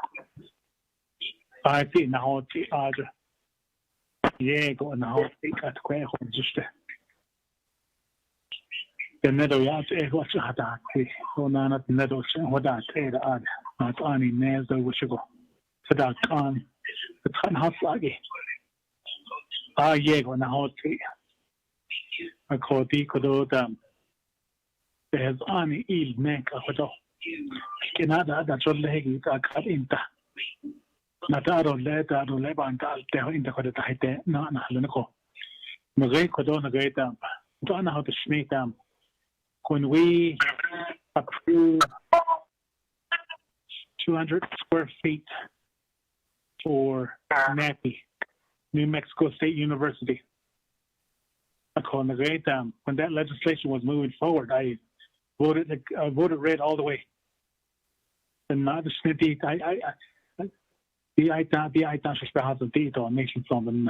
I voted red all the way. I don't know at the Navajo Nation Council, I made a directive in that to have NAPI to go out to the communities to educate our Navajo people on what they're doing at NAPI, the 200 square feet. But 5 acres.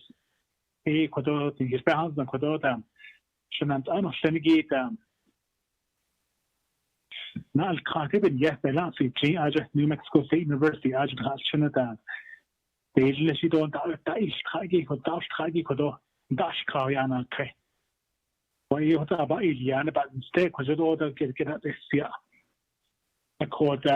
My question would be if we approve this, if it goes all the way, Navajo Nation Council, there's on Iliago, what will happen to the hemp farmers? Are they going to get fined?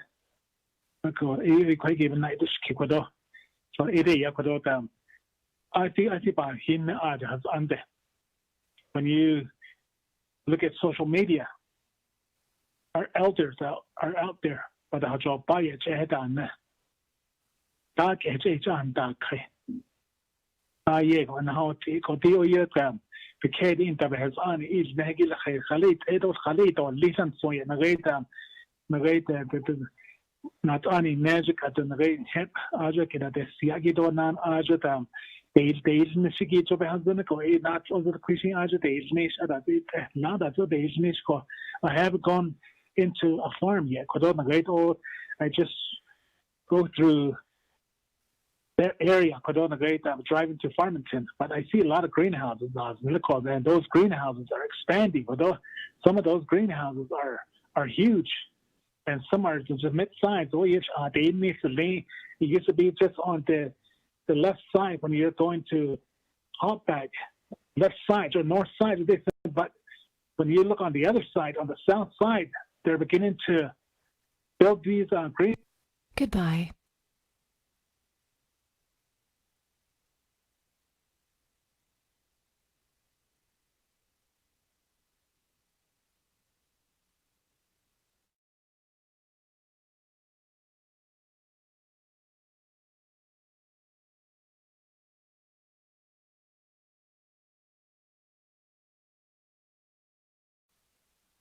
Madam Chair, Charles Newton, the sponsor of the amendment. I think there was a question. Oh, yeah. Sister Damon, Shiyaj, Honorable Daniel. I want to say thank you very much for pointing that out. I believe there were only a few of us who did vote red. I voted red along with you. And that was my concern as well, but also because my chapter had requested to, or they voted down a resolution on hemp. And I do remember there were a few of us who did make that request to NAPI for them to start educating the people, and it was never done. And so now we have a lot of misinformation that's going on right now on social media, and then also on the radio with what hemp is and what it can do. And so you are right that it is an issue here along the San Juan River. There are several greenhouses that are currently up right now. I live down the farm road. I live kind of in the middle of everything. The nearest hemp farm is probably less than a quarter of a mile from where I live, on both sides of where I live. So I am very much affected by what is happening here in Shiprock. And I do appreciate, Shiaj, I appreciate your concern, and then also what you stated. But this amendment was actually worked on by the acting chief prosecutor, Jennifer Henry. And so Honorable Rick Nez, myself, Mariana Khan, and Jennifer Henry, we did work on this amendment. And to answer your question, the way that it works in law is when a legislation is passed, that legislation, it becomes effective on the day that it's signed, and then it goes forward from there. And so we have to understand that, and I think that every single one of us can say that none of us predicted that what we're seeing right now was going to happen. I think that we had an idea. We knew that there were some farmers who were reaching out asking for approval during that time. but I don't think none of us really knew the effect of this magnitude, I guess, of what we're seeing today. So, Jennifer Henry, are you on the line? Yes, ma'am. Good evening. Good evening. I'm going to go ahead and turn the concern over to you. I think that you're probably best equipped to answer the question posed by Honorable Herman Daniels. So with that, I'm going to go back on mute. Ms. Henry, I'm giving you the floor. Speaker Damon, this is Chair Nez here. Herman? No question or? I am the sponsor of this legislation. My co-sponsor is Honorable Wilson Stewart Jr. And my agent will be the Chief Prosecutor, Jennifer Henry. And we also have with us Marianne Kahn on the line with us. So most of these legal questions can be answered by them. Thank you. Okay.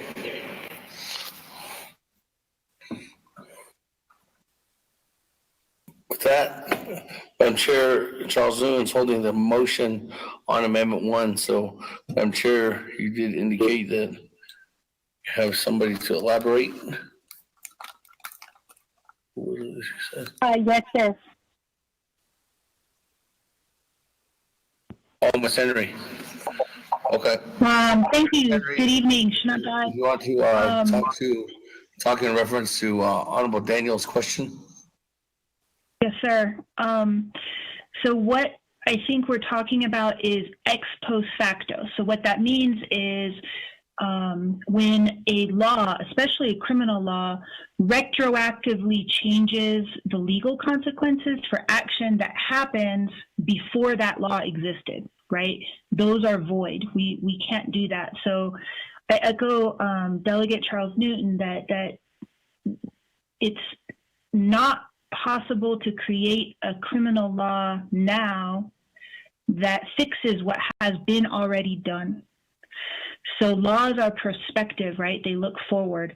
So as Delegate Charles Newton said, the law would become effective on the day that it's signed into law by the president or otherwise becomes effective.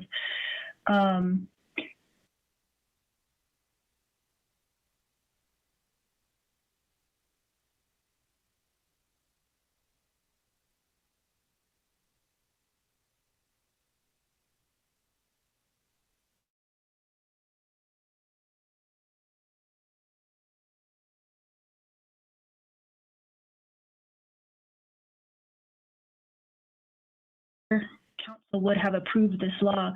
So I have to say, I feel like it wouldn't be a terrible idea in practicality to have, I hate to call it a grace period, I'm fumbling for better words, some sort of period of time to say, this has to stop. And the law is now effective and enforcement will begin. So remove these things, remove the greenhouses, remove all of the things that are contributing and used in what's now a crime.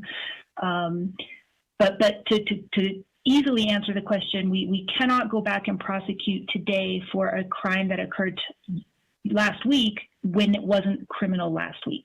So it will become effective when approved by the council and actually approved by the president after his 10 days.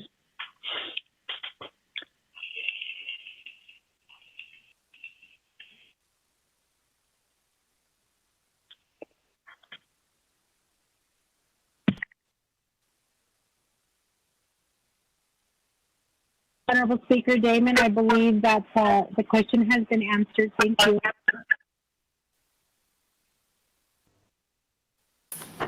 Hey, that becomes all the further questions. Speaker Damon, Delegate Daniel So. Chairman Stowe, go ahead. Speaker, this is Edmund. Can you put me in the queue too?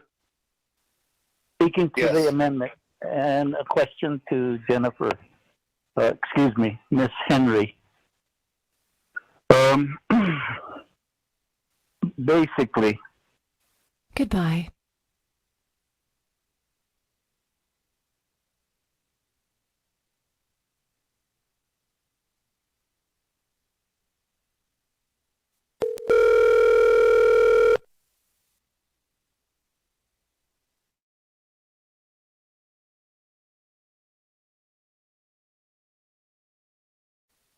That happened in the springtime, then it's up to, let's say, October 1.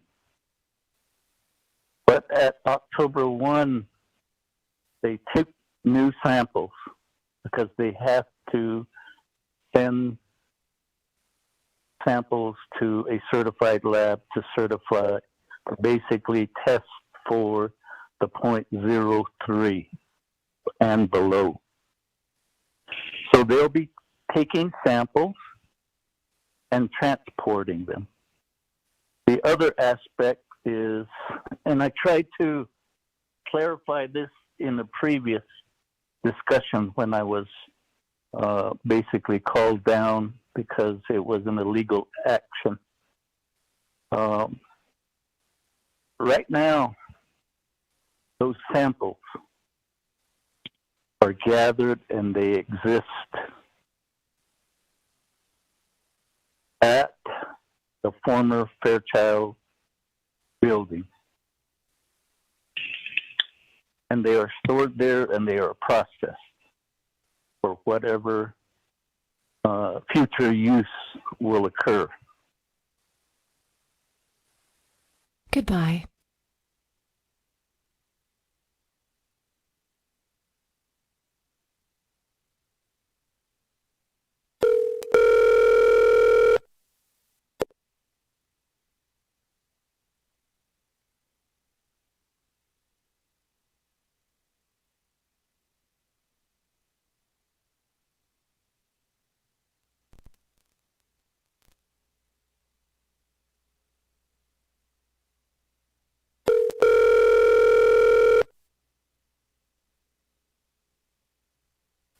This call may be recorded or transcribed.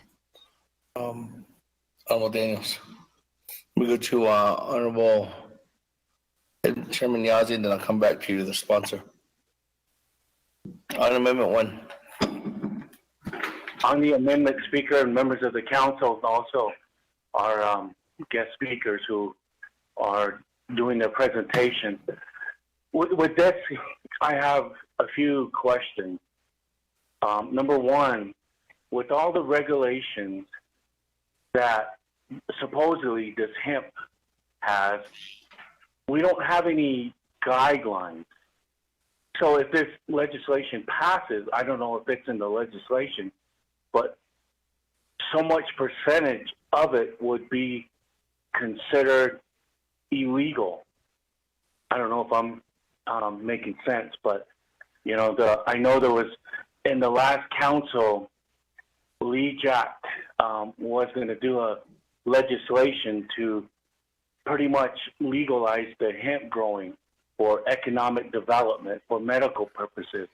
And I remember reading that legislation that there was numbers there. For an example, like if you're arrested in New Mexico for DUI, DWI, you have to be a 0.8 and over. And so that's what I'm referring to on this pretty much legislation and amendment. Then the other question I have is that what happens if a delegate, this legislation passes, and another delegate enters a bill that will legalize, you know, the hemp production? So which supersedes this bill that we're talking about now, or the future bill that might pass? I don't know. So those are pretty much my questions. And since we have a legal person, I don't know, maybe Ms. Barbara can answer this. Isn't there any justification that any illegal growing of hemp be referred to the FBI in taking it to the federal level? Is one of the third questions that I have, Speaker. So that's my comment, sir.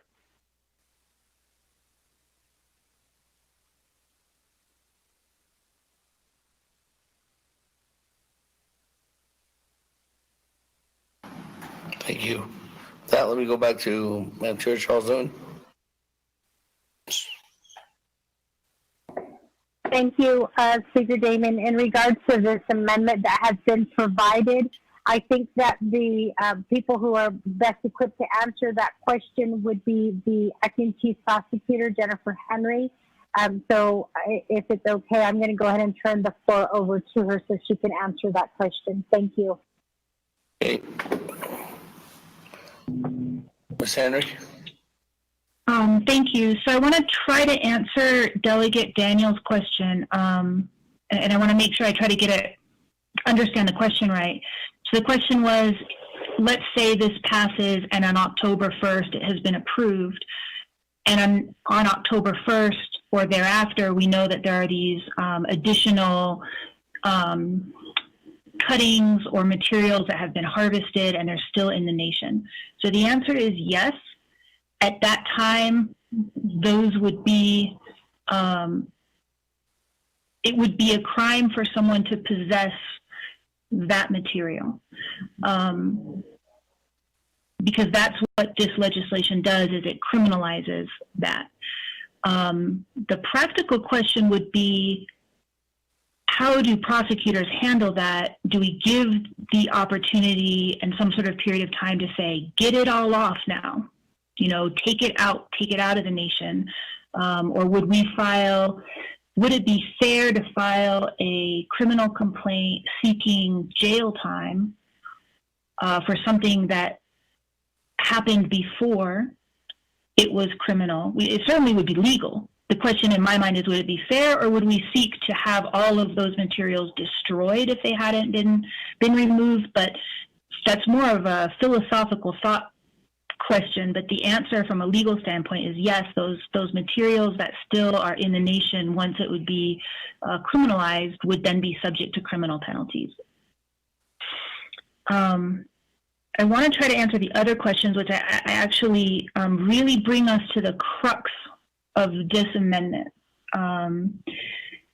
If you look, I think you all have the amendment. So if you look at this, the real crux of what this does is changes the definition of marijuana. And it changes the definition of marijuana now, but it also plans for the future. It plans for the case when you, the council, approve regulations making industrial hemp legal. If you ever do that, no matter when you do that, if you did it, then it makes any hemp cultivated with a 0.3 or less THC level, when it's cultivated or possessed or transported or sold, in accordance with the regs that you all pass, and only you, not a farm board, but you, then it would not be criminal.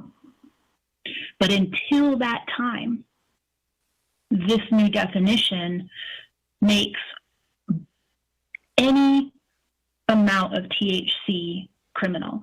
So the attempt here is to plan for the future, but not to allow this activity to continue until the council decides to legalize industrial hemp.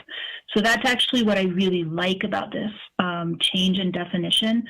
It does allow you all, as the governing body of our nation, to make that decision to legalize or not. And then the regs themselves would be separate, they would be civil. And I want to remind you or tell you, hemp is illegal, right? You all several times have said the production of hemp outside of the NAPI NMSU pilot project is illegal. What this says is it's not only illegal, it is criminal, right? Right now, there's just not a penalty for doing it. The penalty for cultivating hemp now is injunction, which means, and it's what I spent the whole day listening to the court hearing in Shiprock today, which is as a civil matter, we're seeking to have all of those activities halted.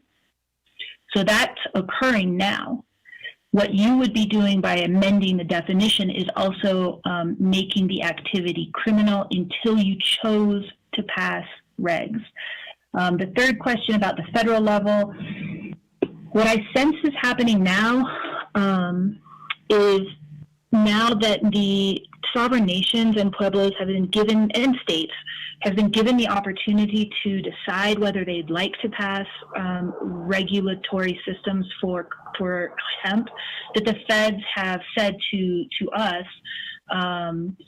we're holding off because we don't know really what the nation wants to do yet with respect to hemp. So we want to respect the sovereignty of the nation. And I know that Chief Francisco has been working with our federal partners, and so he and others in leadership might be better to ask sort of where we stand with that with respect to the current activity in Shiprock being federally pursued. There have been a lot of discussions, and I'm not trying to be purposely vague. I haven't been a part of all of those discussions. But I know that we're in that intermediary stage where the sovereign nations and pueblos and states are making their own decisions. And I think that has made the feds a little bit hesitant about just shoving their way in like a bull in a china shop, which they've done over the course of history, and doing again here without being invited to do so. So that's sort of my sense on the federal participation in this now. And I hope I answered the questions. Okay. Thank you. If I have anybody else in the queue lined up on the main motion, going once. Dr. Slater. Slater, go ahead. Dr. So. And then Honorable Eugene So lined up. Honorable Slater, the floor is yours. Thank you. I'd like to understand how this would affect cases involving non-hemp production. Would this end up making penalties any more severe for those who are picked up under a traffic citation and their vehicle is searched and they have a nominal amount of marijuana?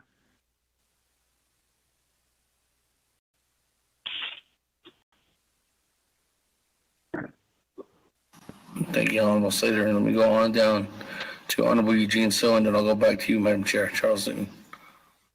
Honorable Eugene So.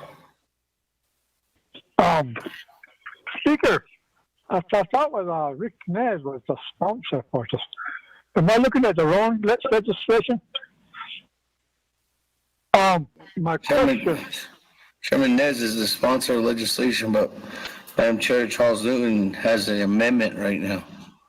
She's making an amendment. All right, now I catch you.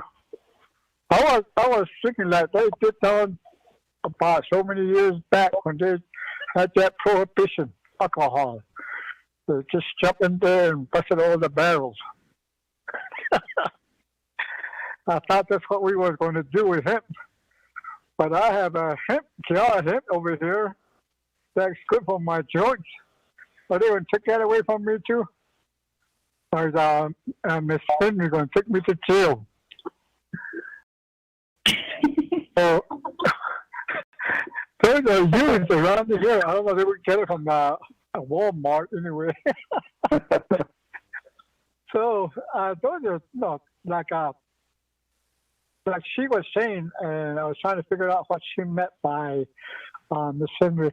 That I was just thinking, this is kind of a conflict of not legislation, but maybe a law, because right now there's no law against it.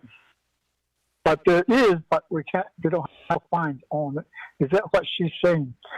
So we can't do anything, but can we stop it? But we can't do nothing about it.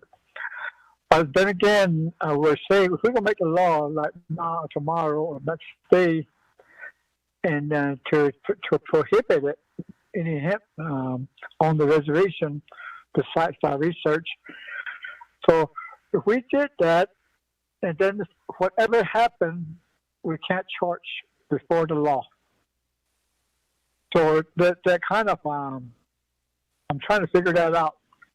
So it's just like, let's say the laws against killing is not a law, but you kill a lot of people before, and then the law came in, then you can't be charged with all the killing the people that you kill.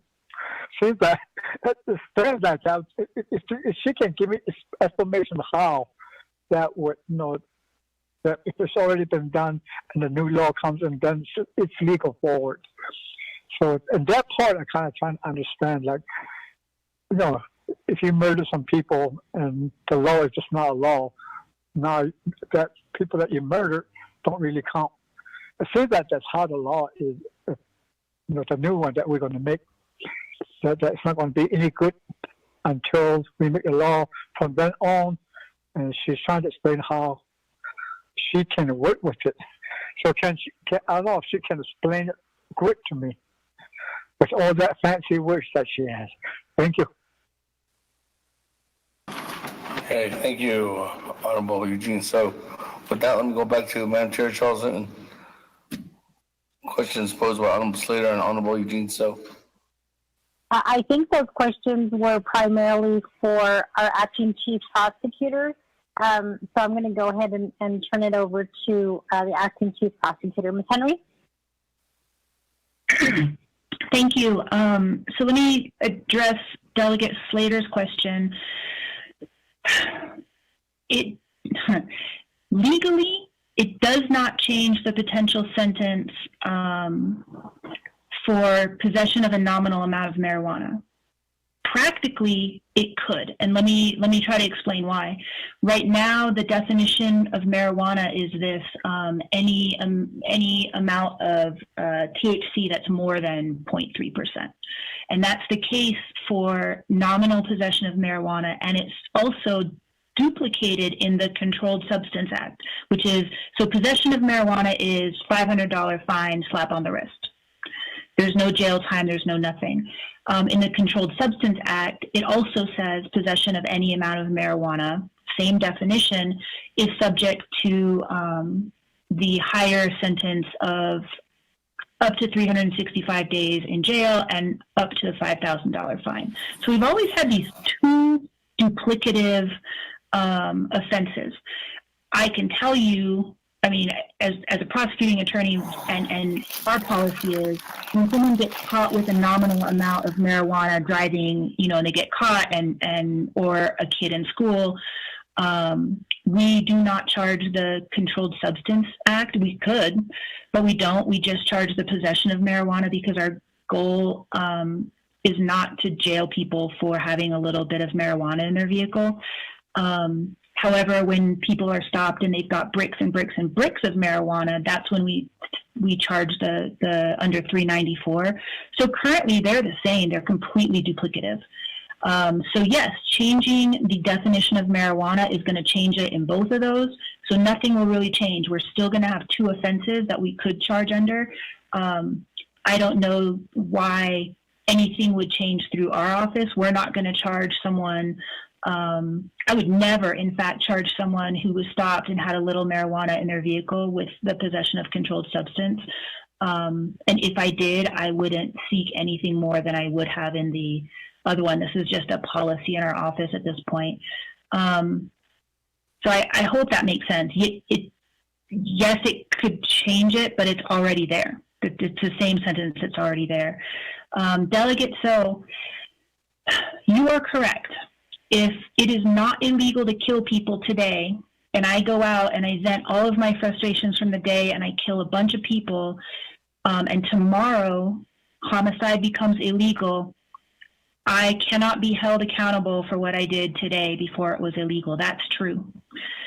And I shouldn't say illegal, I should say criminal. I'm really trying to press the criminal aspect of it. So right now, hemp is illegal. You all have made it illegal in 2000, 2018, 2019, 2020. You guys, the council, said over and over, hemp is still unauthorized.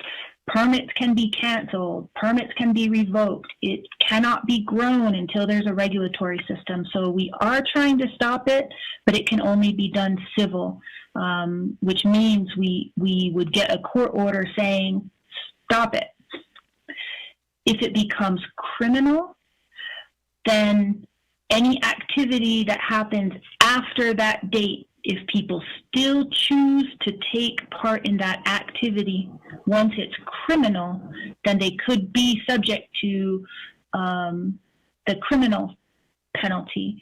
So if killing someone is not criminal today, I can kill people today, but I better not be doing it tomorrow when it becomes a crime, or you guys are going to take me to jail. So it's a timing aspect. I hope that helps, and tell me if it doesn't, Delegate So, because I can try again. It's not easy. Great, thank you. Ms. Henry. Honorable Zoe, you good? Eugene So? How about the hemp that I use on my choice that I go to the council delegates meeting chambers?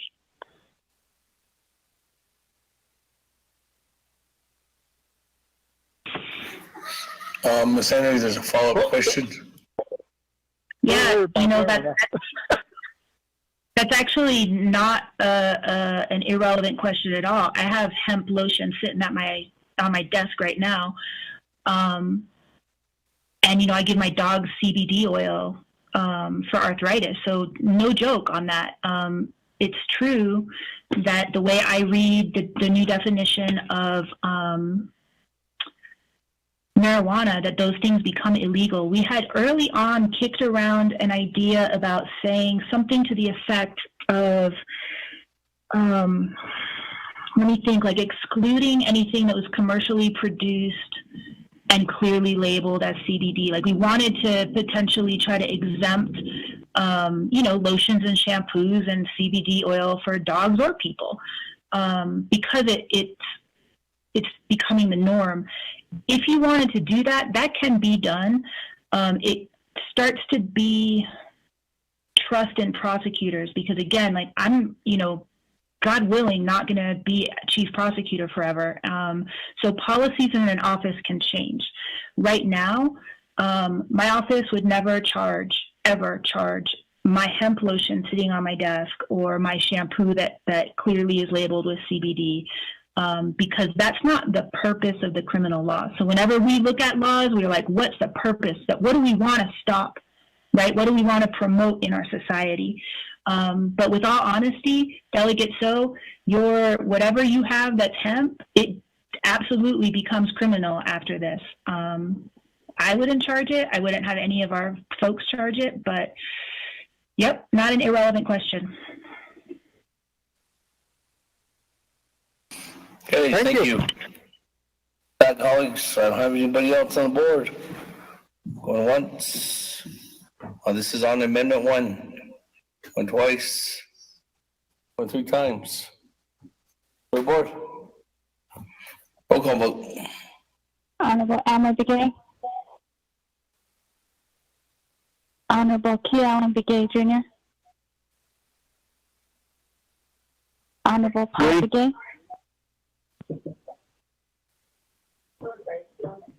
Honorable Paul Begay.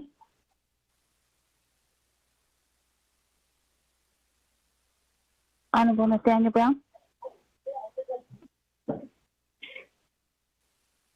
Honorable Eugenia Charles Newton. Charles Newton votes green. Honorable Eugenia Charles Newton votes green. Honorable Amber Canasco-Crotty. Honorable Herman M. Daniels. Green. Honorable Herman M. Daniels votes green. Honorable Mark Freeland. Green. Honorable Mark Freeland votes green. Honorable Pernell Helena.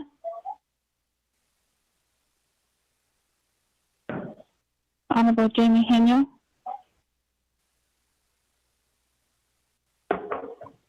Honorable Vince James. Honorable Rick Nez. Delegate Rick Nares votes green. Honorable Rick Nares votes green. Honorable Carl Slater. Delegate Slater, red. Honorable Carl Slater votes red. Honorable Raymond Smith Jr.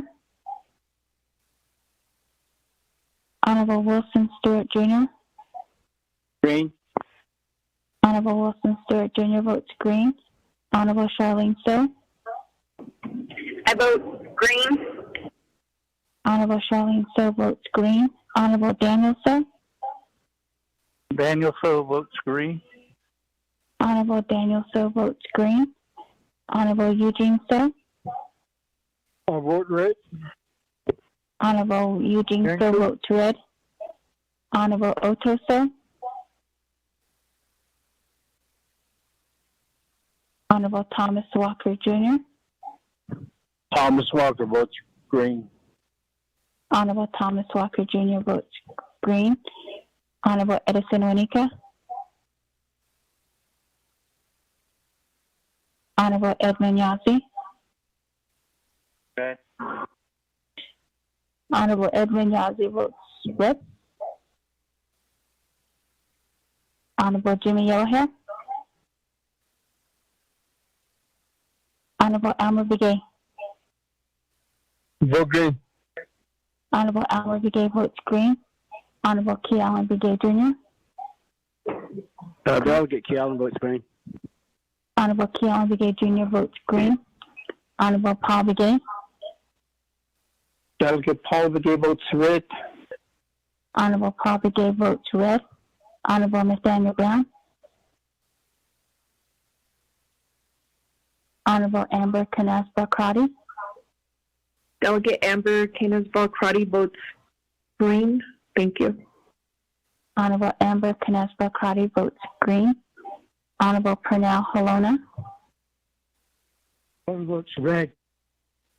Honorable Pernell Halona votes red. Honorable Jamie Hino. Honorable Vince James. Honorable Raymond Smith Jr. Green. Honorable Raymond Smith Jr. votes green. Honorable Otto Stowe. Green. Honorable Otto Stowe votes green. Honorable Edison Wanika. Honorable Jimmy Yellowhair. Speaker with a vote of 13 yeas and 5 nays. Thank you. 13 in favor, 5 opposed.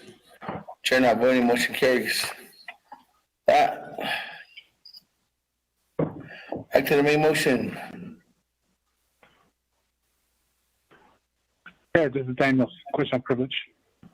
Chair privilege. Daniels, go ahead. I don't know what should share. Parang ko Legislative Council, DOJ, the sila isang ko aros ng ani ni ego ko aro leba ye ko as ani nation. O abo halong nation. Tadi no ko so sa tan hari ani taro sa photo ko aro na ko Chairman ne so ko hili grant ko aro na ko co-sponsors halong ko aro ko na question of privilege I'm just wondering if we're doing the right thing. Because the reason why I say this is because on this side there's a court proceedings that is taking place. So I just had that question without that, Chair.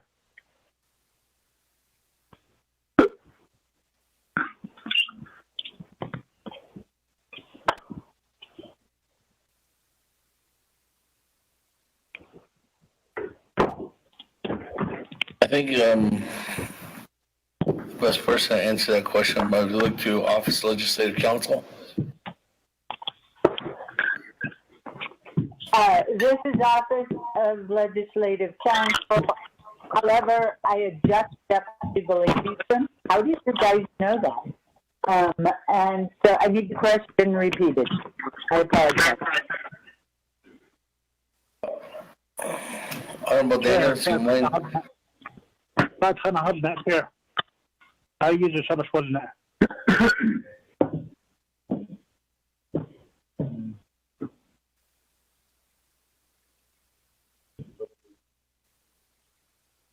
The question is, Ms. Barbara, is there any kind of conflict? Are we okay to be discussing this legislation while there's a proceeding taking place?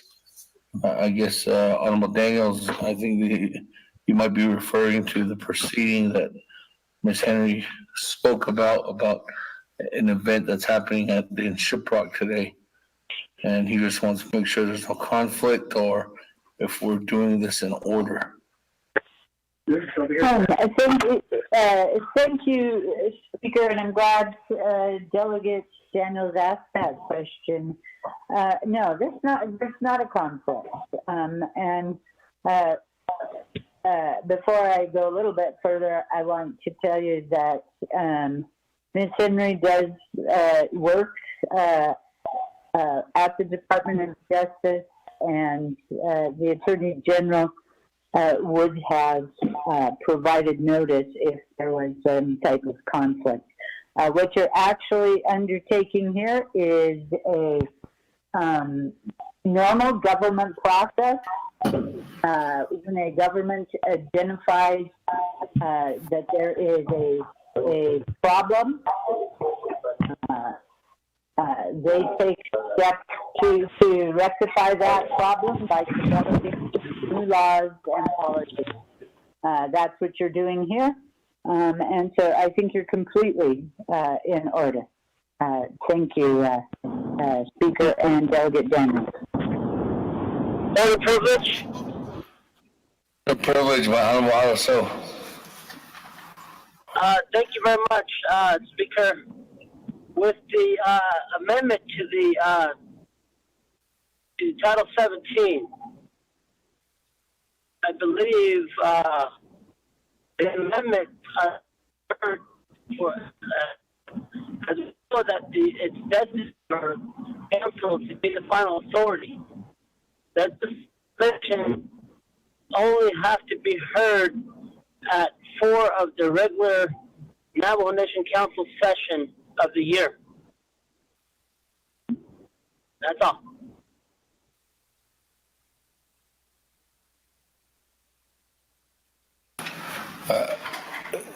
Honorable Otterso, I don't know if there's any provisions on Title 17. I was just now talking to Office of Legislative Services that there is provisions that can only be changed during regular sessions, and that I do believe is Title 2 and Title 7. But let me go ahead and refer that question over to Ms. Barbara. Thank you, Speaker. I do not need to add anything to what you have said.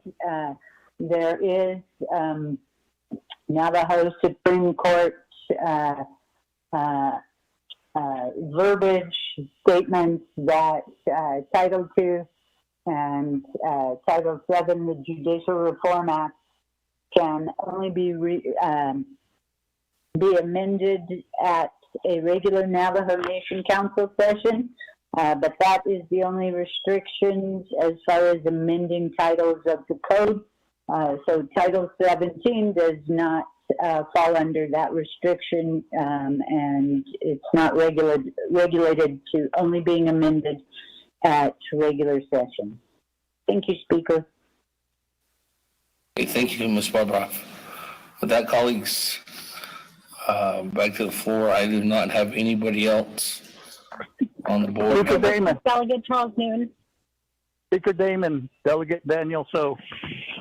Delegate Daniel So, and then Madam Chair Charles Newton. This is thank you, Cecilia, Chair Damon, Otto, Cecilia, Honorable Ricky Nez, and Ms. Henry and Legislative Council regarding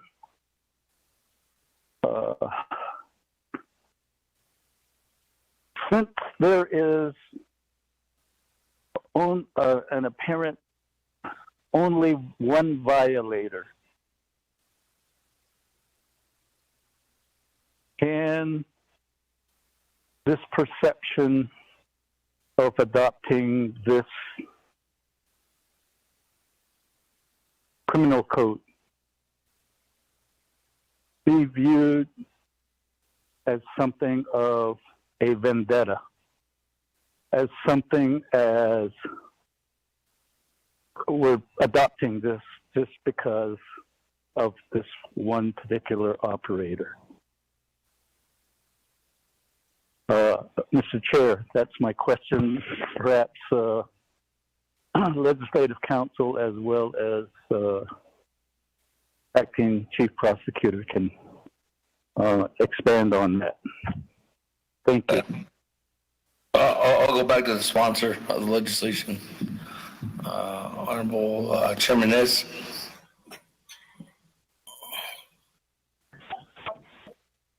Thank you. Go ahead, Chairman. Thank you. Honorable Speaker Damon Arashima, Honorable Daniel So. We had a meeting back in the fall and then in January as well, and we've been trying to draft this, and it has taken this long because we wanted the Department of Agriculture also to be involved in assisting with creating some sort of regulation. And it's not something that can be done overnight, so it's taking longer. And for me, and I believe as council, that we do need to step in, not as a message to say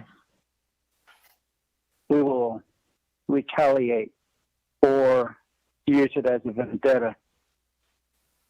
We all understand that it is illegal. We proved 200 square acres, 200 square feet at New Mexico State University Research Center at NAPI. And then the expansion to 5 acres for a continued educational research in collaboration with New Mexico Department of Agriculture. So I believe we've been on track thinking after some research, we will have some answers as to the direction the nation can go. And yet the operators decided to take it upon themselves and run with it without any approval by the Navajo Nation, none whatsoever, or from the Department of Agriculture of the United States.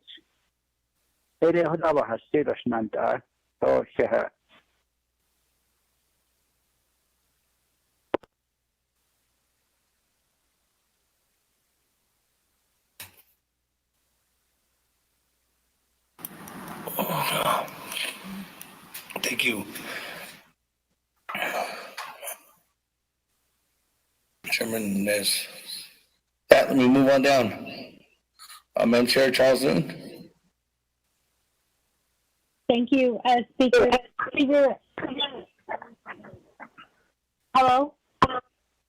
Yes. Question of privilege, Speaker. My question was to Legislative Council as well as the Chief Prosecutor about this criminal act that we're going to adopt is targeted to one operator. What is that? Madam Chair, let me go back. Hold on, Madam Chair. I'll come right back to you, Ms. Barbroff, and then I'll go to Ms. Henry.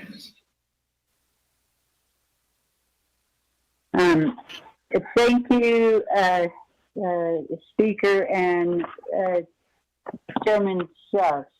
I haven't been as involved in this legislation or the development of that. That has basically been with Ms. Khan. And I do believe she's on the line and may be able to add to this, but I'm sure Ms. Henry can do that also.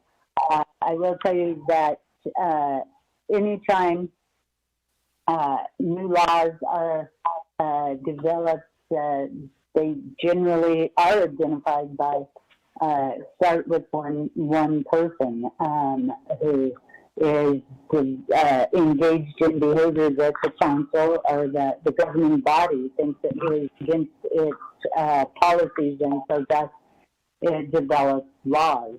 It develops laws to enforce its preferred policies.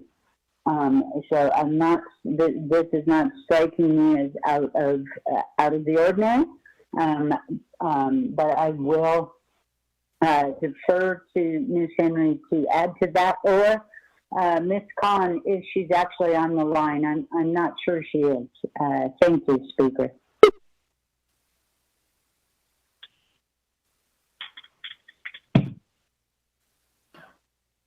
Thank you, Ms. Barbara.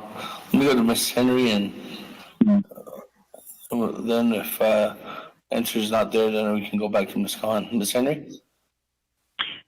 Thank you. So it's interesting because I don't look at this, I know you do, but I don't look at these changes as targeting hemp.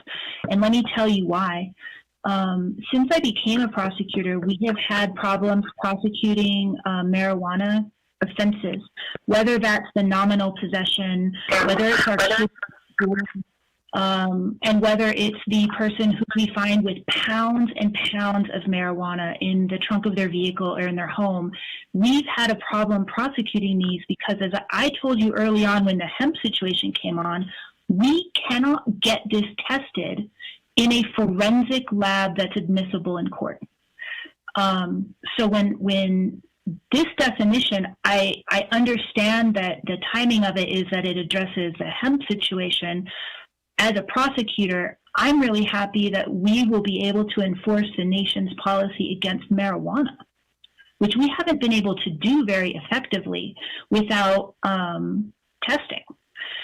So I actually don't look at this purely as going after one individual or one action. I see this as bolstering the nation's policy about controlled substances. The amendment of the inclusion of Section 396, which is a brand new section that just was approved in the amendment, I think also speaks to bolstering the nation's stance about controlled substances, whether it's barbiturates or heroin or methamphetamine, by including a forfeiture provision. So it's saying whether it's marijuana or meth, right? The vehicle you use to transport it, the home you use, the permit you use, the home site lease you use to produce, to sell, to deliver, all of these things could be subject, right? And it's discretionary. We're not going to start taking people's vehicles for having, a hit of marijuana. Is subject to forfeiture. So to me, it's bolstering the Navajo Nation's stance and controlled substances. So that would be my response is, does it address the hemp situation? Yes. Does it address other things? It sure does. So that would be my response or my view of the amendments that you're making.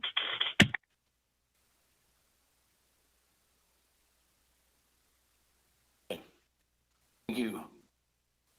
Well, Chairman Soa, are you good with the response? Thank you. We kind of dance around the issue, but the major points that are, maybe the one or the two step was good enough of her response. But there are many other, steps on this particular aspect that I think, we really haven't started to look at. So, and my favorite, Che Herman Daniel, he's certainly right. And the other aspect is, we had a group that basically wanted to tell us about it. Because of the court case, we didn't talk about it. And the other follow-up is just the fact that the aspects of the rules and regulations that would be part of the tribal plan is still in the making. So that's what I mean. This is the first two steps, but there's many other steps in where we're headed with this. So thank you, Mr. Chair, and thank you, colleagues, for at least agreeing to go forward. Okay, Madam Chair Charles Lewin, I'll give the floor back to you. Thank you, Speaker, and just so my colleagues are aware, we are hearing gunshots again down here in the farm area here in Shiprock. So just a little FYI, if you hear it in the background. Speaker, I realized looking at the First Amendment that I made that there's a little, I guess, another amendment that has to be made to the First Amendment. The evidentiary standard of proof actually needs to be addressed. If you look at the amendment on page, it's on the last page under 396. It's for the civil forfeiture. I guess maybe I should ask Ms. Henry.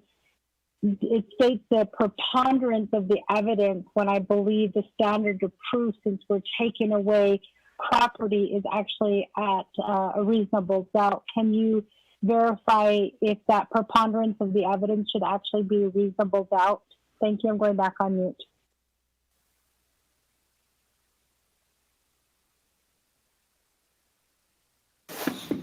Thank you, Chair. I do believe that the question was for Ms. Henry, so I'll go back to you, Ms. Henry. Yes, thank you. So as Delegate Charles Newton and I were talking, I was drafting a complaint this morning seeking to have the forfeiture of a vehicle used in a controlled substance violation, and I was looking at Section 220C of our criminal code, which is what I use to allege that I'm seeking the forfeiture of property. And I noted that in 220C, which is in the various sentences that the court can do for any offense, it's what I use for forfeitures, it does state that the court has the authority to decree the forfeiture of property, suspend or cancel licenses, etc., and that the standard of proof has to be done in a separate civil court proceeding, and the standard of proof is beyond a reasonable doubt. And so as I did that this morning, it made me recognize that we really should change Section 396 to in A to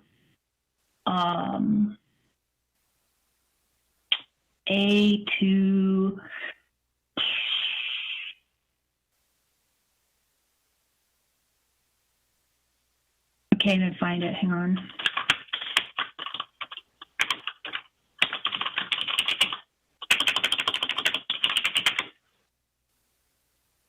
So it should say in A1, it says currently there is proof by at least a preponderance of the evidence. To not conflict with Section 220C, it really should say that there is proof beyond a reasonable doubt that the property was used in connection with the possession, manufacture, etc. So that would be my suggestion to make it comply with Section 220.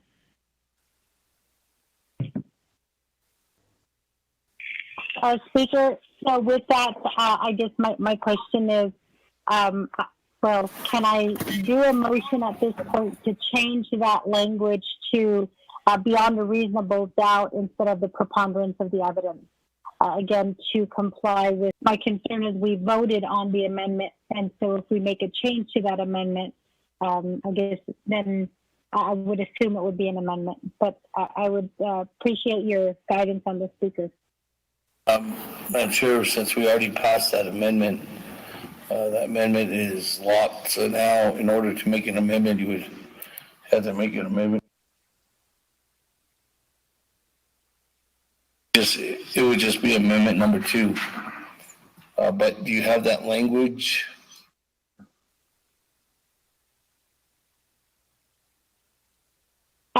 Speaker, I think it's just a simple fix. It would just be at section 396A1.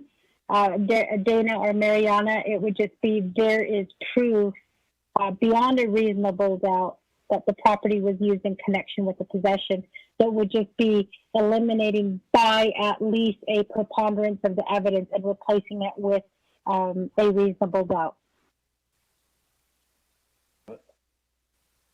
Ms. Henry, was there anything else that we should add to that? Should we reference the 220, section 220 in the criminal code?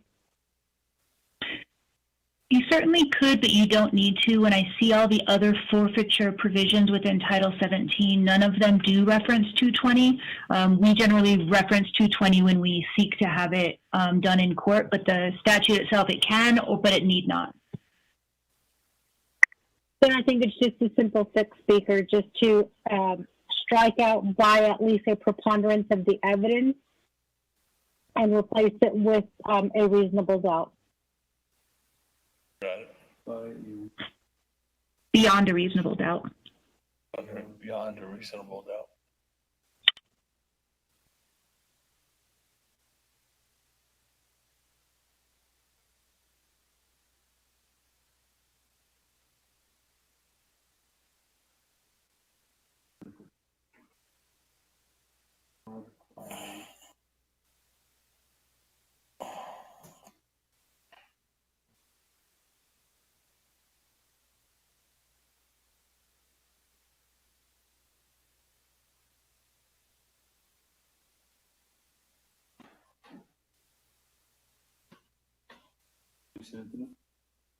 Yep, sending it out to everyone now. If you want to read it into record, Mr. Rico.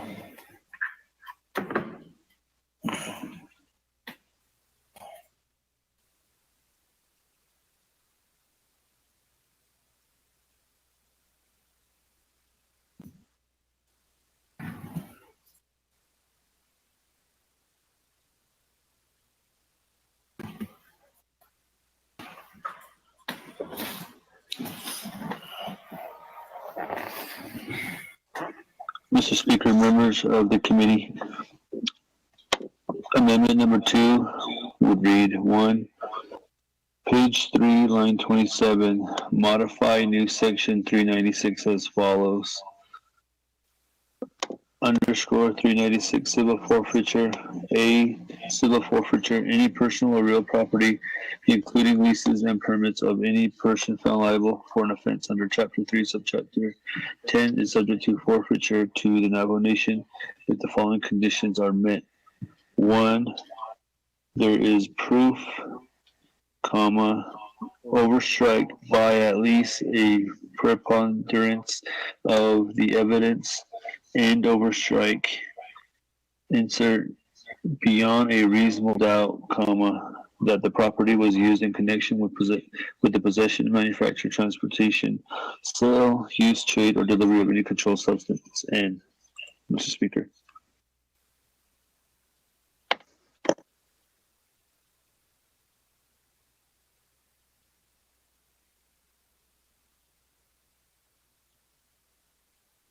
Chair, are you good with the recommended language on the amendment?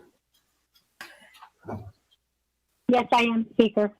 Okay, with that, colleagues, amendment number 2. On legislation 0222-20. Motion by Madam Chair Charles Newton. Is there a second? Going once. Delegate Crotty will second. Chair Amber Cardi. Colleagues, any comments, questions on Amendment 2? Chair, Speaker, this is Vice Chair Smith. Vice Chair Smith, go ahead. Thank you. I'm looking at the amendment under 396 of Title 17, I suppose that is. It's a civil forfeiture. Now, if you're going to change this to beyond reasonable doubt, you're setting the bar way up there. That's a criminal offense. So we're talking civil forfeiture. Preponderance of evidence is what was stated earlier by not having it being a reasonable, beyond reasonable doubt. Now, if we put that in there, that's going to be very hard to enforce the civil forfeiture. I'd like to have DOJ or legislative council or someone that has a law degree to ensure that we're not raising the bar beyond what we're trying to do in order to get a civil forfeiture. Preponderance of evidence is written in here. I think we should leave it the way it is rather than going with the beyond a reasonable doubt. Shananda, Speaker, I'd like to have maybe legislative council or DOJ or chief prosecutor or AG make that definition understandable. Thank you. We go back to the sponsor of the amendment, Madam Chair, Charles Zune. I don't know if you have who the best direction. Ms. Henry, can you answer that question? Sure. So I would love it to be by a preponderance of the evidence, which is clearly why when we were drafting the amendments, I'm the one who put it in. It wasn't until this morning when I was reminded of something I should have already known, which is our criminal code already requires the standard of proof for forfeiture in criminal cases to be beyond a reasonable doubt. And I understand why. Whenever I file a criminal complaint and I sign my name as a prosecutor, I'm on behalf of the government charging someone with a crime. I could take away their liberty. There's nothing different about taking away their property. If we're going to take away people's property as a government, we see in a criminal statute, we have to follow at least what's already in our criminal statute. So I would love it to be less, believe me, but I don't think we can do it without changing Title Section 220 as well. When we were doing the Title 17 amendments several years ago, we did significant research into the current federal standards of property forfeiture, and they're changing. It's becoming more difficult to take away someone's property when you're the government, when you allege someone has committed a crime. So my answer would be, much as I wish it was different, changing, upping the burden of proof, it just makes it in compliance with our current criminal law. I have a meeting in a couple of weeks where we're going to try to restart, the Title 17 amendments, because I think that there are a lot of amendments that can be made. It's just not the topic for today, and this may become a topic for, the next go-round of criminal changes. Now, there have also been some discussions about the cancellation and revocation of leases and potential civil forfeiture with a less standard of proof, and that would have to be somewhere other than in Title 17. So it could be done in some of the agricultural and leasing statutes, but I really recommend that we stay in compliance with the current standard of proof, which fortunately or unfortunately, when we act as a government, we're required to, in a criminal setting, required to act with that higher standard of proof. I hope that answers the question. Thank you very much, Ms. Henry. With that, colleagues, any other further comments or questions on Amendment 2? Delegate Slater, I have a question. Slater, go ahead. Thank you. I guess this is for Ms. Henry.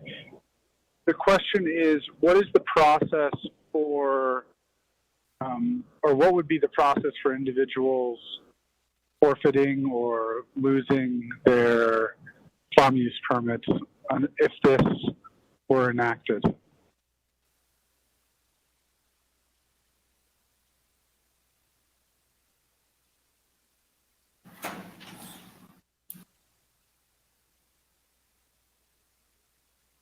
I'm sorry, I don't ever mean to just jump in. Do I have the floor? Okay, good. Yeah, sorry. That's all right. I was talking to myself. I had myself on mute. With that, go back to you, Ms. Henry.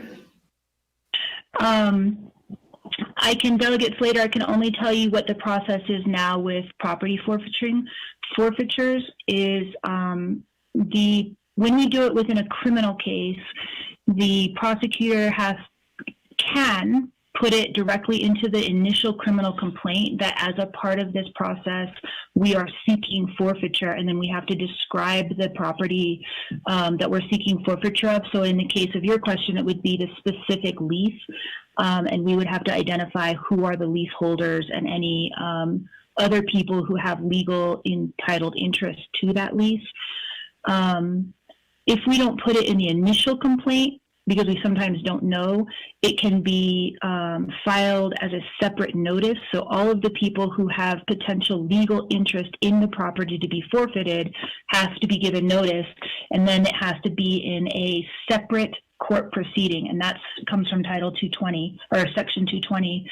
So we then ask the court for an evidentiary hearing, and we everybody who has interest in it gets notice, and then we have the hearing before the court. So that's the way it works now. Yeah, that's the way it works now. Speaker, have a follow-up? Right, Honorable Slater. Thank you. So I thought that these permits were assigned by the Bureau of Indian Affairs. And so I'm kind of getting at the clarification on how Navajo Nation laws and protocols would affect that. And if I'm completely mistaken, can you please help clarify?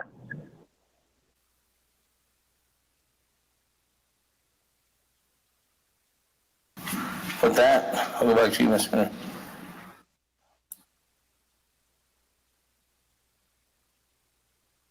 I'm sorry, was that me? Yes. So I have never sought the forfeiture of a lease issued by the BIA. We have with Navajo Nation leases, but I can tell you what I would do is I would give notice to the BIA that I was seeking essentially to have them cancel the lease and why, and they could decline. But I would think, and I really am thinking off the top of my head, they would have to be involved in any cancellation, and it would be pursuant to the regs that we have in place, the nation, in conjunction with the BIA. But it's my understanding, and I could be wrong, it's more of for someone in a different unit in DOJ, that there are more and more farm permits and land use permits being issued by the nation as opposed to the BIA. So to me, if I was seeking forfeiture of any kind of land use permit, it would depend. My approach to it in seeking the forfeiture would very much depend on what kind of lease it was, and to ensure that everybody who needed to be noticed and involved in that hearing would be involved in that hearing. Speaker Damon, could we get someone from DOJ or from the Office of Legislative Counsel who could speak more to that issue and identify the process and how it may unfold? Office of Ms. Barbara, I don't know if anybody in your office can expand on that. Thank you, Speaker. It is my understanding that Ms. Khan is on the line, so she may be able to expound on that. But it is also my understanding that was a specific issue that the Department of Justice was looking into. And I don't know if the Department of Justice is on the line or not. So for right now, let's give Ms. Khan a shot at answering that. Right. Yeah, Ms. Khan. This is Ms. Khan. I'm on the line, and I do not know the answer to that question at this moment. I would need to research it, and I would also need to speak with the Natural Resources Unit individual at the Department of Justice, Ms. Veronica Blackhat. And I'm sorry, I cannot speed up the process at this moment, Mr. Speaker. Well, thank you very much, Ms. Khan. Anybody else from the Department of Justice on the line that might be able to answer that question? Mr. Speaker, this is Michelle Brown-Yazzie from the Department of Justice. I am on the line. However, like Ms. Khan, I am not able to answer that question off of the top of my head. I would also have to defer to Ms. Blackhat or Mr. Rodas from DOJ. And I am trying to get Mr. Rodas back on the line. Okay, so Ms. Yazzie, can you do this? This legislation is destined for council. Is there any possible way that you can refer back and maybe if you don't know the exact question, maybe we could let Ms. Veronica Blackhat know and possibly reach out to Honorable Slater so that he can get his question answered before council session? Yes, I absolutely can do that. Okay, thank you. Honorable Slater, you good with that? I feel like, what is it, the J.G. Wentworth commercial? It's my money, I want it now. It's my answer, I want it now. No, I'm just kidding. I appreciate all the effort by all the attorneys in trying to come to a conclusion. Thank you, Speaker. That, colleagues, any other comments, questions on Amendment 2? Can I just clarify one thing?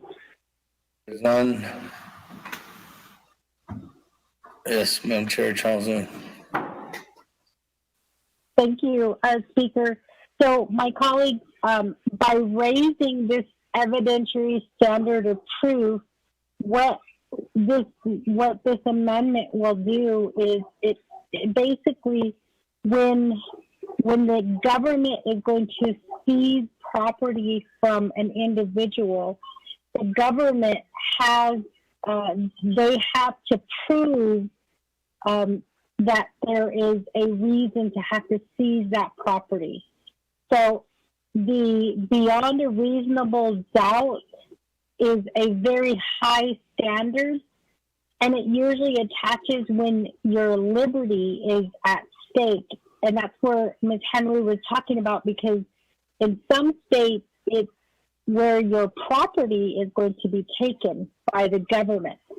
So in some ways, this is kind of a good thing because we're raising the standard of proof for the government, and we're saying that the government, you have to prove, I believe it's 80% of, the evidence. You have to show us 80% of the evidence in taking this property. So in some ways, the lower the proof, the easier it is to prove it, and the easier it is for the government to take it.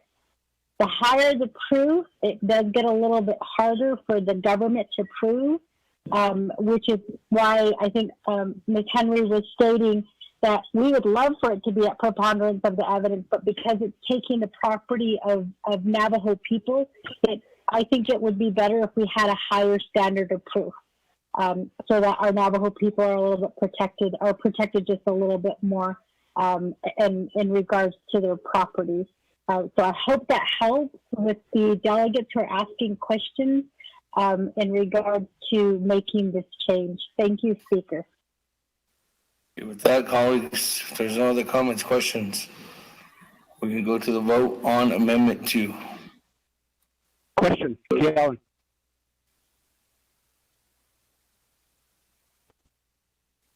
Naabik'iyati, go ahead. These amendment, isn't it? So we're at amendment number 2, right? Speaker. Stated, page 3, line 27, modify new 396 Bakagi. This is civil forfeiture. Any person or real properties, Bakagi, or including lease and permits. What if they didn't have a lease or a permit this year? So they including it, Bakala. But the forfeit is obviously it gets complicated in a way. It will get complicated. So a lot of I know there's a lot of Navajo. They're in the clustered housing. That's all, or household.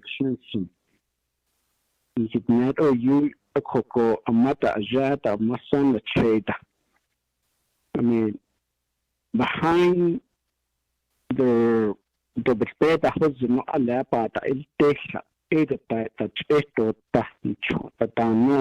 things like that. Ondan setondan the has transitinat or using with a coco. Jobahazuna siki pipis at a car teachita. And as lad, Hishing Yisiki lounge. The cat as lad or became as la. A coco, it's not the property, give its aunt Nahiti, East Coco. A other Lahil, la. Chidik at slant ekota when they can in lane tekota. Adaban has ankita. A coco a diki, a quacky kishi that has all bahosimo engender little so addition. Because right now, I know I'm sure there's a lot of Navajo people are listening in. I mean, not even a mile from where I live, I mean, as a delegate, it's not. I mean, what's the conclusion there?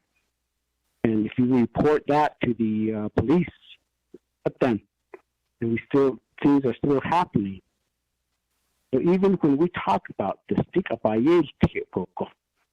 I mean, will it be enforced? I guess that's the key thing, because as you know, that I used to be on the Law and Order Committee, and it's always that it's easy for us, and I hear the prosecutor as well, that it's easy for us as counsel to hike these policies up, but not on this shit. It's a law that I'm Lenikito. But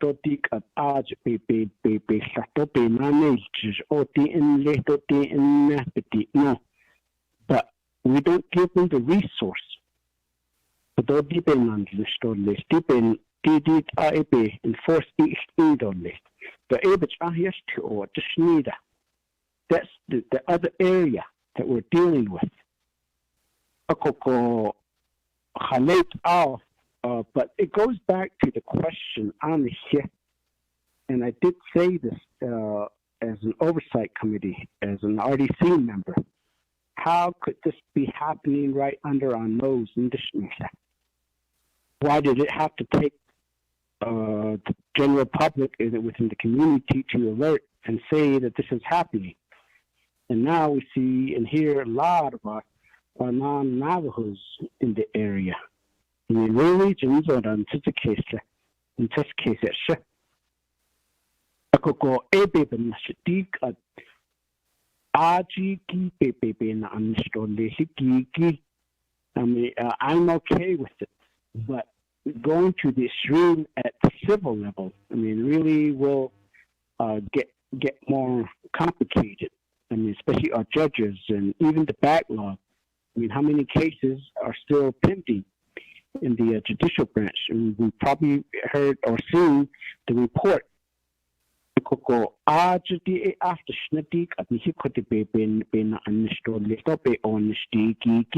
And I've heard through the Budget and Finance Committee, and they're trying to create another office or program for minor office no. So a diki kwachip the enforcement diki halit all a beef up ilia koko. And I believe we probably won't have a problem in a situation like this. Adam later than I have not ajit kunanat a koko ajit there's a revolving door. And I kept saying that even though decapitations don't need it, if that consent decree is still in place, I mean, how do we even say that? Well, I mean, what does the consent decree says?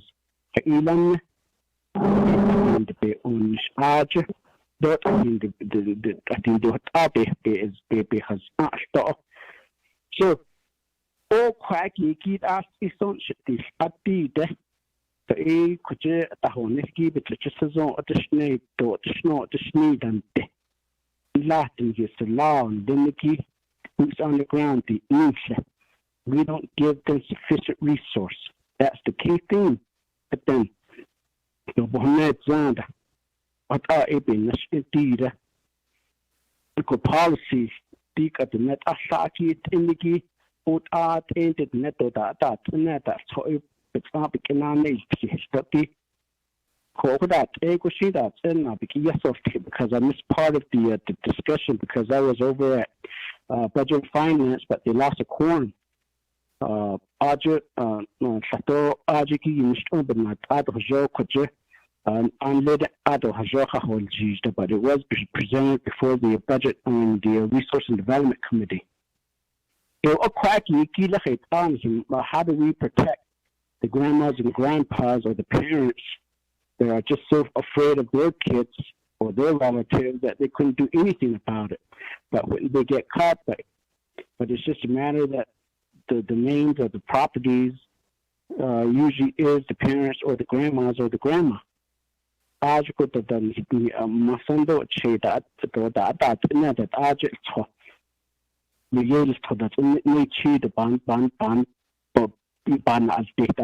this so that ban first case or additional I'm a a couple is actually not claimed.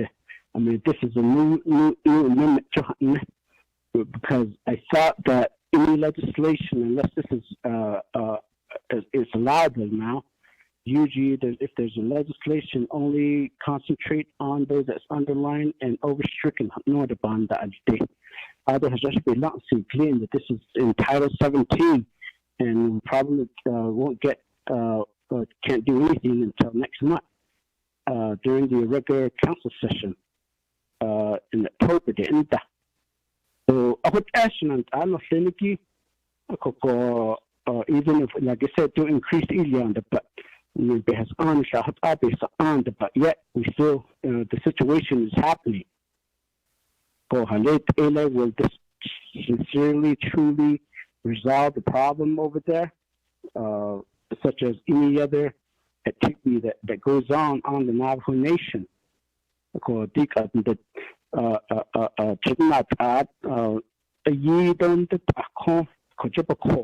In many forms, Valley, Goya, Legoya, Chitinat, and the Tashit, not Nayish to have not done. Italia, that either to need a pen. For either that, everything does the evil cocoa or back in Inda. So I can show every one of you the proof of what I've been sending to the public safety. Dinana, a pen. Because the name could then is to Hanana. Has out it up on the has out the open house, not ocean, not a shit that could. That's a bell, don't that door, uniform that's it, that Namski, Koja, Bespas, uninsured that's a session like that, his own issued other that's a Koja enforces on that, so that's a asking, Judge Riddle than some other case. So again, it goes back to us as a government. That we really need to beef up our programs in the public safety to respond and so on. So, but again, this is okay as far as making some amendment in this particular area. But I believe and truly believe, even though it's in court now, but I say that I mean, I don't know how else our own Navajo Nation government can just make a stand to say that Tito be has ata. So ye go ti no be yi trita atent I don't be has ani tabakha ko. O ani can al so ere ya kudo shizido bahasito le shashnan an senigiti ko ashis atit shinigi kat mem adna hakiki fashion do you see it in ki aja in hinasan hi chegi le aza ala e obaki el tehna hadanda tso le so tshna chairman The Speaker, Dalgabagay.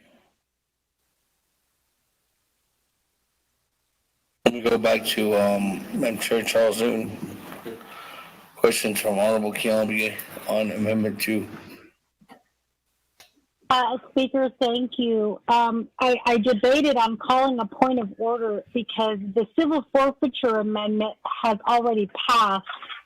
Amendment 2 is changing the standard of proof, the preponderance of the evidence to beyond a reasonable doubt. But I did want to hear what Shisui had to say because I think he always makes some really good points about what is happening.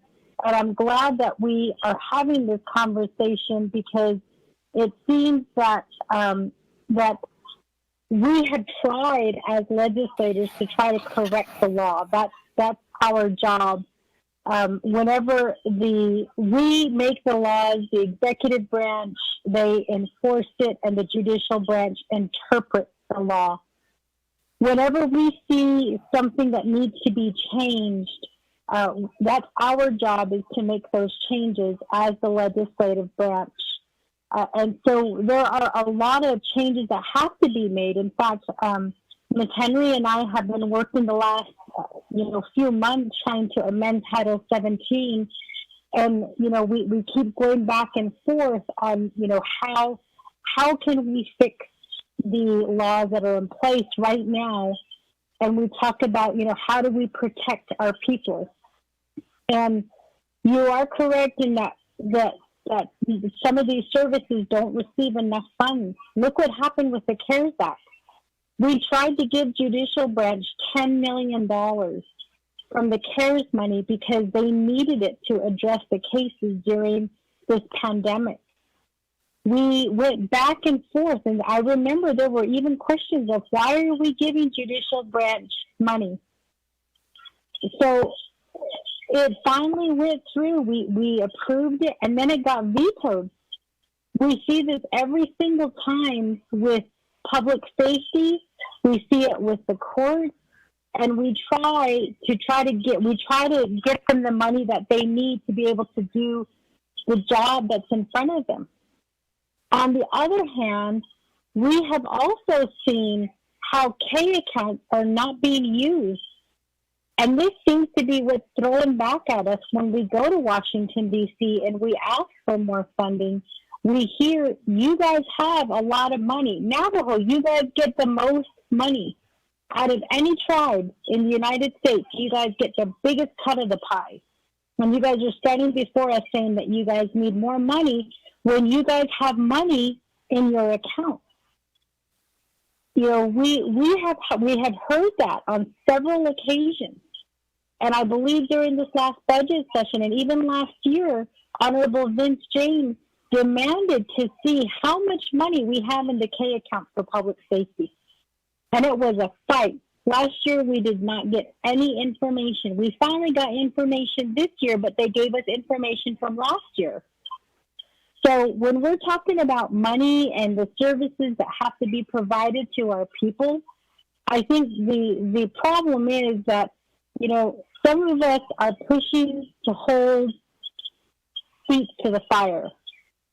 And then some of us are choosing not to do it. So that's the big debate is where do we start trying to help our people?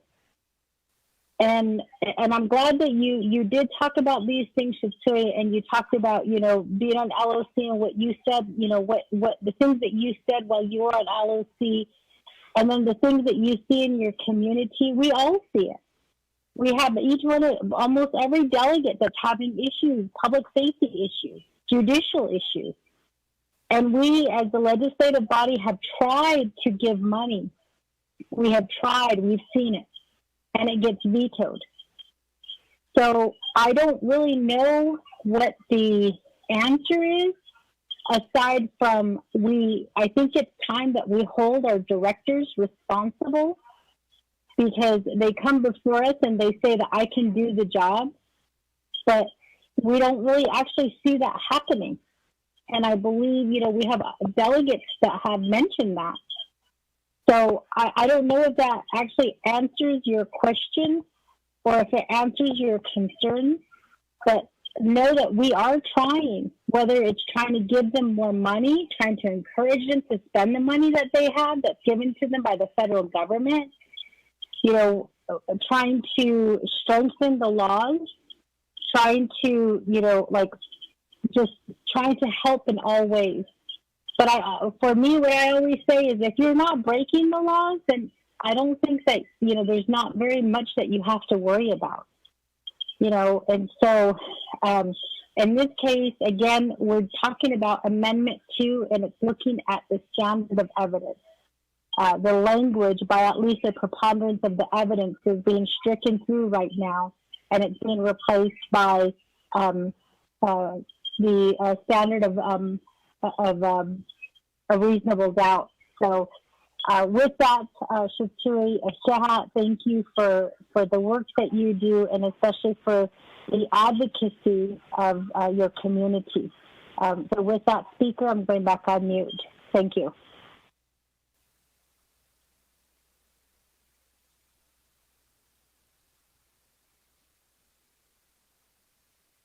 Thank you.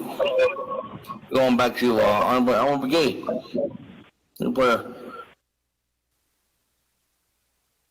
Thank you, Speaker. Speaker. Other members of the Naabik'iyati members, though. Other Shimalado, other Natos, amendments in Lagido, Shado, other Yilkido, Anavija, other advances, Kisico.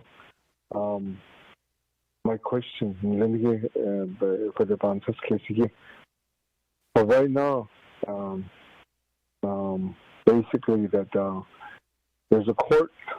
I mentioned this before too. So I thought a court it's legal for file within the courts. A president Lenido DOJ Ajwanan Shibagila. A hut Yunato CNN so legal. That's what we did. That's what's happening right now. There's a file within the courts. At the meantime, he could, as delegates, as a legislative branch, we're talking about amending some of the laws so that with legislation they were, they could pass on it. Adding on to that is that this properties is can be a part of it, your property lineage. My question is, because that lineage, you can lose that permit. Other that lineage to and a property errors. Other what about if it goes down to Pavan, Lago? Other between the logo. Or that father chose echo. That's their property. What are you operate as on? All the equipment. They operate with that to harvest that, making that happen. The RG is on. So are we going after that property the mimicking? Because the and the hot is up to the year but the next season no that is maybe need also difficult. That's one question. My second question is Ato Hajota holds in the course us on me. The nation is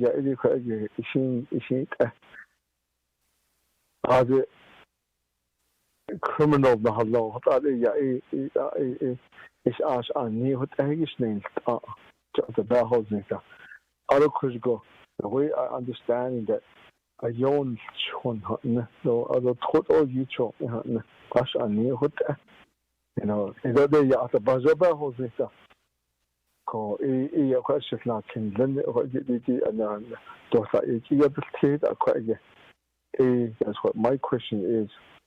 Okay, even now, yeah, as I knew what the ego go to the now need or another Baban Saski, but the now start in the even now we setting this amending this all this Navajo Nation law in the or even in the husband. Because in that source, as a Navajo Nation government, we did that. See, out of another go, they have their attorneys. They are the so finish.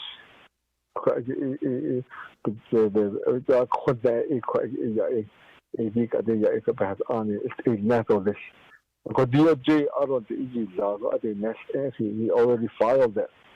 I heard that prosecutor thought had so chief prosecutor. It couldn't has on it is natural is in the social. Okay, that's just I don't how you want it. No doubt about this case. I know we're here to protect the people. So that was the best sense. Although Sicily, I guess with key element. So as a sense, that's my two questions.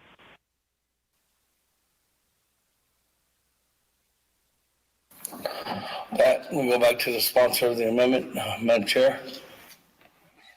Charles Newton, floor is yours. Thank you, Speaker. So, Shanala, I think that is a question for the main legislation, and I think those are some good questions that you raised, and I think that again those are questions for the main legislation. But just to be clear, we have the grazing rights, and we have the farming or the farm leases, and then we also have the home site lease. We know that all three of them are different. In regards to this legislation that is talking particularly about hemp, my understanding of the way that BIA presented to us is that the farming, that they would make recommendations for the cancellation of the farming lease. Of course, there's a whole procedure that's involved in this, and that's kind of the reason for having this part of the legislation amended in regards to the civil forfeiture, because civil forfeiture, when you're taking property from someone, what I'm trying to do with this amendment is I'm trying to raise the standard for the government to meet, and so. Because we talk about the life, liberty, property of an individual, and that's what's within the Constitution that we're aware of. So the raising this standard of proof means that the government is going to have to work a little bit harder in order for them to take somebody's property, in order for them to take somebody's life or somebody's liberty. And that's really the purpose. And as Ms. Henry stated, this is the standard of proof is pretty much, I guess, it's accepted by most states across the board. And so what we're doing is we're just making this one amendment to the standard of proof, and we're bringing up that standard of proof for the government to meet. So again, I think that the questions and the concerns that you raise are really for the main legislation and not so much for the amendment that's provided here, but I could be wrong. Shanala, I hope I answered your question, and I think that those are questions that you can raise to Honorable Rick Naz in his in the main legislation. Again, this is just the second amendment to change the standard of proof. Thank you, Speaker. I'm going back on mute.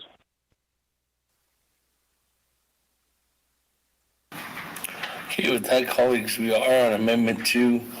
I have nobody else on the board. Are we ready to? Oh, actually, Honorable Eugene So, sorry. You just go ahead. You just kind of come. Sure. Please go ahead. My question. I did the touching raising home site and land use. But there has only been a yes, I think Dana might know. I thought there has on if there's already a law or regulation or any kind of policy. If you're going to amend it, as long as it's good, but if it conflicts with other laws, local, tribal, state, or federal, but I don't agree that.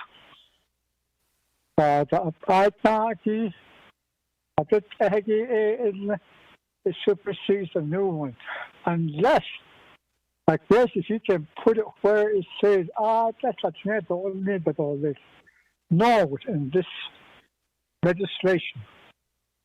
What I should have today, such a case of strong. What I had honest employees, honest to have card. We have Navajo Nation Code. That's how it's all made. They're overlapping. Some laws don't really concern the Navajo tribe because the Arizona Revised Statute or New Mexico or Utah that were just introduced to our sovereign nation, and that's our sovereign government now. We don't have our own government. We don't make our own laws. Except the Title I. So I'm pretty sure Title I supersedes all the other codes too. It conflicts. Because on the homestead issue, a lot of people, they want to live by the Title I. They don't want the new law under the Title III. My Halonas. The new regulation, or there are people like that. So we got two laws on the Navajo Nation: the Title I that people live by, and they don't care less about the other codes. What I care to tell you how this is my land; it's mine. Even though we pressure them with a code or a regulation, you don't have a permit or lease. But to me, I always tell you guys, permit lease conflicts with the treaty because it's got stipulation in it. Western law, which doesn't really, move people that are living with Title I. But it has honest or or never tell you about the need not yet. Then in not. That's really conflicting the Title I.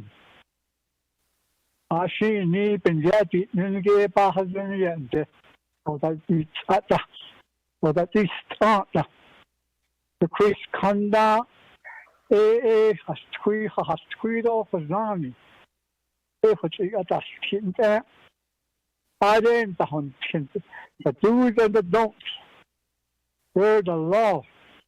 The law is whatever you're going to be fine will be how much work you're going to do helping them. Herding sheep, chopping wood. Those are the fines. And listening to what they're educating you with. In those days, we didn't need no police. There's a few.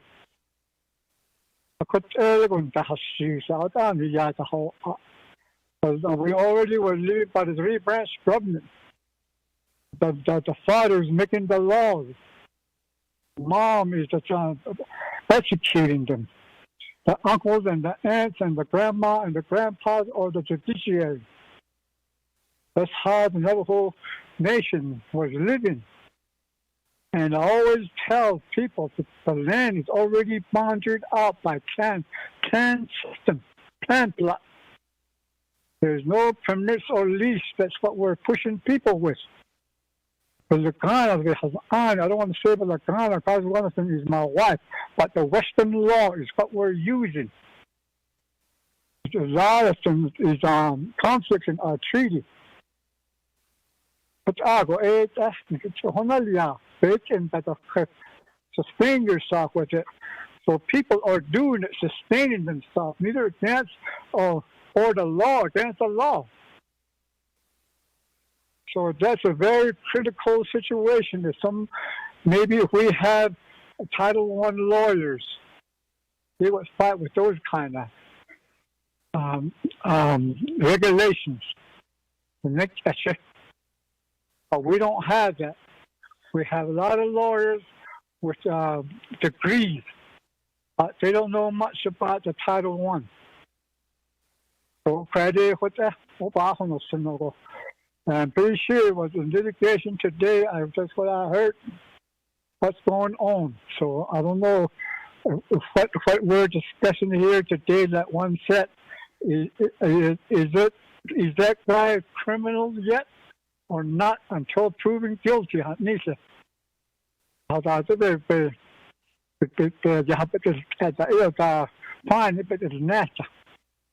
But the AD ban it that I shall need to like one set too before me. I shall need to think about the has on me. Is it there? I didn't use it the burden of proof is that was it a reasonable doubt. That's a lot for sale. Is that alone that should be some? I couldn't not say again. I need to hear I need not to hear. But these laws, they have on or the land use permit. I don't know what they're using on that side, but these things, the contract people, but the BIA and the land users signed is to maintain the fence and maintain the irrigation ditch and to cultivate it yearly, not over 2 years. You sign your name, they sign their name. That's a contract between the BIA and the land user regarding to farming. Are we going to break that law, the contract they signed? If we're going to take their property, what we forfeit those those are Western laws. Or Zoban took case on there are a lot of conflicts here.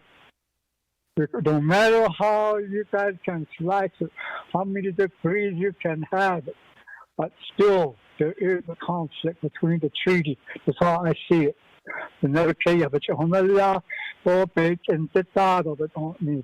You caught it and the and to me, that's they're doing what they were told to do. So so there is a lot of a question on this the amendment.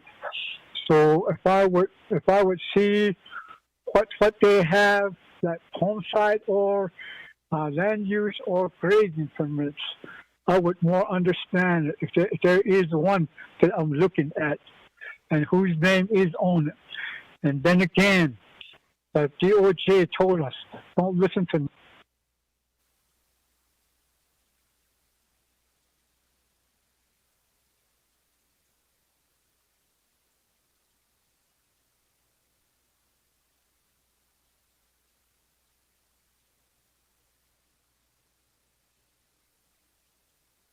Hello?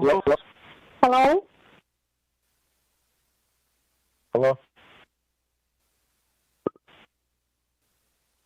Guys,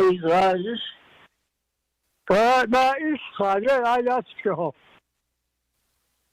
Oh, ene yabe hospital. Thank you, Speaker.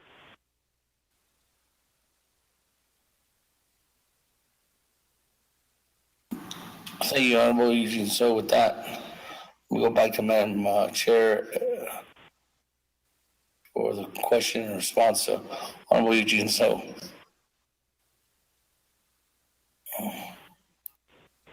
Thank you, Speaker. I had to tell Leroy I'm talking to Jake from State Farm. He just came in and asked if I was still in my meeting. For those comments, I think they were all mainly comments. I realized that I did not answer the question posed by Honorable Elmer Begay in his question regarding the smell. I can tell you that it smells like skunk every morning and every evening. And so it does have a smell to it. So I forgot to answer that question. I have it written down here. As far as what Honorable Eugene spoke about with the different types, and also the rules and the law, and I guess that this is where we as lawmakers, we see things all differently, and we see, I guess we use our experiences and we use our knowledge to try to fix things here on the nation.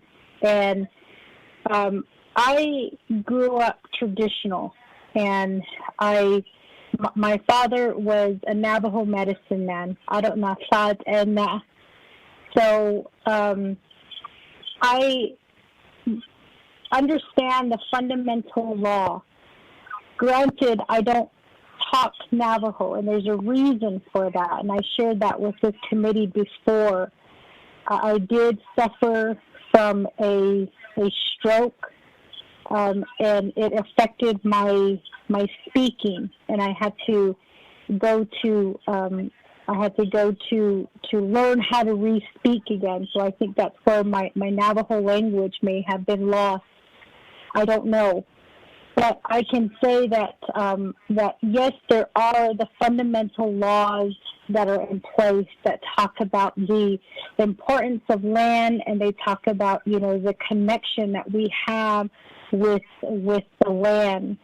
We also know that within our land, that there are medicines, and it even goes as far as the connection where we, bury our children's umbilical cord within the land, and that is a way of saying this is my land, and that I'm going to take care of it. And I guess that's part of fundamental law teaching. But what we see happening a lot is that the land is abandoned. We hear this council about how people are illegally dumping their trash on this land. And so there are laws that are put in place to help protect us. Some of those laws might pertain to the Environmental Protection Act, so that we can have clean water, so that when people are dumping things on the land, we need to make sure that dumping is not going to affect the underground, I guess the land and the water. So I think that fundamental law and the law right now, they work hand in hand. And that is the beauty of, I guess, being legislators, is we have to consider both sides and try to make laws in this way.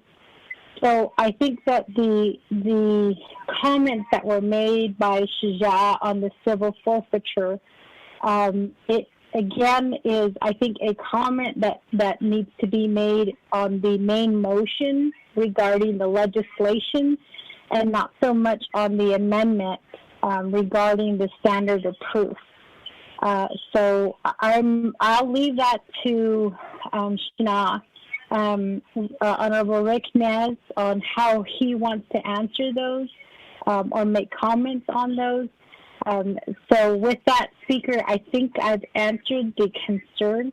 And I know that there was a question for Dana. I just texted Dana and I asked her if she had her Navajo ears on, since that question was asked in Navajo. So Dana, I'm going to go ahead and turn it over to you to answer the question posed by Honorable Eugene So. Speaker, I'm going back on mute. So this is Dana, and apparently I did not have my Navajo ears on loud enough. Could somebody repeat the question in English, and I will do my best to answer it, or perhaps I can get Ms. Khan to answer it if she's still on the line. Mariana, are you still on? This is Mariana. Unfortunately, my phone has been going on and off with the connection. I'm sorry, I don't even know where we are. I've been trying to get back on. Okay, so I think we're at a place that we need the question repeated. Thank you.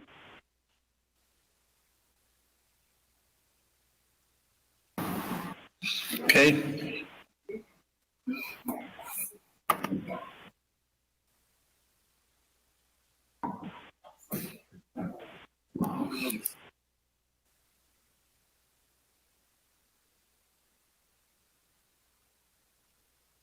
Honorable Eugene So? Or Honorable Elmer Begay? Okay, yes, sir. I'm right here. There was a, Eugene So. Dr. Begay, Elmer. Well, Honorable Elmer Begay, you had a question. If you want to restate your question to Ledge Council. I thought we were voting. My question is right now that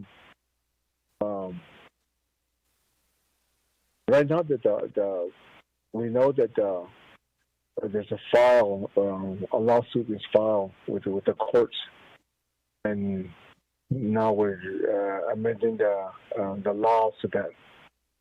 And when we say, and then also right now we're saying that we're going to have to cease some properties, including the cornfield or the field there.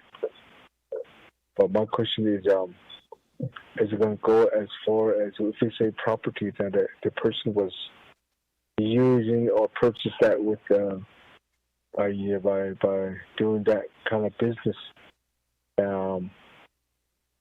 They purchased it, maybe equipment to utilize that. Maybe they purchased it a vehicle and for the operation of that.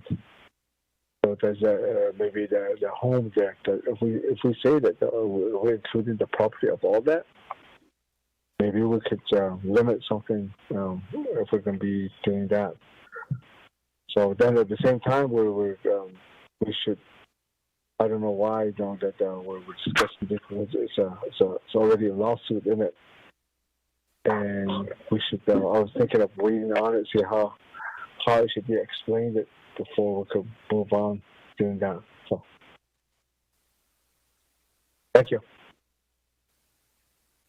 Thank you, Speaker. This is Ms. Bobroff, and I'm going to give a stab at answering that question, and the prosecutor or DOJ may wish to add on. But the first thing I think that I want to restate is that what you're looking at right now is passing legislation that will establish the laws surrounding marijuana and clarifying what is marijuana. And you're looking at a criminal, at the criminal statute. What you're doing right now will not have an effect on the lawsuits. That lawsuit goes forward under the laws that are currently in existence. This won't change the applicable laws in the lawsuit that's currently pending.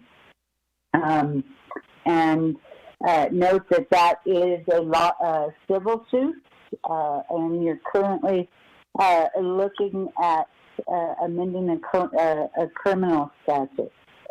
Now, as far as the forfeiture of property, which would be a potential if there is a violation of the criminal law, it does seem to cover personal and real property, and so and what it states that if you'll look at the amendment section 396, it states that any personal or real property, including leases and permits, of any person found liable for an offense under Chapter 3, Subchapter 10, which is what you're looking at in the criminal code, is subject to forfeiture to the Navajo Nation if the following conditions are met. And there's a number of conditions. The one I think is most applicable to you,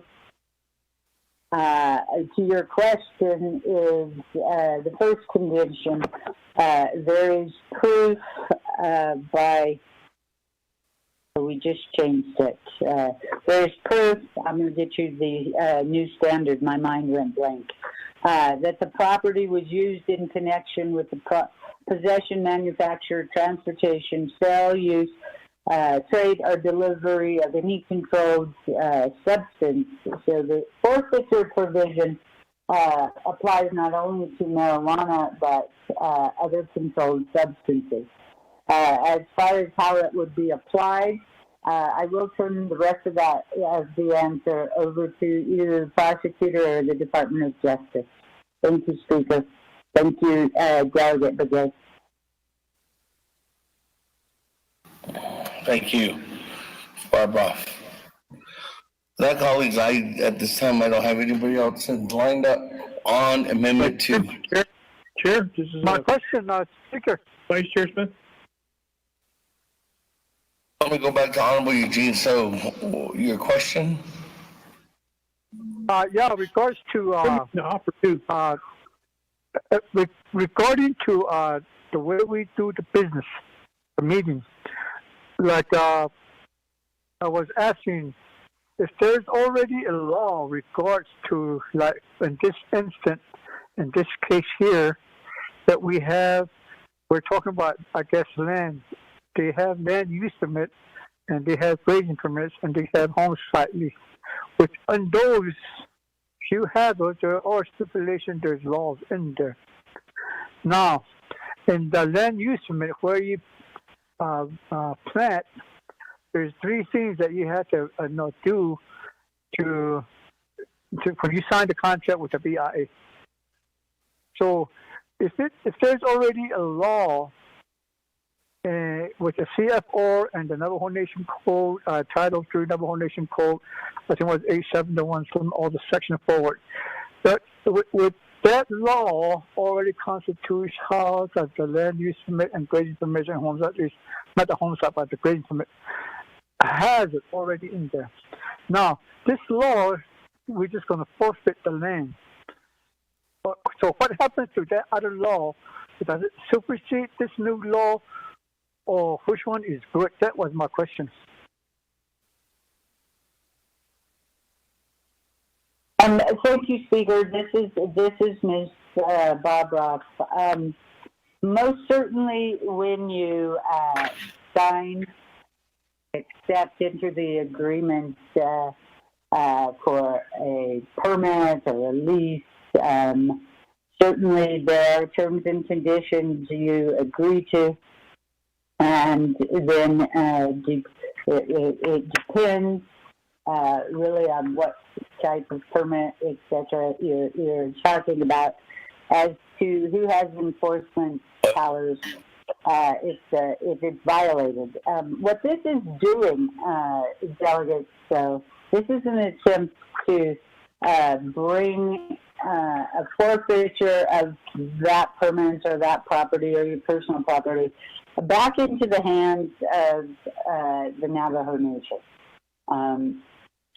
So I'm not sure if it is one of what law controls. Certainly they may control in a parallel fashion, but this, the civil forfeiture provision is bringing this back into Navajo control, Navajo courts,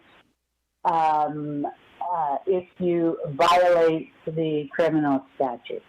And once again, I will turn it over to the prosecutor or the Department of Justice for further input on that question. Thank you.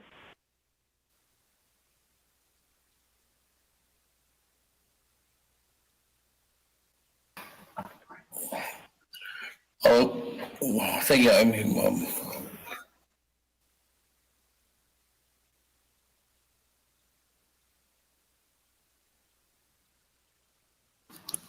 thank you, Ms. Barbara. Moving on down, Honorable Vice Chair Smith. Thank you, Speaker, and Naabik'iyati Committee members. You know, reading these comments on behalf of the area we're talking about, my question is, they're talking about illegal hemp, and here we're talking about marijuana. They're saying they don't want cultivation of illegal hemp. Is there laws against illegal hemp? Why are we addressing marijuana under Title 17? Shouldn't we target what is going on, the illegal growth, cultivation, operation on the farmlands regarding hemp? And we're going to, I think we're going to the wrong direction.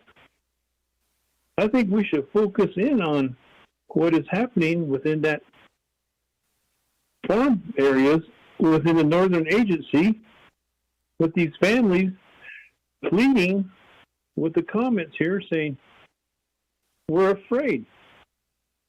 My children, the safe and peaceful environment is no longer there. We are suffering. What are we doing? I think we should have laws particularly specifying certain events that are happening and apply that so that the laws can be governing such activities and to prevent these kind of activities that are happening. Gunshots, folks are scared, folks are not even wanting to go out to enjoy the outdoors, and they're just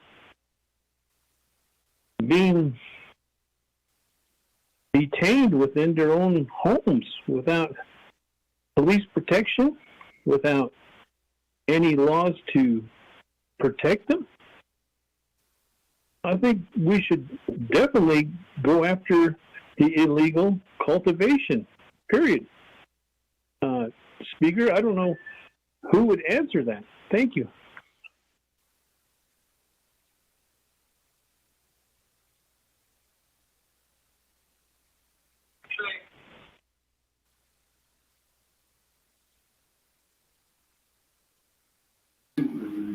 Thank you. Vice Chair Smith, I'm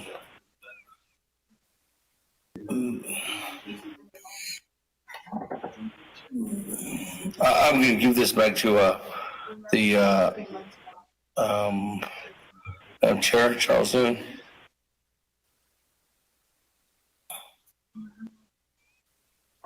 As on the amendment. Thank you. Maybe the best individual to explain again is probably Ms. Henry. I agree with you. Ms. Henry, take it away. So I can certainly try. The whole purpose of, or one of the purposes, no, let me take it back. The whole purpose of the amendment to 390B, the definition of marijuana, is to criminalize hemp. That's exactly what it does. And I guess I really want to try to understand what the question is, because if I can clarify how the new definition does that, maybe I can help clarify it. So right now, so hemp and marijuana come from the same plant, but they have different levels of THC, which is the real controlled substance. So right now, hemp is not criminal, because hemp is the part of the plant or the substance with less THC. That's the way it is now. By changing the definition of marijuana to be any amount of THC, that's exactly what it does, is to criminalize the hemp, because it's the same substance as marijuana. So taking away that level of THC is criminalizing it. That's the crux of the amendment, really. So is there, what can I do to help make it clear, or to help explain it better?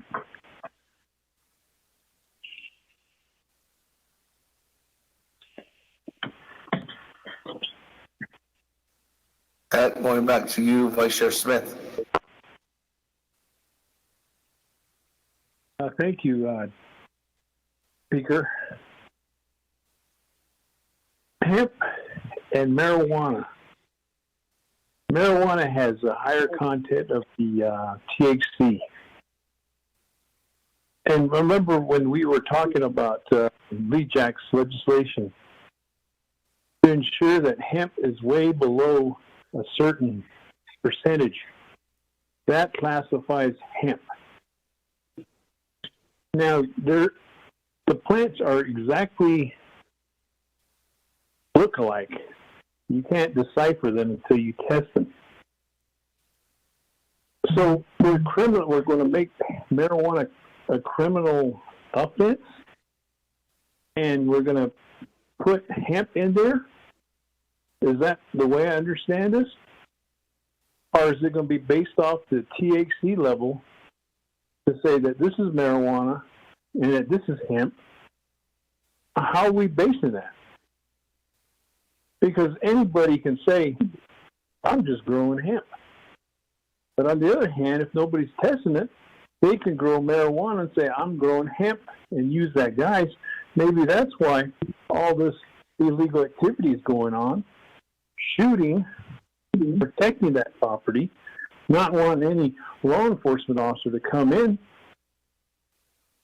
because they know that they're either cultivating marijuana or they're cultivating hemp.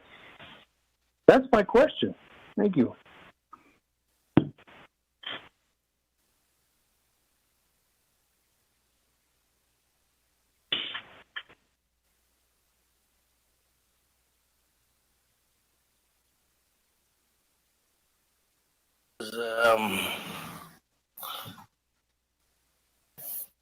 Madam Chair Charles Newman,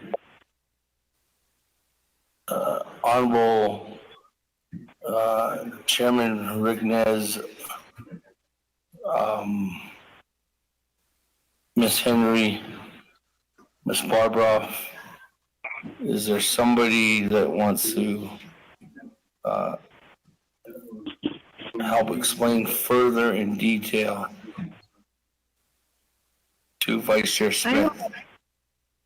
I want to try. This is Jen. So you have exactly pinpointed the problem that we have now.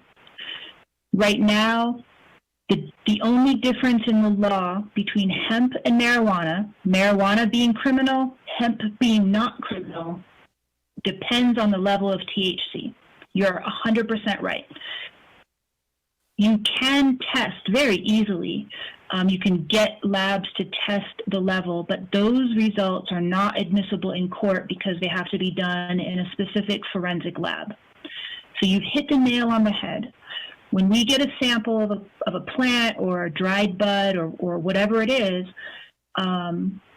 people say, oh no, that's not marijuana, that's hemp. It smells the same, looks the same. We can't do anything. By changing the definition to be any amount of THC, so officers have field test kits.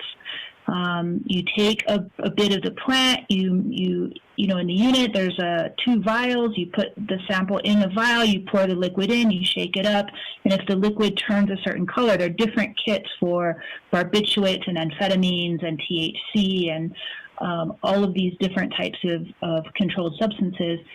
And what it does is it senses the presence of the molecule or compound THC, but it doesn't tell you how much it is. So by making any level of THC a crime, you've now said, oh, it's not marijuana, it's hemp. Well, I'm sorry. Anything with THC is criminal. So you've criminalized and made it much easier to prove without having to send it to a forensic lab. Because now the level of THC, it doesn't matter. What we've done to look into the future is create an exception that does not kick in now, but only if you, the council, decide to legalize hemp. And you do it. Then if someone says, oh no, it's hemp, then we have a set of regulations in place because you would have passed it and it has to be sent out to be tested to be hemp. Then they can show us their testing results and we say, oh, okay, you're growing hemp. That's legal now. It's not a crime. But until that happens, we've solved the very problem you hit the nail on the head with, which is right now we cannot tell the difference. Now we're making it so that the difference doesn't matter. Hopefully that helped.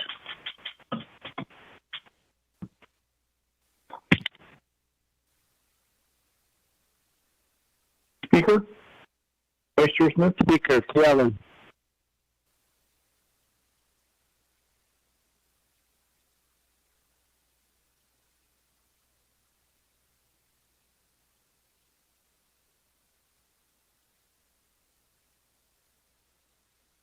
Sorry. I had numerous text messages coming in just now from colleagues. Vice Chair Smith, going back to you. Thank you, Speaker. Also, thank you for that enlightenment on what the definition is going to do. It's going to be an umbrella. Regardless if there is marijuana, it don't matter how much THC, it's going to cover all bases. That's what I'm hearing. However, if you're going to cover all bases, that's what's bothering me with the Navajo Nation wanting to put the bar so high where you have to prove beyond reasonable doubt. When you prove beyond reasonable doubt, if there's one element that's not even met, the case is thrown out. If this is going to be a civil offense like it says within there, but it's within the Title 17, then maybe it should have a civil offense on the sideline saying that this would be referred to as civil offense for preponderance of evidence. The smell of it, the cultivation of it, those are preponderance. We haven't tested it, but we know that there is cultivation going on. That is my main concern, too, on that behalf. Thank you, Speaker.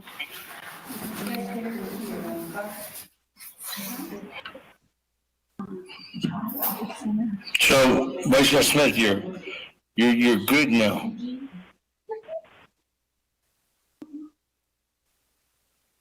Thank you, Speaker. Appreciate that. I mean, you got your question answered. I'm just was reiterating the concern on the preponderance and the beyond reasonable doubt. Beyond reasonable doubt is something that's way up there. And I think it should stay with the preponderance because we're trying to help folks out there that at least have peace of mind along the San Juan River. Thank you. Okay, all right. With that, then, let me go on to Honorable Keon Begay.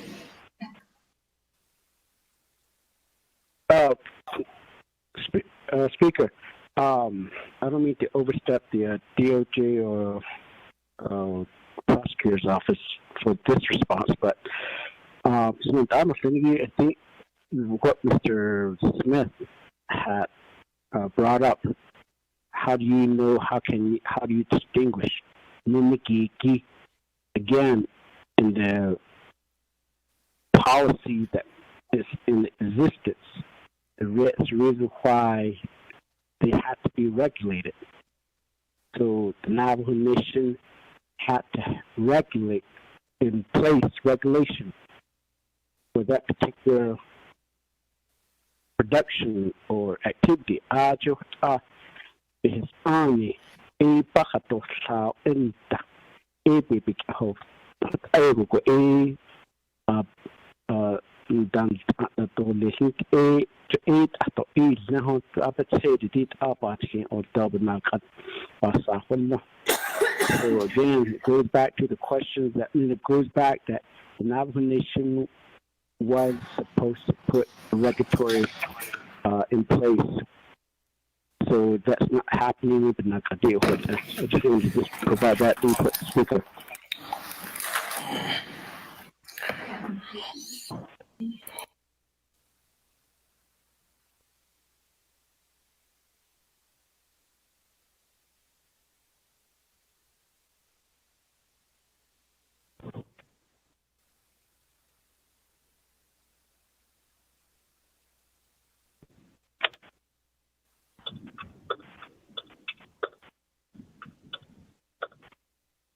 With that,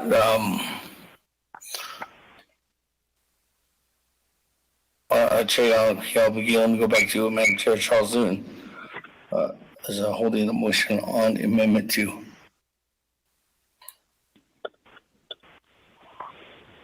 Speaker, maybe I wasn't listening. I don't think I heard any specific questions, just more concerns that are being shared, unless I missed something. Okay. I don't have anybody else on the board for Amendment 2. Vote. Once, going twice, going 3 times on Amendment 2. Bobby, go ahead. Roll call vote. Honorable Alma Begay. Honorable Red. Honorable Alma Begay votes red. Honorable Keon Begay Jr. Honorable Keon Begay Jr. votes red. Thank you. Honorable Keon Begay Jr. votes red. Honorable Paul Begay. Delegate Paul Begay votes red. Honorable Paul Begay votes red. Honorable Nathaniel Brown. Red. Honorable Nathaniel Brown votes red. Honorable Eugenia Charles Newton. Charles Newton votes green. Honorable Eugenia Charles Newton votes green. Honorable Amber Canaz-Barkrati. Delegate Amber Canaz-Barkrati votes green. Thank you. Honorable Amber Canaz-Barkrati votes green. Honorable Herman M. Daniels. I vote red. Honorable Herman M. Daniels votes red. Honorable Mark Freeland. Honorable Pernell Halona.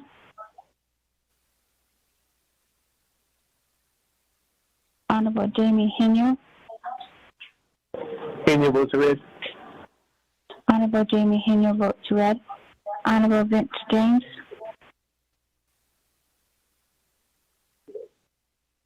Honorable Rick Nez. Delegate Chair votes green. Delegate Rick Nez votes green. Honorable Rick Nez votes green. Honorable Carl Slater. Slater, green. Honorable Carl Slater votes green. Honorable Raymond Smith Jr. Red. Honorable Raymond Smith Jr. votes red. Honorable Wilson Stewart Jr. Red. Honorable Wilson Stewart Jr. votes red. Honorable Charlene Stowe. Green. Honorable Charlene Stowe votes green. Honorable Daniel Stowe. Daniel So votes green. Honorable Daniel Stowe votes green. Honorable Eugene Stowe. I'll vote red. Thank you. Honorable Eugene Stowe votes red. Honorable Otto Stowe.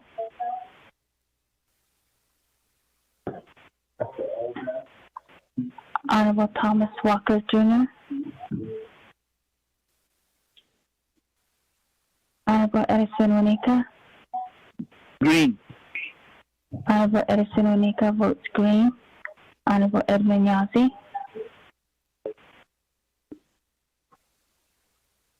Honorable Jimmy Yellowhair. Honorable Mark Freeland. Honorable Green. Pernell Halona. Green. Honorable Pernell Halona votes green. Honorable Vince James. Honorable Otto Stowe. Freeland votes green. Honorable Mark Freeland votes green. Honorable Thomas Walker Jr. Honorable Edmund Yazzie. Vote red. Honorable Edmund Yazzie votes red. Honorable Jimmy Yellowhair. Speaker with a vote of 9 yeas and 10 nays. Delegate James Green, if you can hear me this time. Honorable Vince James votes green. Speaker with a vote of 10 yeas and 10 nays.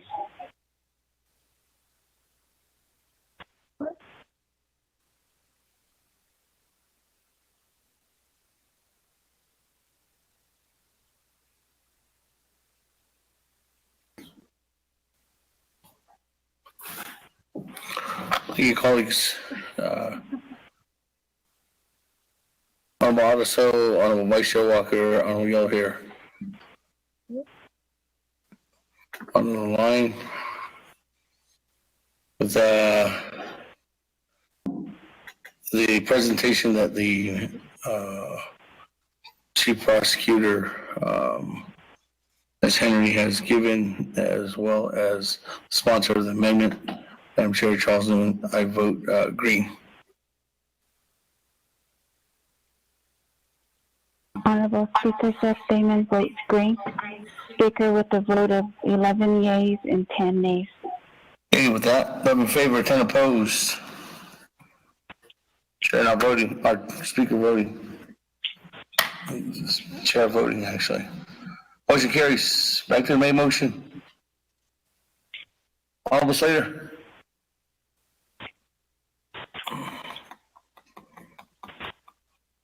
Thank you. On the main motion.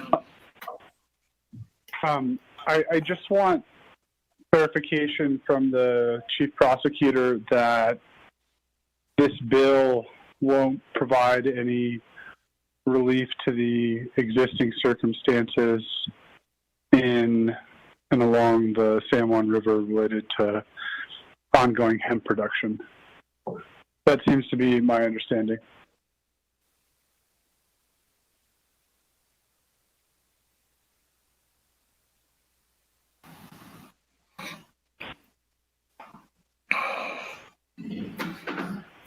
With that, I guess Ms. Henry.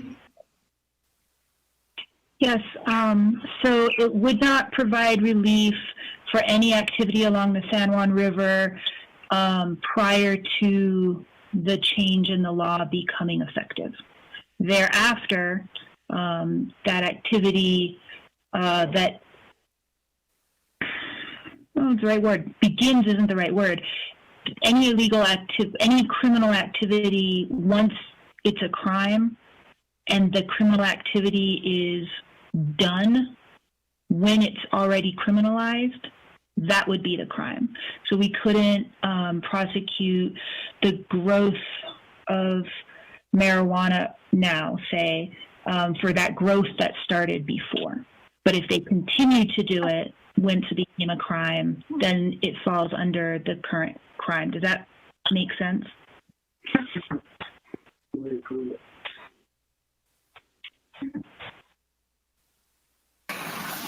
Okay, thank you. Colleagues, any other comments, questions on the main motion? Speaker, I had a follow-up. I apologize. My call just dropped right at the end of the Chief Prosecutor's reply. Go ahead. Go ahead. Thank you.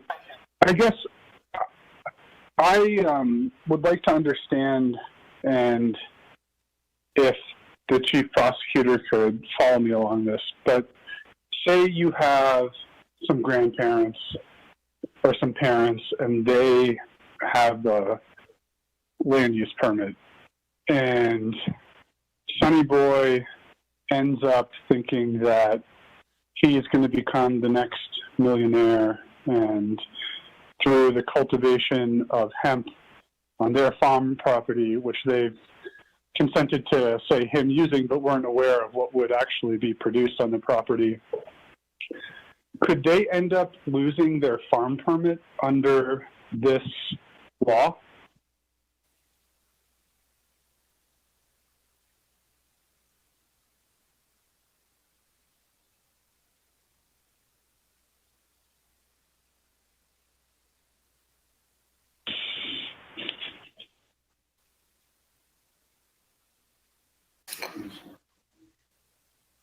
I don't know if that question is going to Chairman Nez or back to Office Legislative Council, which would probably be best. I was asking the Mrs. Chief Khan or Ms. Henry.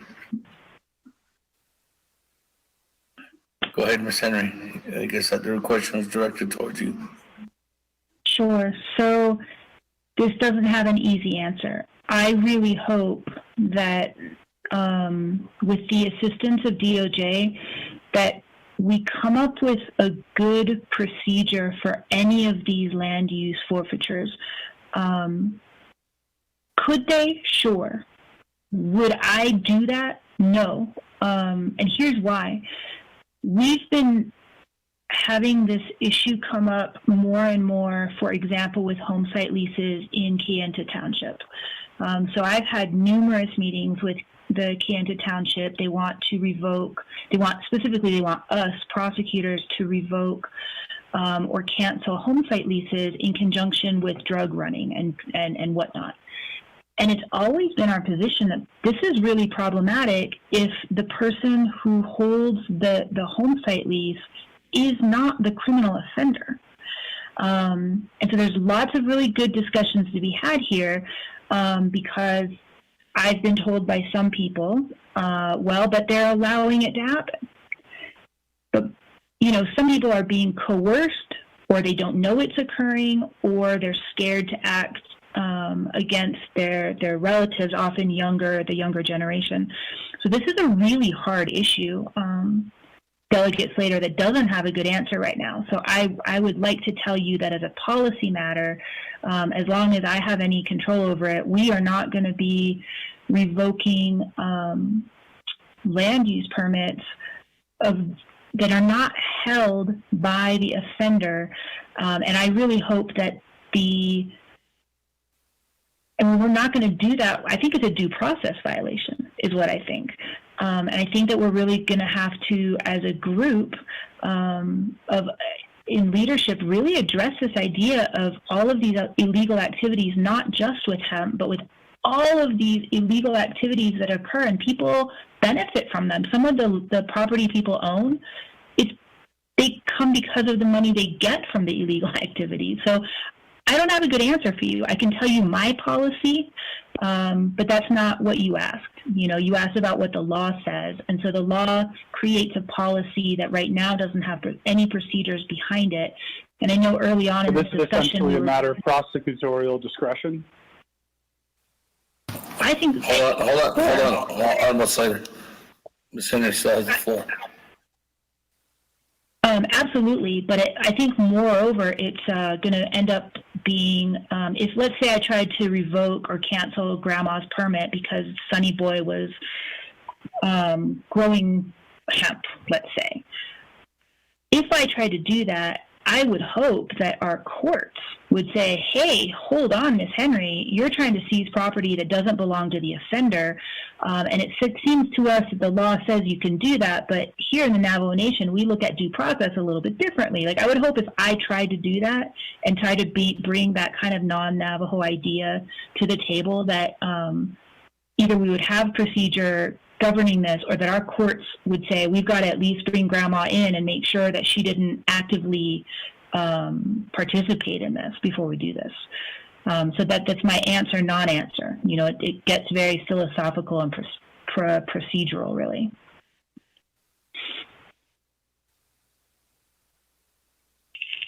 Almost later. Thank you, Speaker. Apologize for jumping the gun. Colleagues, at this time, I cannot support this legislation as it stands. I think the key components that we've heard here are prosecutorial discretion.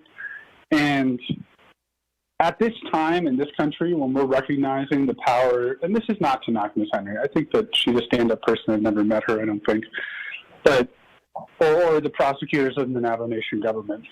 But when we have a situation really of our own making, which was a lack of planning and forethought on how to deal with hemp and what the movement was across the United States related to marijuana and hemp cultivation.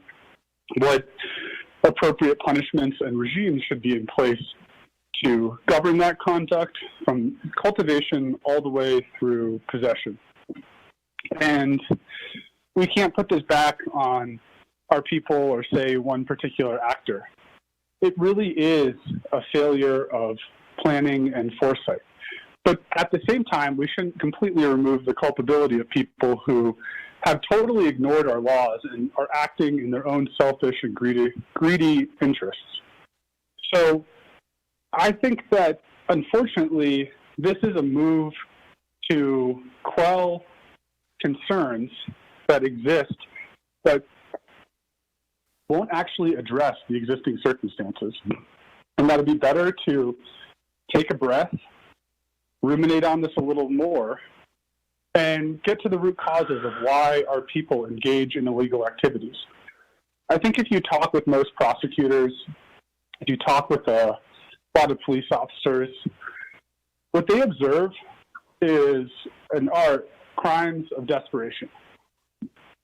There's people who are earnest, who have families or obligations that they feel they need to uphold and fulfill, or images of themselves and how they're supposed to operate in society.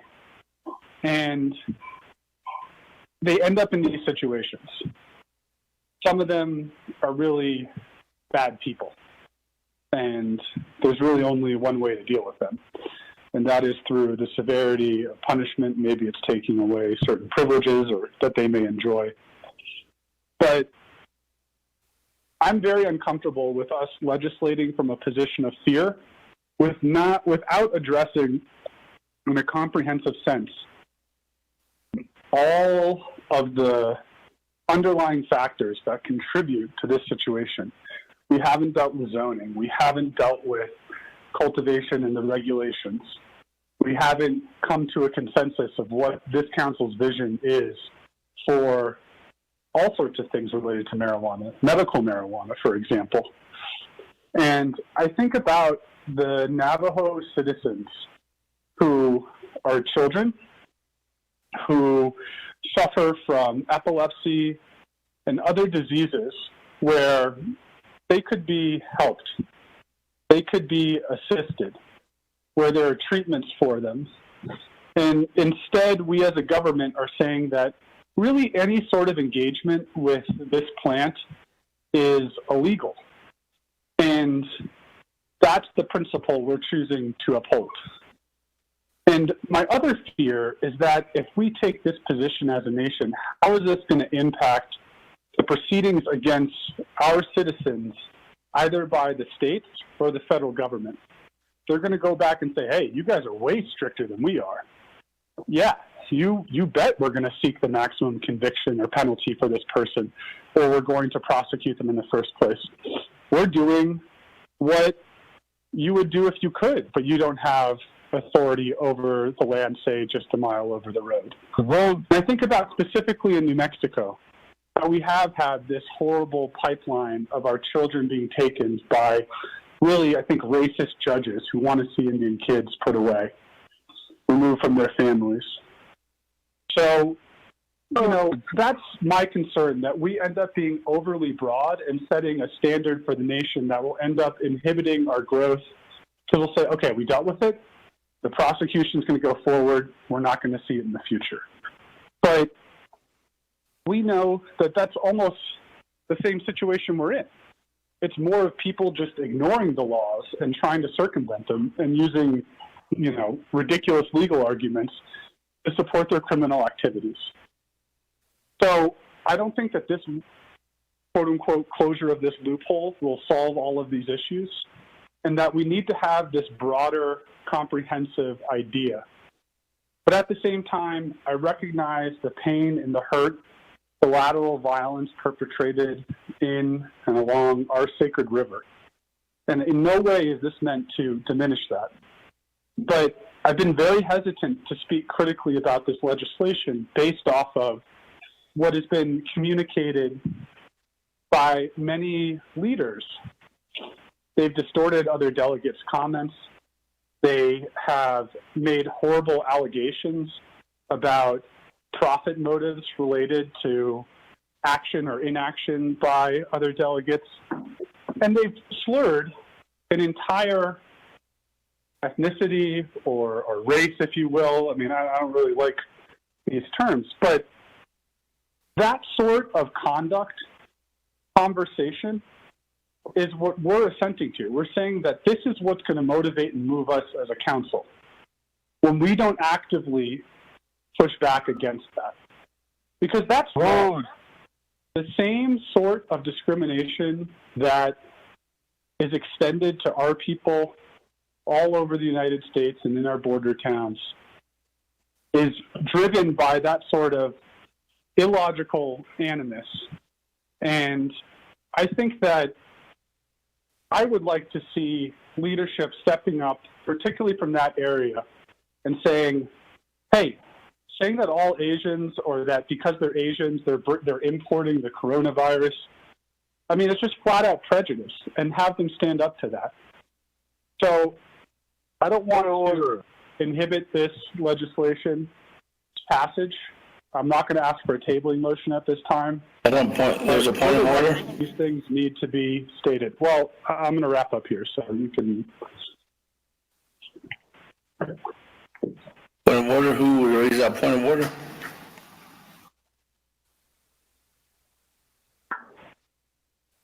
Someone raise a point of order.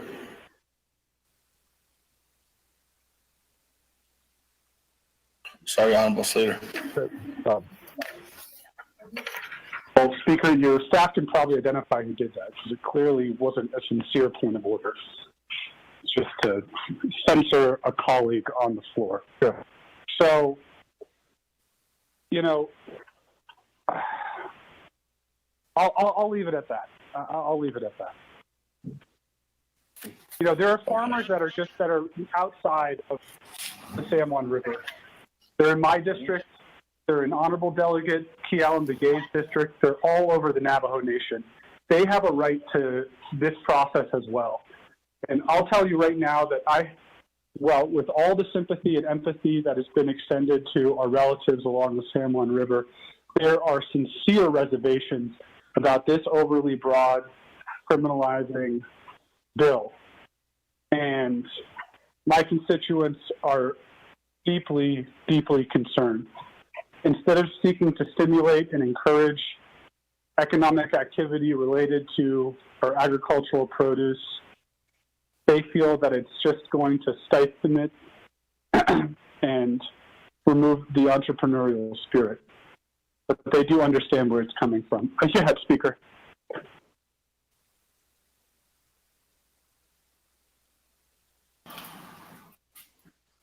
Thank you, Honorable Slater.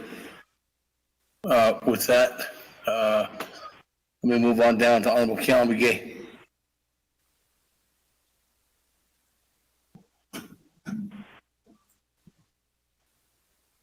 Speaker. Yes. Pikudo Panyej Tiki Ato Kromidia Slash Kato Canada Yista.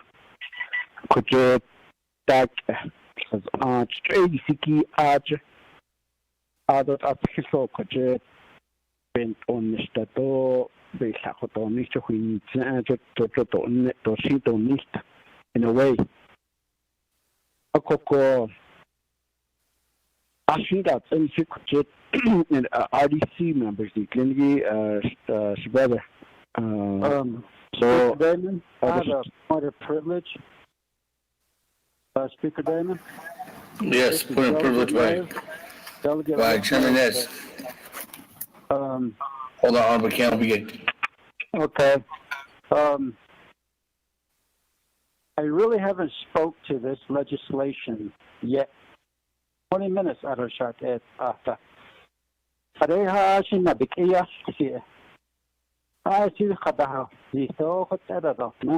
You guys haven't given me an opportunity to speak 20 minutes yet. Thank you. Chairman Hayes, when we first, as explained in a text message to you, when we first went back to opening up the line, there was nobody that spoke. I was going to call for the question until there was raised at a point that there was going to be an amendment. And that point was going to be an amendment. Madam Chair Charles Newton raised that amendment. At that point, we went straight into the amendment. So I stated that I'm sorry that we didn't come back to you, but after Honorable Keon Begay speaks, I will definitely come back to you and give you some time, Honorable Chairman Nez. Honorable Keon Begay? I could, but not, I just thought that had happened. I shouldn't mean to just I just got on. I was over at BNF tradition. So any big help out for Kudoshi on the update we kill. Okay. I'm done for Thank you. Thank you, Honorable Keon Begay. We go back to Chairman Nez. Thank you very much, Chair Damon. Although I'm not Seneki. I often think about the word honorable. The next Honorable Nez, Honorable Begay, Slater, Kashit Aran Hitokshi. But the Lachit or Galan since it's at the bond, Suskes Kojo.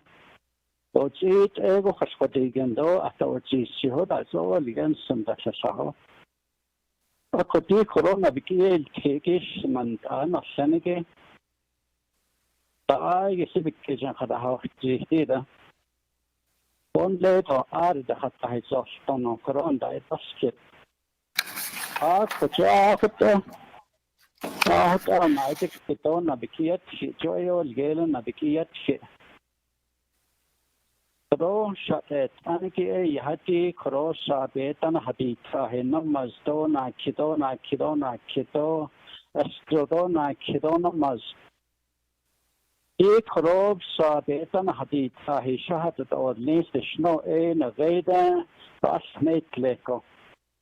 Chief Prosecutor in the NPD, DOJ, RDC. All yeah about out of January, out of Karahadeshi. Nevada, a few months ago I requested this legislation. OLC has been very busy. I commend them for the work that they do to write drafting these legislations.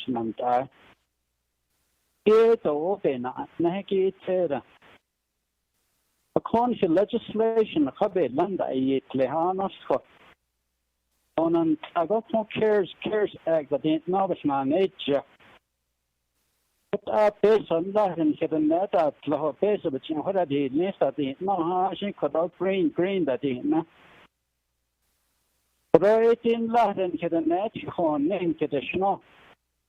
But I know I'm thinking it's I'm thinking has other shot. The whole shade of middle. All right, when he says the city national part the national harder. I don't think so. I think you're going to take action. You're going to do something about it if it happens in your community. You're not going to twiddle your thumb and put your hands in your pocket. No, sorry. I'm reaching out to you to help my people along San Juan River. If you want to vote red, you're not voting against me. You're voting against those people that are struggling and suffering over there along San Juan River farmlands. People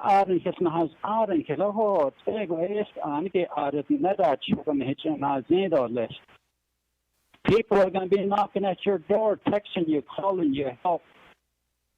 Me and Honorable Noon, we have been getting text messages, emails, phone calls.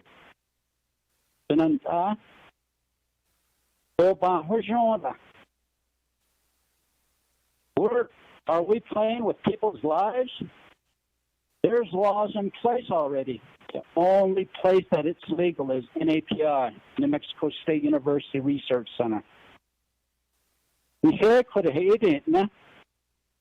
Oh, sure, yeah, deal. I could have made sure on him. My son been charged on the Tahara, Nella, the Lati, and he cheated on him. My son said the honey. Esha.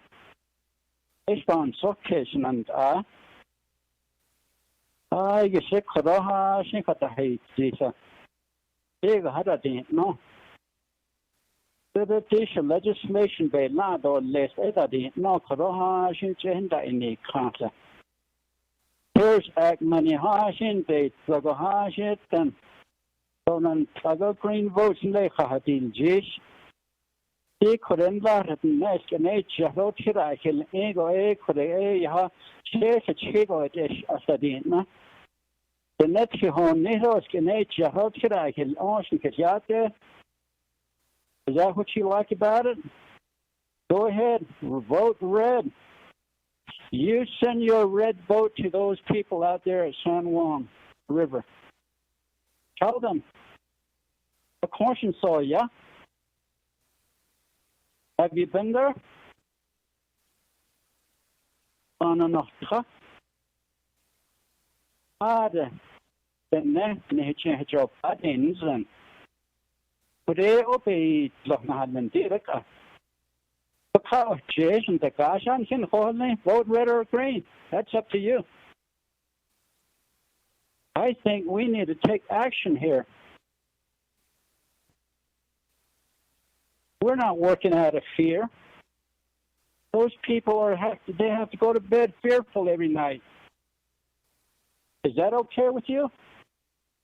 Is it okay with you that there's gunshots every night in your neighborhood? Is it okay that your children don't go out riding their bicycle? Nikisha. Nakajin say and he said that no ha she because I had a house. That's on hitching it is now here at of NATO le. Could a legislation that of NATO. Don't do that. These CARES Act legislation is nothing. But the real problem is this. It's up to you how you vote. I'm not going to plead for your green votes. That is up to you and the people that are suffering out along San Juan River. Thank you very much. May God bless you.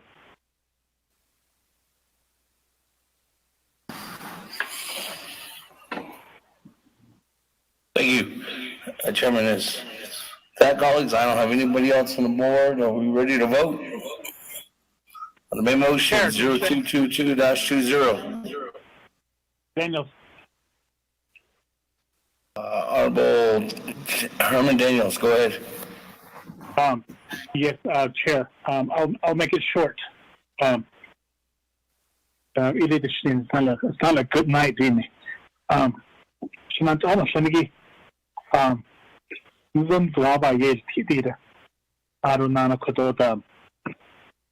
I'm ready to vote green on this to help the people right in Mount Oninas area and also Humpback area. I see it now. So a also the Sadabaka, the Shoshoka, the Johnson Odo. So I see the Arunana Kodona Gatam. Kodoba the Sigi Yakodona Gatam. Gatam, when you listen to KNDN, KGAK, Yana Gatam, I see Nagatam supporters on Linigia. The way they talk on the radio. Or you don't they're misinforming people on the radio. Based on I see that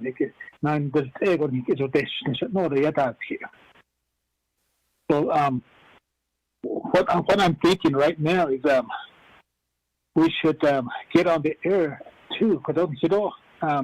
Navajo Nation Council Speaker's Office, educate our Navajo people about this legislation that's moving forward.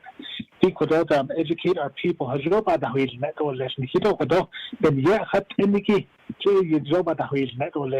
about this case? I don't know.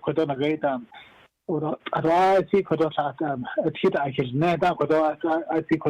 there's only but 3 low at these niche I don't know the couldn't has only get your words the lawmakers but see at these niche never can't these wash. Chair. Thank you very much. That on Calum begin.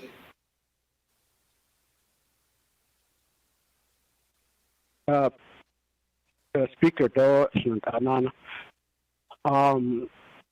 Job on that, Naabik'iyati to other Kodo.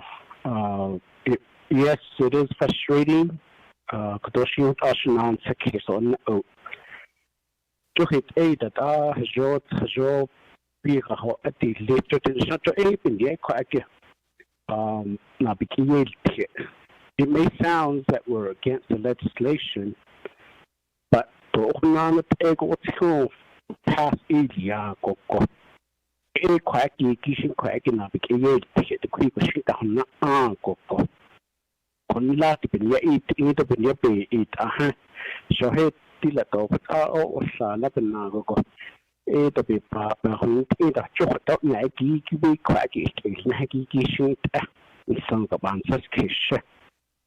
Although I did vote green on it at the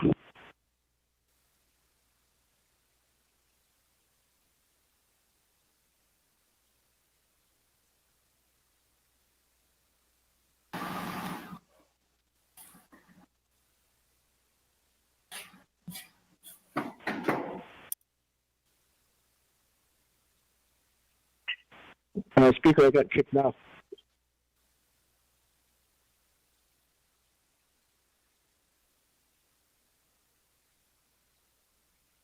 You're on. Okay. All right. So, there with us, Kodoshin and Anna Shemiki, a couple of cases, Zingishe, or the cases. Now, what I'm afraid of is the Title 17 to indicate regular council session to audit in the LPP behind if not, go down all emergency legislation we get introduced the door making a Johnson upon this case or addition could those have been a bit this water and now take it on you hit out objects that don't need to in and it's an a call with ended to usher in me what's here will not just say he sheet end Kato e hajo aton nisiki pinye e kodo bahitahitzi. Ako ishit ani hut ashna. So again, I apologize because I know I spoke at some certainly on some of this area. But I'm with you. But I just want to make sure and that has only quick machine I know that. For Dika Silver Lassie Green Taylor could crack it to Hajo Olia the Joyce at me. So Asian Koto Yankee Hajo to Little Hajo baby it's the dope baby the last the Hishi Banan Shiki baby to ask what I could his own Elia Johato in Hiki to a Quagish Katola Bahamas. I'm not saying that you're saying this directly to me, but I'm just making a response. According to share deed our Shizodo, Bahanasi to this accord, joy at Indy, and then Dingy is here to Kodo. Slaughter, but Banana Stasto. A call Equity has only dark has got another Likiki. Other dark happened that missed art, Hokodo. Issues like Doko, after snack. When a bad apple makes a whole basket, it's please cho. Ako ajo hot hanky ka lego to the hot hanko ko so aji so is test nishi. Ako ko pinago ko jo kwaki ki ban such case ko additional status ashment anostology.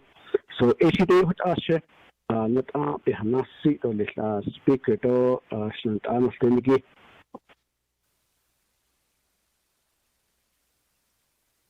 Hey, thank Alex. Anybody else on the board? Are we ready to vote? Vote. Once, or twice, or 3 times. Second reading. Mr. Speaker, members of the committee have 2 amendments. Amendment 1, page 1, line 14, insert additional language as follows. _and section 396. 2, page 3, line 3, insert a quotation mark before the word marijuana and delete the word the after the word means. 3, page 3, line 9, delete the words does not include and insert the word excludes. 4, page 3, line 11, delete the words strict compliance and insert the word accordance. 5, page 3, line 12 and 13, delete the words or its designee. 6, page 3, line 20, delete the word and insert the word an. 7, page 3, line 25, insert new language. Marijuana is as defined in section 390 at the end of the last stricken sentence. 8, page 3, line 27, insert new section 396 as follows. Section 396, civil forfeiture. A, civil forfeiture. Any personal or real property, including leases and permits of any person found liable for an offense under Chapter 3, Subchapter 10 is subject to forfeiture to the Navajo Nation if the following conditions are met. 1, there is proof by at least a preponderance of the evidence that the property was used in connection with the possession, manufacture, transportation, sale, use, trade, or delivery of any controlled substance. And 2, the person liable for an offense has received notice of the proposed forfeiture by the Office of the Prosecutor and been provided an opportunity to be heard on that issue before the district court. A, for the purposes of civil forfeiture in this section, notice of a proposed forfeiture shall be deemed adequate if the forfeiture is alleged in a complaint for an offense under Chapter 3, Subchapter 10, and the property to be forfeited is described with particularity. B, forfeiture of Navajo Nation employment or office. A, Navajo Nation official convicted of violating any offense within the subchapter shall immediately forfeit any present or future employment or elected office with any Navajo Nation entity, division, department, agency, program, or enterprise. Amendment 2, 1, page 3, line 27, modify new section 396 as follows. Section 396, civil forfeiture. A1, after there is proof, strike by at least a preponderance of evidence. Insert beyond a reasonable doubt. Mr. Chair. Colleagues, go to board. Roll call vote. Honorable Elmer Begay. Honorable Alan Begay Jr. Vote red. Honorable Elmer Begay votes red. Honorable Kealan Begay Jr. Naabik'iyati votes green. Honorable Kealan Begay Jr. votes green. Honorable Paul Begay. Paul Begay votes green. Honorable Paul Begay votes green. Honorable Nathaniel Brown. Delegate Brown votes green. Honorable Nathaniel Brown votes green. Honorable Eugenia Charles Newton. Charles Newton votes green. Honorable Eugenia Charles Newton votes green. Honorable Amber Kanaz-Balkrati. Delegate Amber Kanaz-Balkrati votes green. Thank you, Chairman Nez. Honorable Amber Kanaz-Balkrati votes green. Honorable Herman M. Daniels. I vote green. Honorable Herman M. Daniels votes green. Honorable Mark Freeland.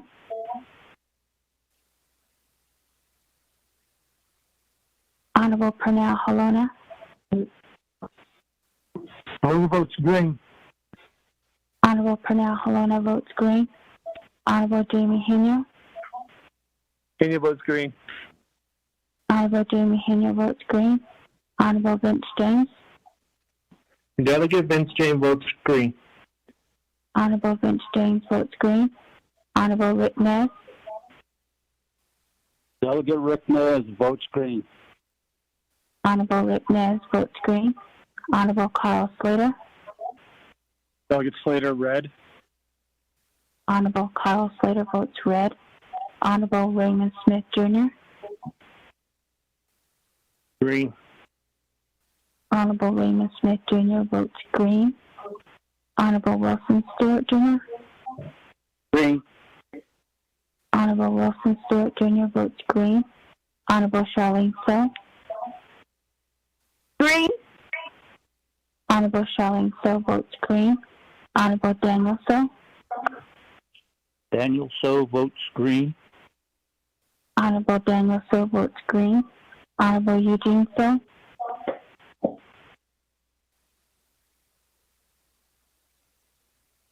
Honorable Otto So. Eugene So votes green. Honorable Eugene So votes green. Honorable Otto So. Honorable Thomas Walker Jr. Honorable Edison Wanika. Green. Honorable Edison Wanika votes green. Honorable Edmund Yazzie. Green. Honorable Edmund Yazzie votes green. Honorable Jimmy Yellowhair. Honorable Mark Freeland. Green. Honorable Mark Freeland votes green. Honorable Otto So. Honorable Thomas Walker Jr. Honorable Jimmy Yellowhair. Speaker with a vote of 18 yeas and 2 nays. 18 in favor, 2 opposed. Chair not voting on legislation 0222-20. Motion carries. Point of privilege, Speaker. Colleagues, that 0222-20 is destined for Navajo Nation Council. Point of privilege, is that you, Honorable Slater? Yes, in the previous presentation, there was a meditation on honorable and what that means. And then there was a list of delegates who were explicitly called out, and the honorific honorable was applied to them. Conspicuously, thereafter, my name was then just stated as Slater. It seems to be the standard protocol among several of my colleagues to deny me either the title Slater or honorable. So I ask that you, at the very least, try to enforce some sort of sensible set of terms for us to be equitably addressed. I was elected just like any of my other delegates and fellow colleagues here by my communities, by Navajo citizens. Yet there seems to be a concerted effort among many of them to delegitimize and attack my moral integrity and my just position existing on the council. And I'm disgusted by it. So, Speaker, I'm beseeching you to try and create some policy that will document what individuals should be addressed on the council floor, in committees, and among each other.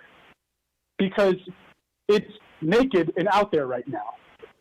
And it's not that anyone isn't noticing it. Many people are noticing it. And it doesn't reflect well on our collective body when we target just one individual. The same presentation that was brought before Hess had a member that attacked another one of our council delegates. So there needs to be some sort of decorum and protocol that is communicated to our colleagues, particularly as we move forward on this issue, which is so highly charged that we seem to be ignoring any sense of decency and propelling so much of our discussion around animus towards one another and towards other ethnicities and races. Thank you, Speaker.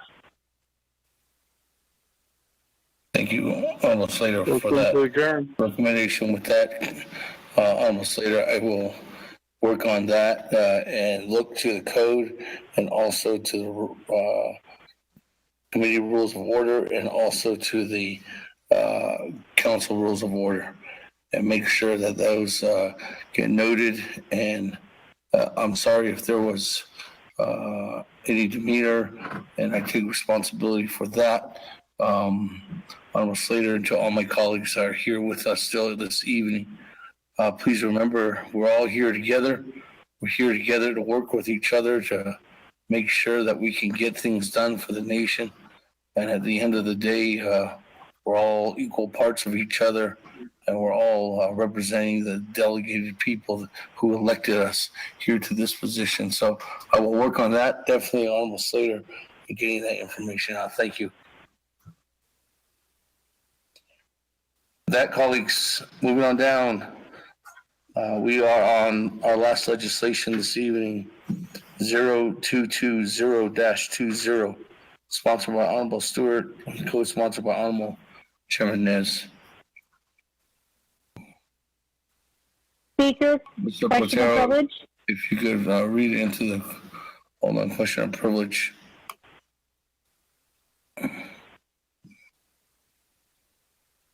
Question of privilege, Madam Chair. Yes, Speaker, can I just get some information? I need to suspend the floor rule to add legislation 0216-20 to the agenda.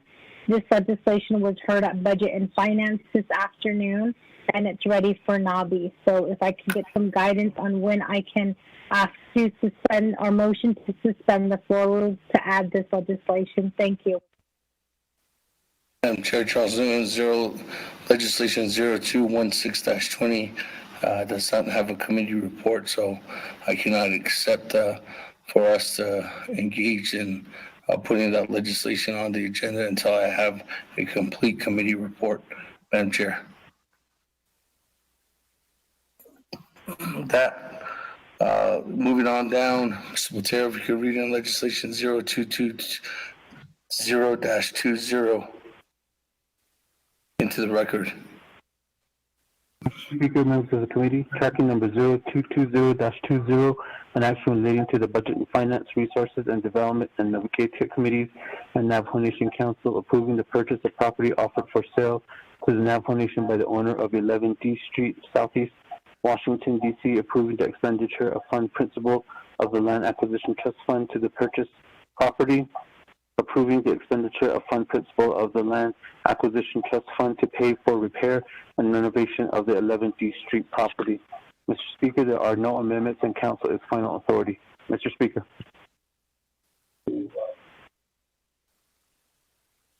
Thank you, Mr. Botero. With that, colleagues, on legislation 0220-20, this legislation is destined for council, but here at Naabik'iyati Committee, I need a motion. Once, one twice. Motion, Juanica. Monica, is there a second? Continue. Continue. Colleagues, is there any comments, questions on legislation 0220-20? Going once, going twice. This is Delegate Carter. Charles Noon has a question. Honorable Stewart. Floor is yours. You have 20 minutes. All right.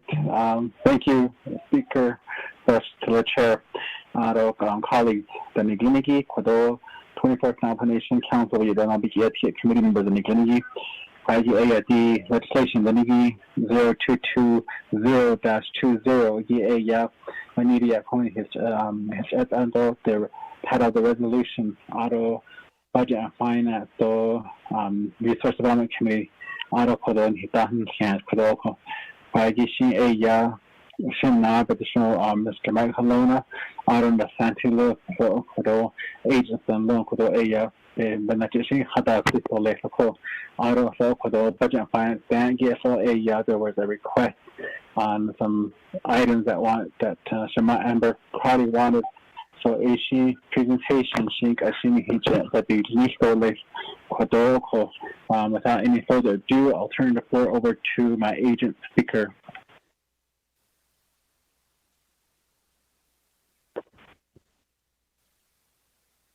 Yes, go ahead.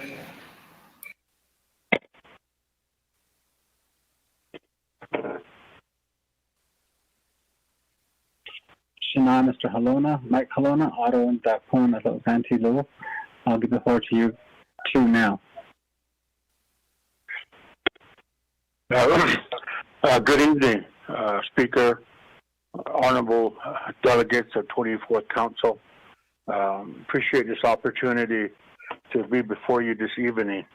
And na kiko ehota ehodo yerka eni kerigi at seki eya peso chudo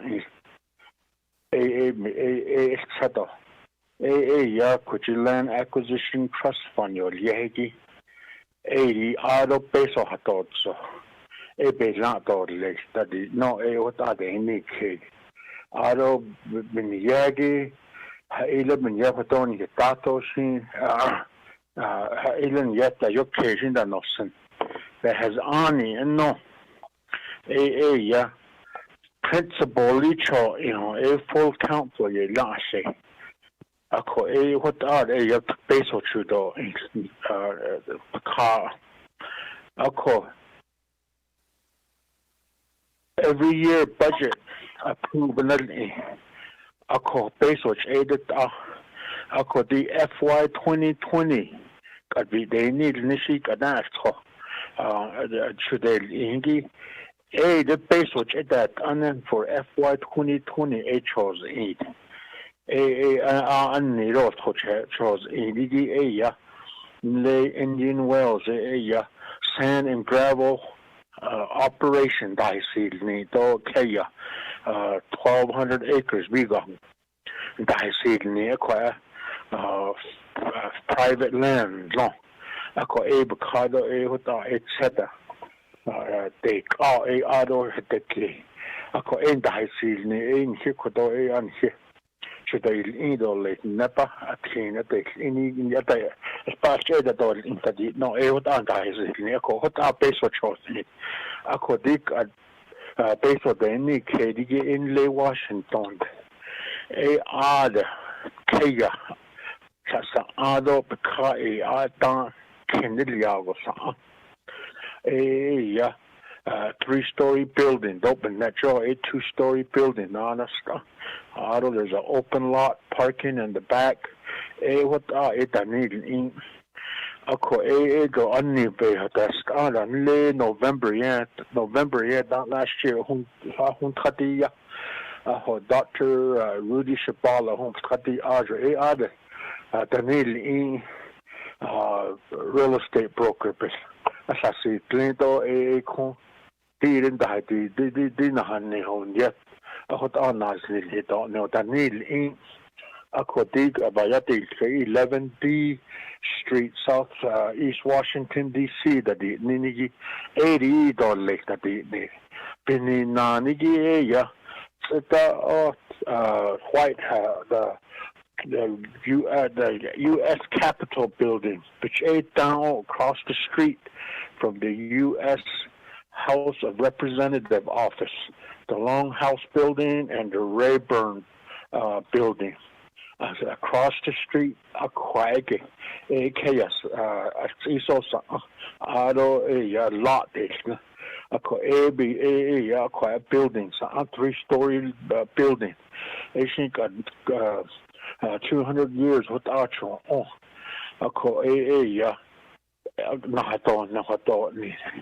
Beninanigi yan len Washington office. Ask it down what else is bazen or ad. The Nendal Nishakodon, it's done long. In Handa Ado, Christian ad. Hakat, Edo, Washington, you are in Darnishi, so representatives, Congress, that, senators, Iceland, that, in lobby, that, Edo, Ado Lea could. Pendel Nishigi that any base of the that only evening Nasha could he can't over the office. A con the all rent all lease that on Zaholjish. A co about over 300,000 a year. What our lease rental had no what I can that a co nido COVID-19 March at down. Asian aid and don't die in the ocean. Water break it's although Dutch near other lying. Of course, in other old other lashing or they traded the cheetah are not take it. It's doesn't it's a double end that station, but near the crash that was in the quiet that was saying that. I couldn't be now hot, and it's a don't station that but no. What I call 11-year-old rent, at least that in that no. Don't in those and die being and hit all this. The area could the never Washington be Bahat Elzen or what are in the building by Bahat Elzen or less. I don't know the shit in the list. I don't in that I don't die necessarily. I don't could do a home that they call.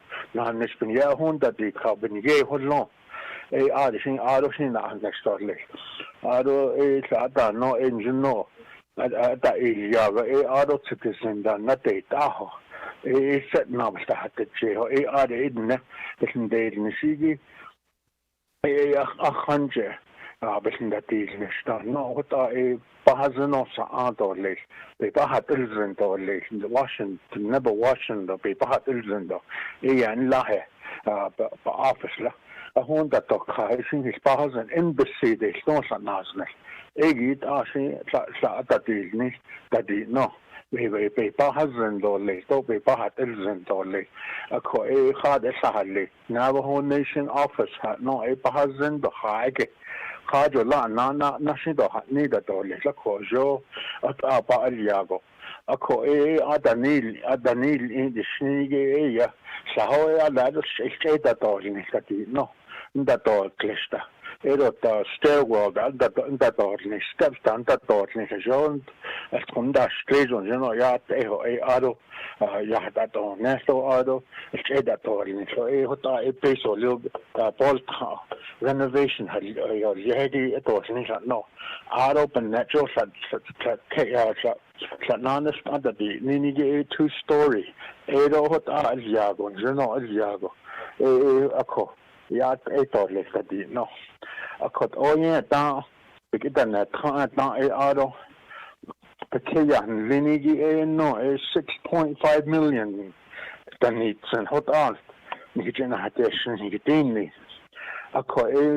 March, February, began to see Kito, a chance appraisal that the Nirato Akotza, Ada 6.5, Ninakodo, 3.8 WD, need I got that desk kit. akon le 4.8 and hol is of lang kitini hakusin 4.8 and no la in ni chen hati sin hitini ko hotsa aro ekadati aro na sosta hotelia aro kodo peso atato ni chen to seek earnest money dekne kodo hi chen eliago dahi to in na nigi ekat cheshita yokin leden rent atati lease atati lease ta no shenda harina ako hota da hasmi ho ya putsatesh at the not on the market na I'm going to take it off the market ako ya kojo bedeno snisho kojo ndot as ako ani da to no join hit on ako out of auto COVID-19 hoto ni ro aro huna da kada ako do nasa klijiso ako karenda joba hoji jakon ti peso gi sen chudo incline atlant tros ako ta chunado in kashinigi to principle fund principle de sninigi aro hat so got don ako ya at a full council, 2/3, it last lingo, auto peso hatocho. No, but car has ani. What digo, your peso is fun income, they sninigi. To 88 day in the ya what out. They the unnisto, the kayanta hidini. What every year, what on the budget, the Land Acquisition Trust Fund, the Shinigi area, 1994, and council, the last thing, it peso, they 2%.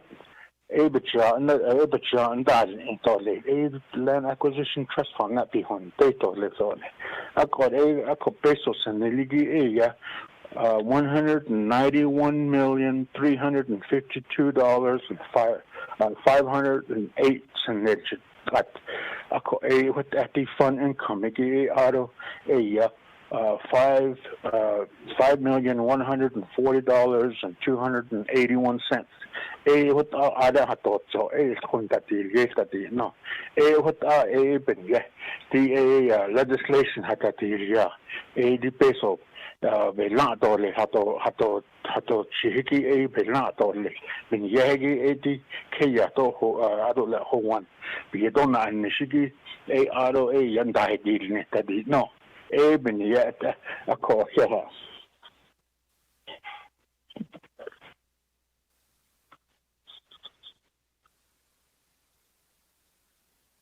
If Shante would like to add anything to that. Yes, I would. Thank you, Mr. Halona. What a good evening, 24th Navajo Nation Council. Thank you for the opportunity to deliver comments regarding this legislation. A couple of things I just wanted to mention. There were 2 requests for documents made during the Budget and Finance Committee as well as the Resources and Development Committee. One of those documents included an operations and maintenance plan. If this building is purchased, it would fall within the purview of the Office of General or the Department of General Services. And so they had requested additional time to prepare that plan. So unfortunately, we do not have an operations and maintenance plan because they need to make sure that they assemble a plan that is conducive to just making sure that the upkeep of this property is maintained. So they did want to comment that additional time is needed to fulfill that request. A second request was made for I think that there was a delegate who wanted, and I apologize, I don't have the name, but there was a request for information about the embassy status.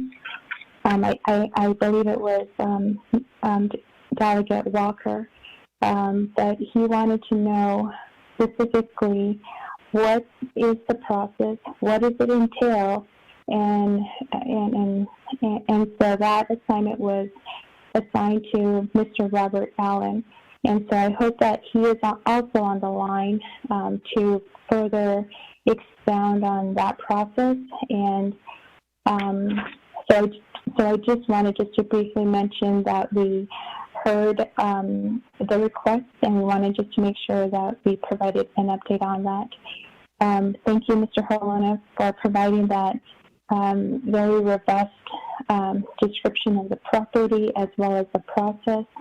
I don't have anything more to add at this time, so thank you, Aisha.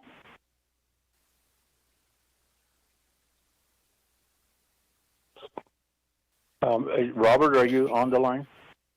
Yes, I am. I'm here. You want me to talk about my findings so far? Though I haven't finished all of my research yet, what I have found is that in order to be you have to be recognized by the State Department, and they initially draw a recognition list from some sort of Vienna Compact. It's an international document. It recognizes sovereigns, but in the United States, the State Department has to recognize a diplomatic mission from a foreign sovereign. And they do have a process.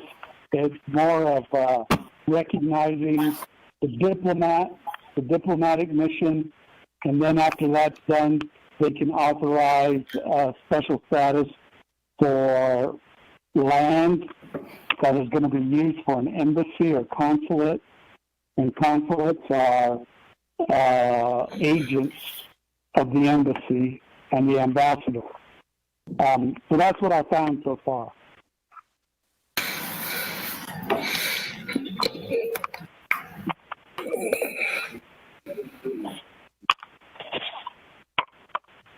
With that, Honorable Stewart, does that conclude your presentation?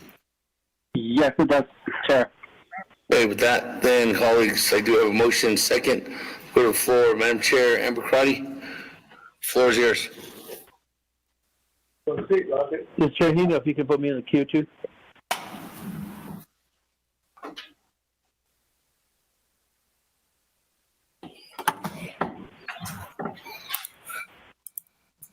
Madam Chair, Amber Crotty. Going twice. Madam Chair, Amber Crotty. Going 3 times. Moving on down. Madam Chair, Charles Newton. Thank you, Speaker Damon, and thank you, Mr. Holona and Ms. Lewis, for the presentation. I do have to say that I'm a little bit worried about this legislation, I guess especially in terms of the timing with what we're currently going through with the pandemic. I don't know if, I guess in some sense, it may be a good time to purchase property. On the other hand, it might not be a good time to purchase property because we have so many people here who are, I guess, trying to make ends meet. And we're looking at buying property, and I know that purchasing property is a good investment. And it does make sense to purchase property over renting. But we currently have a rental lease in place, and we'd have to go and find somebody to take over the lease for us. And we don't even know if that's something that's going to happen, 1. 2 is with the cost of the land and the building, we also have to consider renovation. We have to consider operations and maintenance. I don't know if that was totaled into the actual cost because we are now going to be the property owners, and we would have to we would become responsible for the operations and maintenance of that building. And I'm probably about 70% sure that building is going to be renovated. which means you'll be coming before council again, asking for more money to renovate. So that's another thing that we should consider. And the one thing is, during budget session, when we had these programs come before us, one of the things that I was so focused on is the consulting fees, because Navajo Nation pays millions of dollars in consulting fees. And I asked almost every program, what consulting fees are you paying for? And for a lot of the departments, they're paying for costs for lobbyists. And so if you look at the cost of what the Navajo Nation is paying for lobbyists, it makes me question, why do we have a Navajo Nation Washington office? What is the point? And I can honestly say that the Navajo Nation Washington office has done zilch for me as a delegate and for the Law and Order Committee. It was also stated in the last NABI meeting that the Navajo Nation Washington office doesn't even have anybody assigned to public safety. So we have discussed at several points throughout council in the last year, which program are we going to consider letting go? And I would be the first to say let go of the Washington office, because they're not really doing very much. They work primarily for the president. And so I kind of am almost at this point right now where I'm looking at the cost of the Washington office that doesn't do anything, at least for the legislative branch. We depend primarily on Carlisle Begay, on Hope McDonald Lone Tree, on, I believe there was a gentleman, Mr. Smith, who is also an attorney/lobbyist that we depend on a lot. So I really question, is this office even something that we should consider keeping open? And I think that question is going to come up in the next year, because we're going to have to start looking at how are we going to start saving money? What cost cutting measures do we have to look at? And I know that there's been some delegates that have asked, who do we lay off? Do we lay off a whole entire division? Do we lay off a program? Who do we lay off? And I think that this council has also even considered department or DPM, because we're running into so many issues with DPM. So I guess in some sense, I'm just kind of wondering at this point, we have, I don't know how many more years left on the rental lease. And I'm really considering, is the Navajo Nation Washington office, should we even keep it open?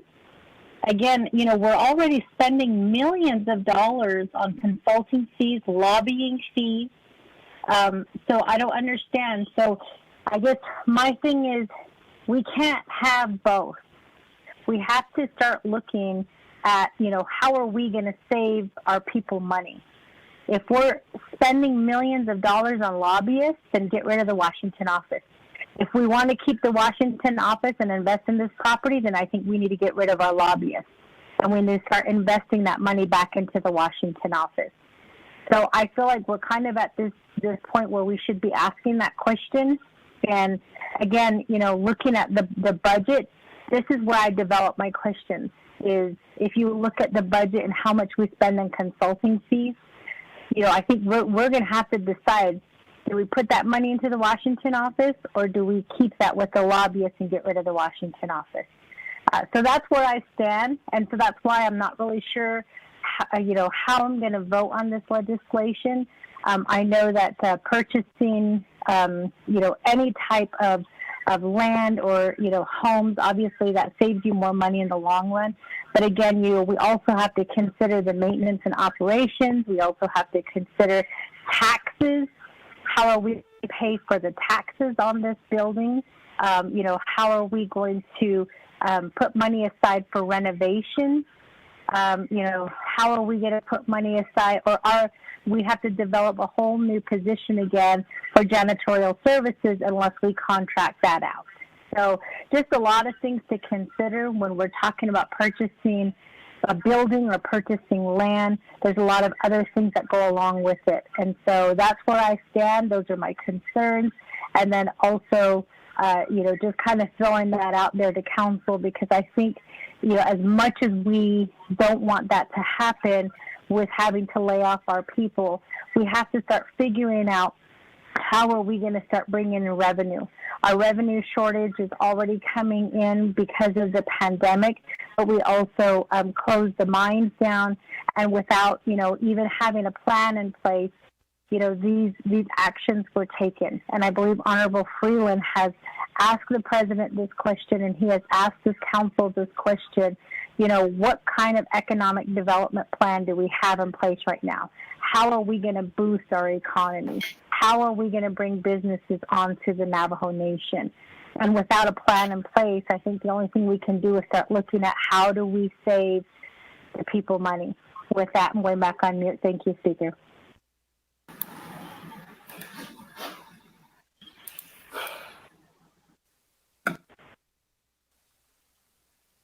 Thank you. Moving on down, Chairman Henio.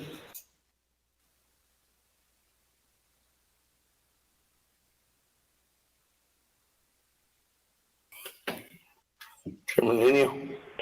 Yeah, Henio's here. Thank you. Head off to Celeste Speaker Damon for Litany City Council and 24th Navajo Nation Council. Also to Delegate Wilson Stewart sponsoring the legislation. Speaking about this property here and the Washington office again, and I believe that one of the things that's the good thing about this property is that Navajo Nation will be 100% owner. That means if we pay cash, there's no mortgage, so we have 100% equity into this as an asset to the Navajo Nation. And that means that every time when you look at the Washington properties, they always appreciate in value. So even the way I see it is from the investment side of it, where if we decide to resell this property, even after we put some money into renovations, it's going to be worth more in the future because property is hard to find. I mean, being in the real estate business myself, I was a licensed realtor in the state of New Mexico back in the early 2000s, and that was my side job. I used to sell land and property, and I know the things about how location is what we used to drill into our head at real estate school. But that's the thing. That's where my mindset is at right now. I'm looking at this as an asset to the Navajo Nation, and when we buy it, we renovate it, and then we can flip it. And if we do, then we'll make some money off of it again. So that's the way I look at it. At the same time, we'll be 100%, like I said, equity. So if we decide to do some renovation, then you can take out an equity loan on this piece of property and do your renovation and then pay it down again. Instead of coming back to the Navajo Nation, all you do is do an equity loan and then use that for your remodeling. I'm sure you get some tax breaks with that too also. But my concern lies in the property taxes. We talk about O&M and everything, but property taxes is where my concern is at. And I'm hoping that the presenters and all the agents are thinking about property taxes and the how high it is in Washington, D.C. What is the average property tax? So my question to Delegate Stewart and your agent is doing your due diligence of what were the property taxes on this piece of property for the last 5 years? What was the average yearly property tax? So that's my question on this piece of property. And I might have a follow-up. I can't answer to the Chairman, Speaker Davis.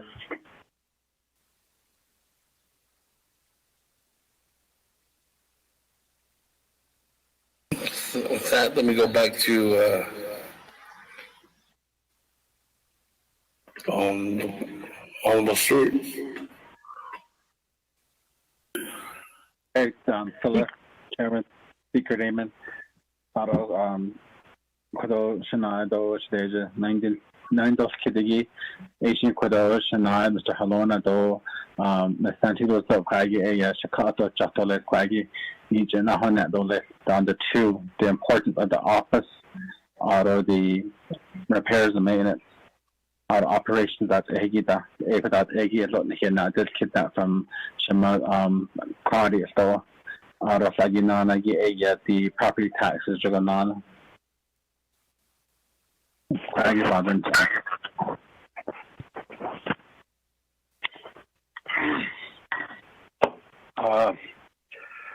Speaker, honorable delegates, delegate Stewart, yeah. I don't know what that's a single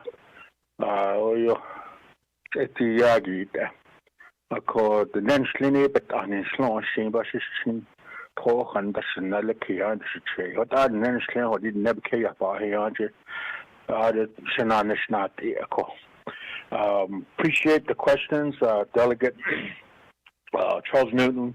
I mean, it's beyond me if they keep the office, the Washington office. It's not really our call. So, we take a look at some of the lease and rental side.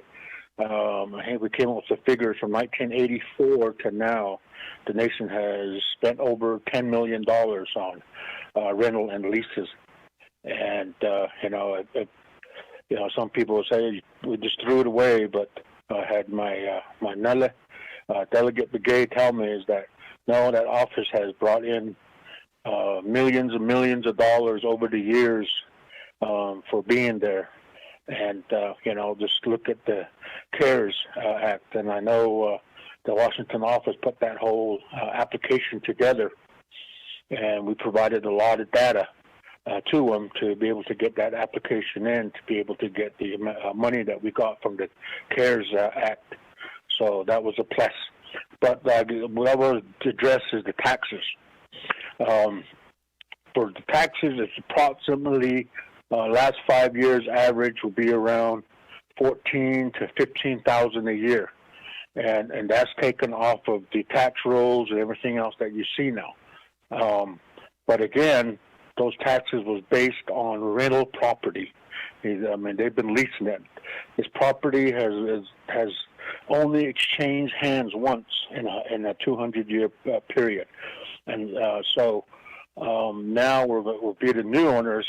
And I've already talked with the broker and started looking at, as a Navajo Nation, sovereign nation, as a government, for government use, that building, what would we need to do to be tax exempt? And so that is something that I think we need to look further at. But if we were going to keep it as rental property and lease and rent to others, it'd be about $15,000 a year. Now, if we decided to do that to the back building, I know we'd have people right now wanting to rent. They could rent that back building, and the rent that we make off that could operate the front main building at the office. So there's a lot of different scenarios that we'd be able to keep that office in operation, and just because of the location. It is just down the street. You walk across the street, that's the exit from the parking from all the House of Representatives. They come out of that exit from the parking. The first thing they see ahead of them would be the Navajo Nation office with the Navajo Nation flag there. And so investment is exactly what Mr. Henio talked about. 6.5, and we're going to buy it for 4.8, which includes some repairs and renovations that's added in there to be able to have use of that building as soon as those any repairs and the renovation is done immediately. The price is going to go up, and so we've been very successful in the negotiating side, but the seller really has been able to help us to has been able to help us because we're a sovereign nation, and he really wants us to sell this property to the Navajo Nation. He's got many offers, but he's kept it off the market this long. So, you know, and which is really kind of unheard of too in the real estate market. That you know, they didn't raise the price on us for keeping it off the market this long. So. Hope I've answered the questions. Ms. Lewis can maybe answer a little bit about the operation of the Washington office and what she foresees regarding some of the other questions. Thank you. Thank you, Mr. Halona. Thank you, Honorable Stewart. I would first like to just respond and just provide additional commentary to Honorable Newton's comments. Okay. I too would like to just quickly introduce myself in Navajo.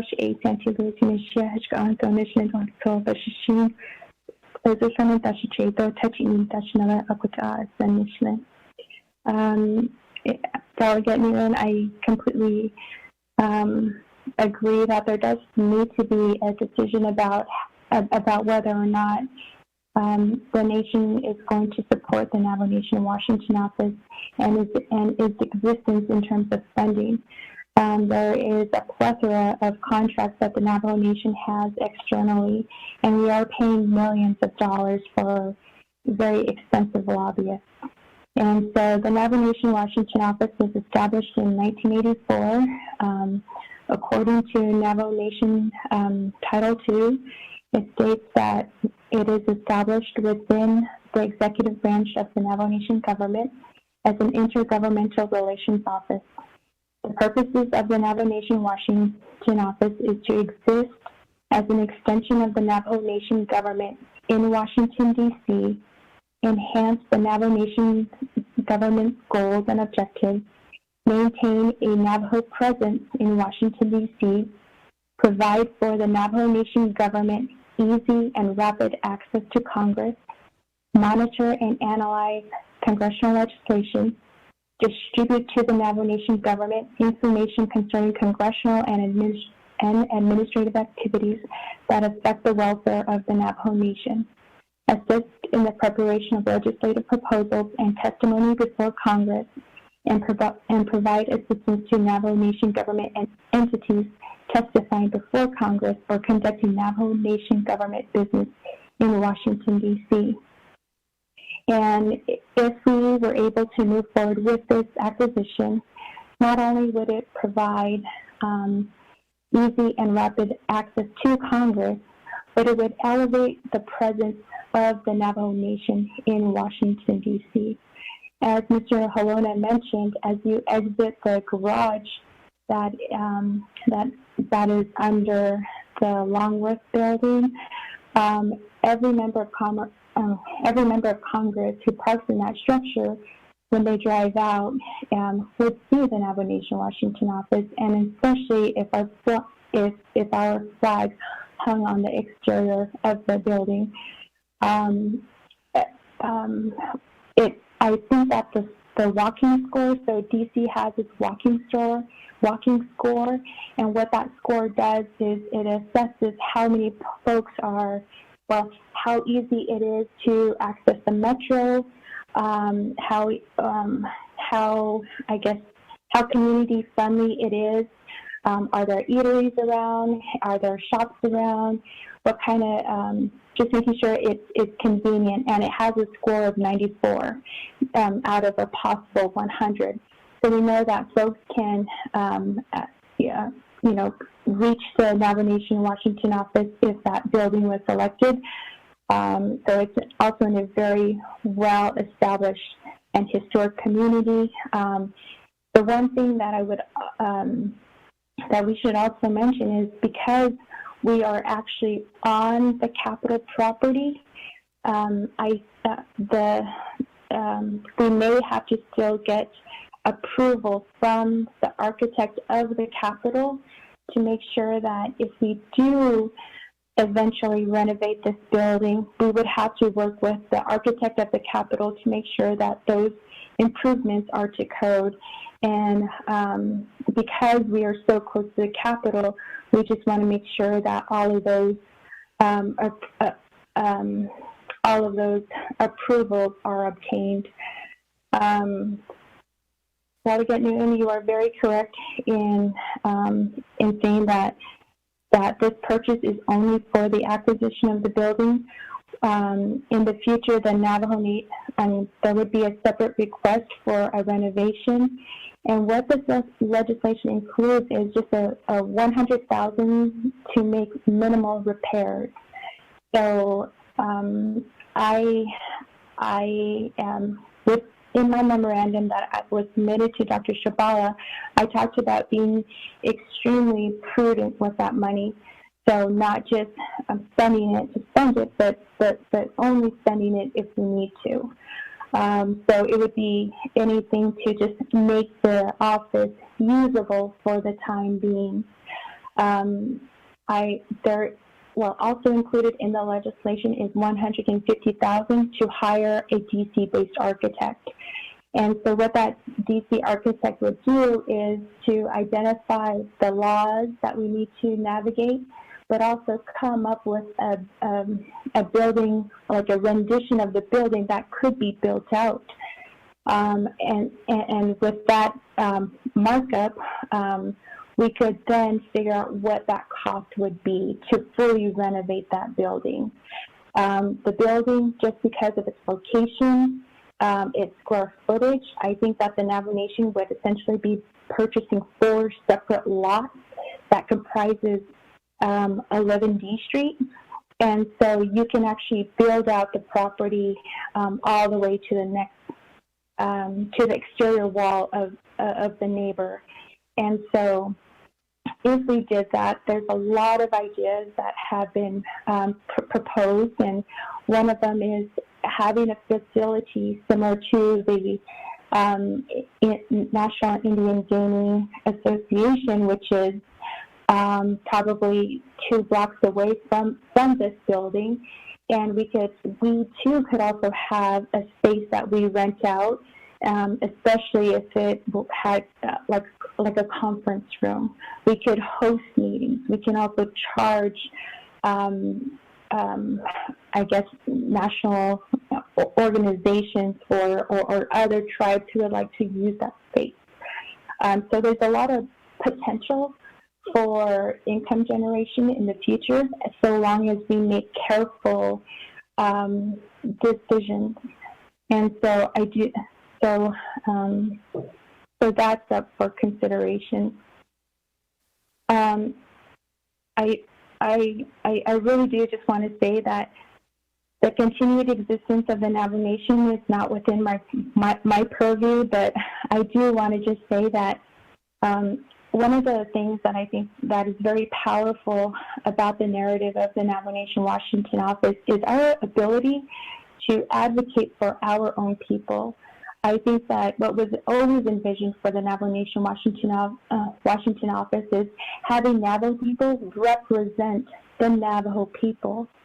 And so I really am encouraged when I receive an application from somebody back home on Navajo who is interested in working at the highest level of government.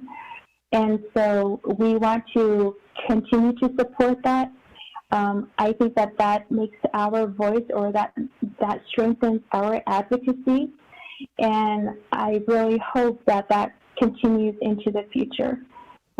Over the years, in just researching the history of the Navajo Nation Washington office, I learned that 3 different tribes tried creating an office, and at some point, it did not survive. So whether it was because of some tragic circumstances, where maybe there was maybe their leader had passed away, or perhaps that tribe just couldn't continue to afford it. I think that the Navajo Nation has been very blessed to be able to afford this office. So I just wanted to talk about some of that. some of the benefits of having an advocacy office. Our lease is set to expire December 31st, 2022. If the Navajo Nation chooses to terminate the agreement, according to the, this is just a cursory review of our lease agreement, but we would have to pay a $25,000 cancellation fee. On top of that, we would have to pay the rent that is due in the event that we could not find a sublessee. I was hoping, and we have not had these types of conversations with the building owner, which is whether or not we could, I guess, get out from under the lease, just because the suite that we currently occupy was damaged, and I know that that we're still going through the process of making repairs, and we're probably spending well over $100,000 trying to repair the office that we currently occupy, in addition to paying over $25,000 a month in rent. So I think that the prospect of actually owning our building, investing in real estate that has the potential to appreciate in value, and especially if we have this office for 50 years, 100 years, who knows? Hopefully, it's not another 200 years that this property isn't available for sale again. But I do just want to recognize the lease term. I think that is all I wanted to share. Thank you, Honorable Delegate Henio, for your comments. I think that home ownership is somewhat difficult to understand for some families, just because they're not aware of the mortgage, or maybe the interest rate, or maybe they're just spiteful because of the cost of maintenance. But I strongly believe that this investment makes sense, especially if we are going to continue to remain in Washington, D.C.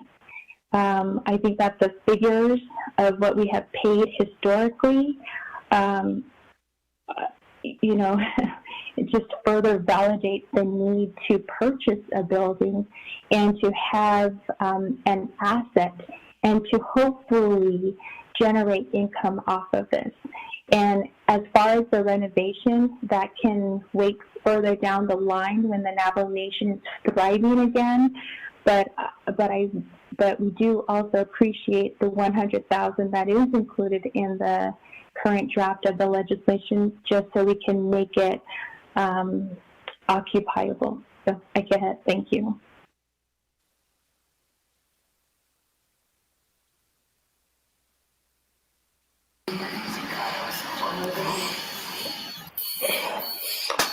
Honorable Stewart, does that conclude your response?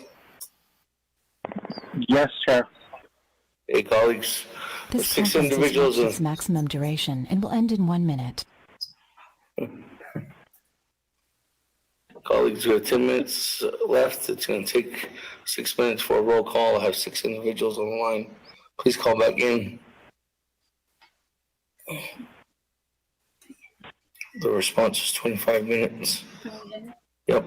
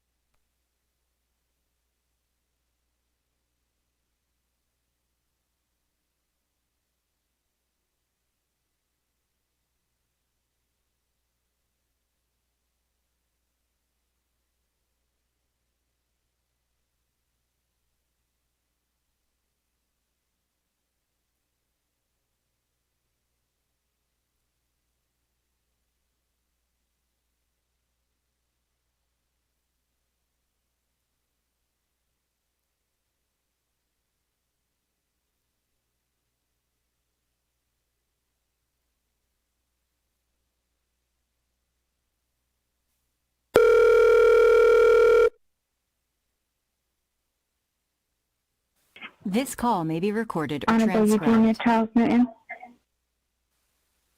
Charles Newton is present from Shiprock, New Mexico. Honorable Eugenia Charles Newton answered roll call. Honorable Amber Knez-Barkhati. Honorable Speaker Seth Damon. Present. Honorable Seth Damon answered roll call. Honorable Herman M. Daniels. Honorable Mark Freeland. Green. Present. Honorable Mark Freeland answered roll call. Honorable Pernell Halona. Honorable Jamie Henyo. Red.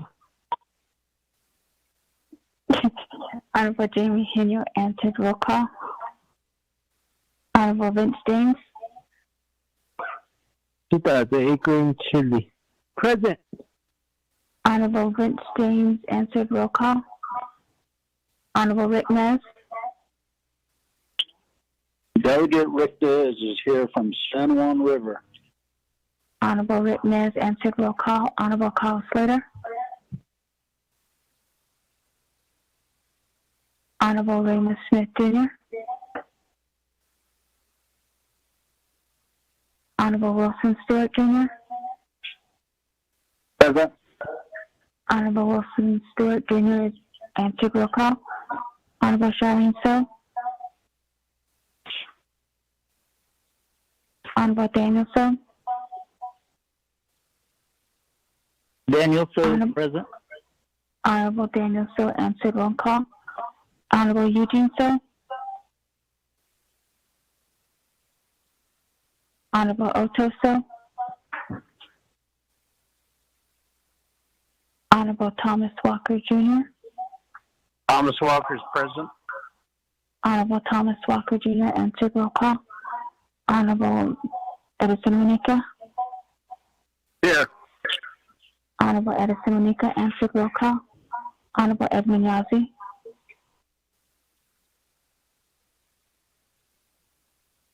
Honorable Jimmy O'Hare.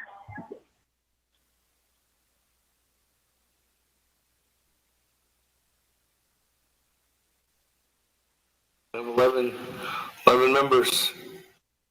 Honorable Begay, Honorable Paul Begay, Honorable Slater, Honorable Brown, Honorable Hona, Honorable Charlene So, Honorable Vice Chair Smith, Madam Chair Crotty, Honorable Daniels, Honorable Eugene So, Honorable Otto So, Honorable Chairman Yazzie, Honorable Jimmy Yellow here. Any of you out there? Delegate Halona, I'm on the line. Honorable Holona's on the line. Vice Chair Smith online. Vice Chair Smith's on the line. There it is. We have a quorum. That, colleagues, I have 4 individuals on the lineup. Madam Chair Crotty, Honorable Walker, Chairman Daniel So, Honorable Freeland. The time now is 11:54 p.m. If we're going to vote on this legislation, we have to vote now. If we're not, Madam Chair Amber Crotty, you waive your time?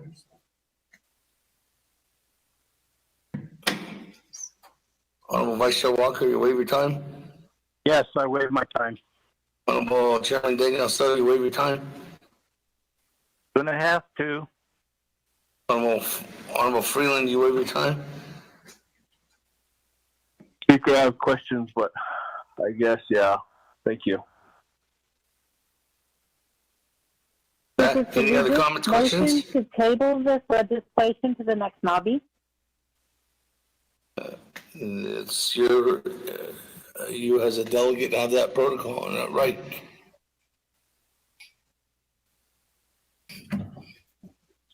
Anybody else on? Madam Chair, Charles Newton, was that a request? Yes, I'd like to motion to table this legislation to the next lobby. I think that there are so many questions that we as delegates have, and I think that it's important that we ask these questions, especially since it's dealing with the people's money and it's a large amount of money. So if we could motion to table this legislation to the next lobby, I understand the next lobby will be next week on Thursday. Second that motion, Paul Begay. Motion by Honorable Madam Chair Charles Newton, tabling motion supersedes a motion that's held by Honorable Juanica, second by Honorable Chairman Hino. That's the second by Honorable Juanica. There's no, actually, Honorable Paul McGee, sorry. With that, there's no discussion on tabling motion for the board. Vote. Honorable Elmer Begay. Honorable Key Allen Begay Jr. Red. Honorable Key Allen Begay Jr. votes red. Honorable Paul Begay. Green. Honorable Paul Begay votes green. Honorable Nathaniel Brown. Red. Honorable Nathaniel Brown votes red. Honorable Eugenia Charles Newton. Charles Newton votes green. Honorable Eugenia Charles Newton votes green. Honorable Amber Canaz Bakati. Honorable Herman N. Daniels. Honorable Mark Freeland. Green. Honorable Mark Freeland votes green. Honorable Pernell Halona. Honorable Jamie Hino. How about red? Honorable Jamie Hino votes red. Honorable Vince James. Delegate James votes red. Honorable Vince James votes red. Honorable Rick Nez. Delegate Rick Nez votes red. Honorable Rick Nez votes red. Honorable Carl Slater.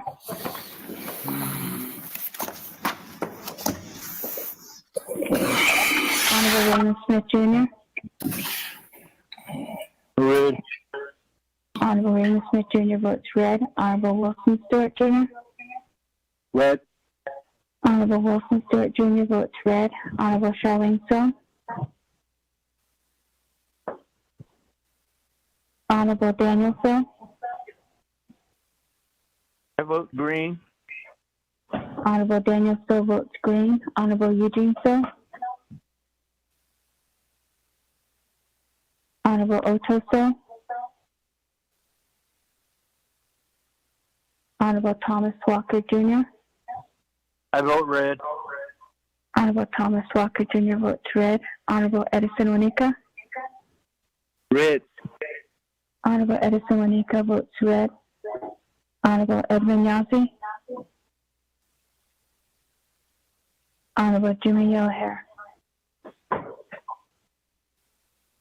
Honorable Alma Begay. Honorable Amber Canaz Bakati. Honorable Herman M. Daniels. Red. Red. Honorable Herman M. Daniels votes red. Honorable Pernell Halona. Halona votes red. Honorable Pernell Halona votes red. Honorable Carl Slater. Carl Slater, red. Honorable Carl Slater votes red. Honorable Charlene So. Honorable Eugene So. Honorable Oto So. Honorable Edmund Yazzie. Honorable Jimmy Yellowhair. Speaker with the vote of 4 yeas and 12 nays. Okay, with that, 4 in favor, 12 opposed, motion fails to table this legislation. That back to the main motion on legislation 0220-20. 1 minute. That, colleagues, we have 14 seconds. 25 seconds. Any discussion?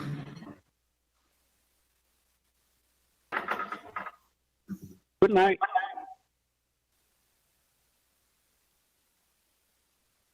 Good night. Thank you, staff, for being here. See you tomorrow. Good night. Thank you, staff. Good night, John Boy. See you at 20 tomorrow. Go on there.